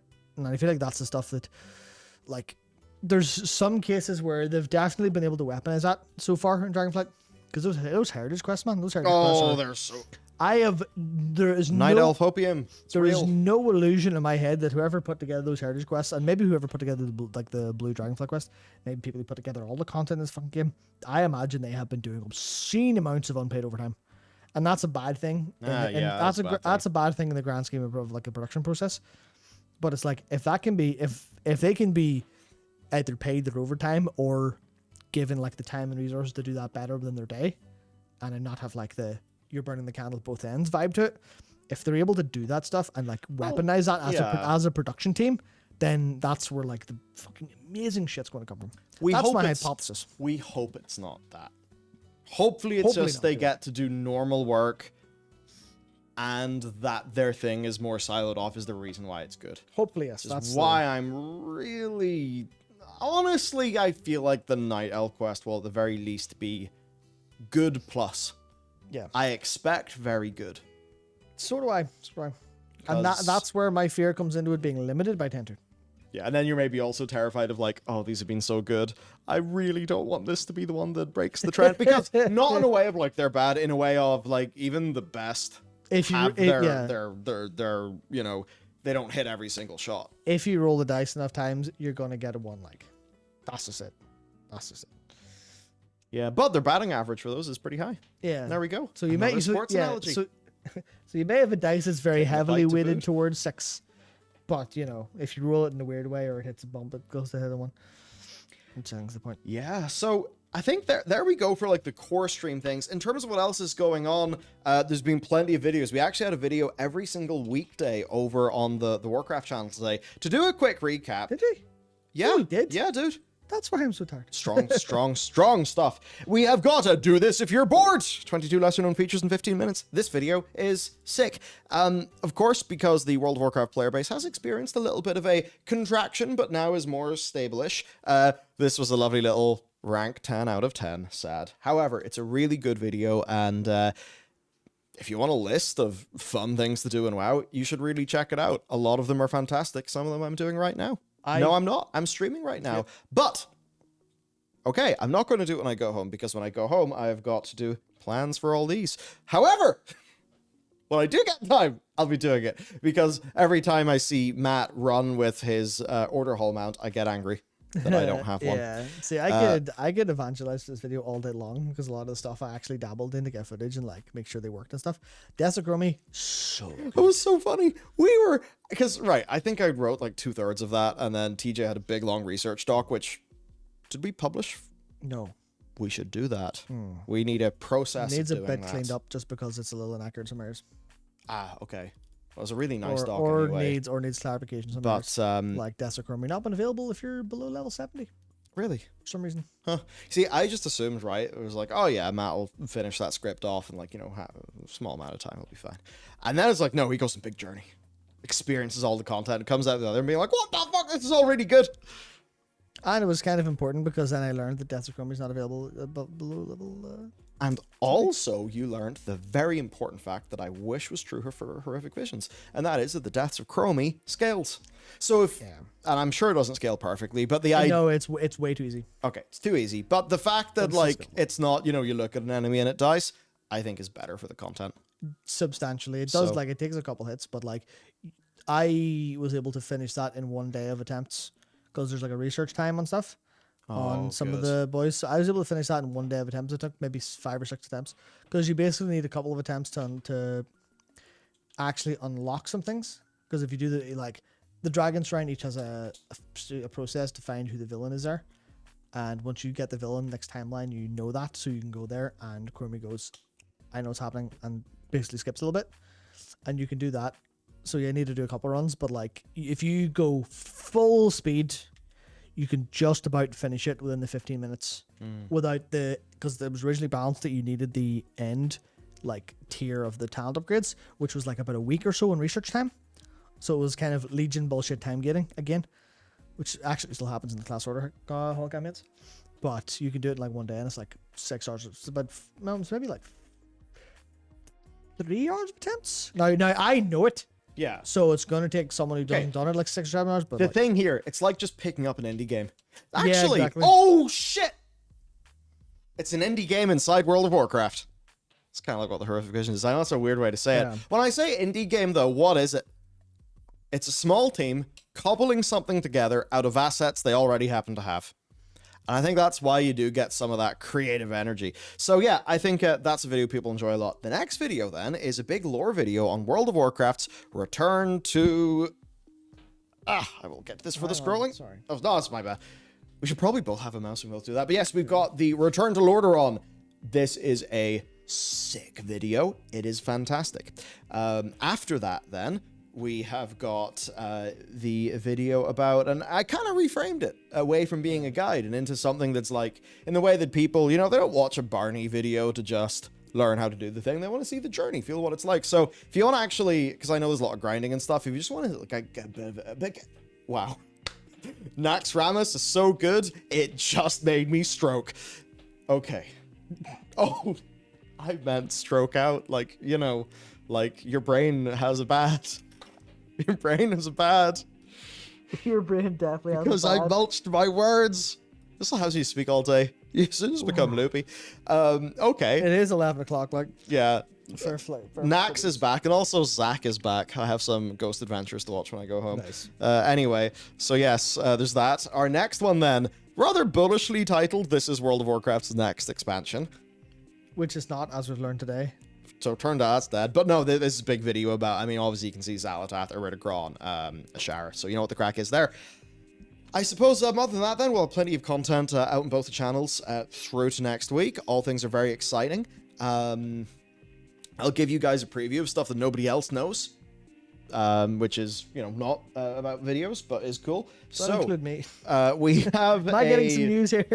The epilogue, I suppose the epilogue update, which has loads more expanded endings for the Pale Beyond, is a free update to the game, and that comes out on Sunday. So your Steam will just automatically upload it, or download it. Where also we have a Steam daily deal from Valve, which we're all really excited about. The game will be 25% off. I believe it kicks off at 10 a.m. Pacific Daylight Time on Sunday, which is 6 p.m. British Summer Time. And then the other thing to celebrate all of this, we have, of course, for the people who've just joined us in the stream, if you go to Bellular, if you go to store.bellular.games. It's pinned in the description, or pinned in the chat, sorry. You'll be able to pick up all of our delicious collector's edition stuff. So we got a few different things, of course. The art book. Oh dear, the encoder broke. Sweet. Does that mean the streams? Oh, it'll have to be a stream rip. Yeah. Spicy. We stream in 1440p is fine. So we've got the art book and making of. Through this, you will find much insight from the team, and there we go. I opened it in a page about penguins. Research and insight about penguins. Quality page. That other page was interface design and animation effects, and you're like, that sounds good. Yeah. And also, this is like, man, I remember some of these images are like this. I remember the first versions of this appearing like, so long ago. Yeah, so you can get basically the full journey of how we actually got the game made in this. In addition, we have also got the vinyl. What's cool, the vinyl is, if you buy the vinyl, you will immediately get a digital download of the full soundtrack, DRM-free, MP3 files and WAV files, and it is 51 tracks, so it's really big. For this, though, this is the deluxe edition. I'll put it here. Yes, the big vinyl. This is 4 sides. 4 sides and 2 discs. It is absolutely gorgeous. It has absolutely gorgeous art, and it's a very nice collection piece that I think anybody would enjoy having in their home. Certainly, whenever the production run happens, so that because this is the only one we have. When the production run happens, I will definitely be taking one home with me. And then finally, we have got the collector's edition loot, which does come. Lovely fun box. So yes, where is it? I think the main cool thing, put this on your desk. Remind you of your big, lovely adventure. There's a lot of detail, just the camera's far away, and if I put this close to you, then it gets out of focus. But yeah, really just fucking cool stand. It reminds me again, as I say, Matt got me into the idea of stands existing as a thing because of FF14. Because Square Enix Store has these. Can I show you this clear? Yes. Squeenix, man, they're good at that stuff. I nearly spent 100 quid in their merch store literally yesterday. I had to just close the tab. Just wait until that Dawn Trail merch happens. So we got this boy. We've also in that lovely box got our sticker sheet, as well as journals. May we be doing more? By the way, this one is dotted, so journals, they be happening. Of course, Stanberry the dog as a key ring. People love Stanberry, in fact, so much so that Stanberry is our Twitter icon. Also pins. We have got pins for the Saltborn and Landborn cultures and character backgrounds, as well as a number of art prints that you can put up in your abode. And all of that is at store.bellular.games. And we are running pre-orders until the 11th of August. Basically, the 11th of August is when I'll be able to hit the button and do the final production run for everything. And also, you will get a digital, a wallpaper pack as a free download if you buy the art book or the collector's edition, so that you can have, nice wallpapers and things. I particularly enjoy this. It's a little bit tinted by being nighttime mode on my phone, but yeah, big yummy art from our artists. Other than that, Matt, that is us for the stream. In terms of the business side of these, everything here is going into the war chest for Game 2. And I should say, Game 2, for a tiny quick update in that, we're at the end of milestone meeting 1. One of the cool things is, we've new lead programmer, which is really exciting because previously Thomas was doing so many things. Now that we actually have dedicated lead programmer, it is absolutely amazing. The progress the team has been able to make is sick. James's soundtrack already is, I'm so happy. So, and it is also in the same verse as Pale, but it is a very different game. So that's what's going on, and that is where the beans go to, because video games. It is in fact why we're all here.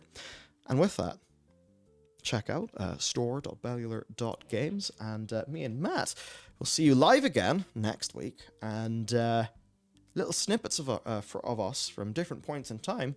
We'll see you in the form of video content over the next week. That we will.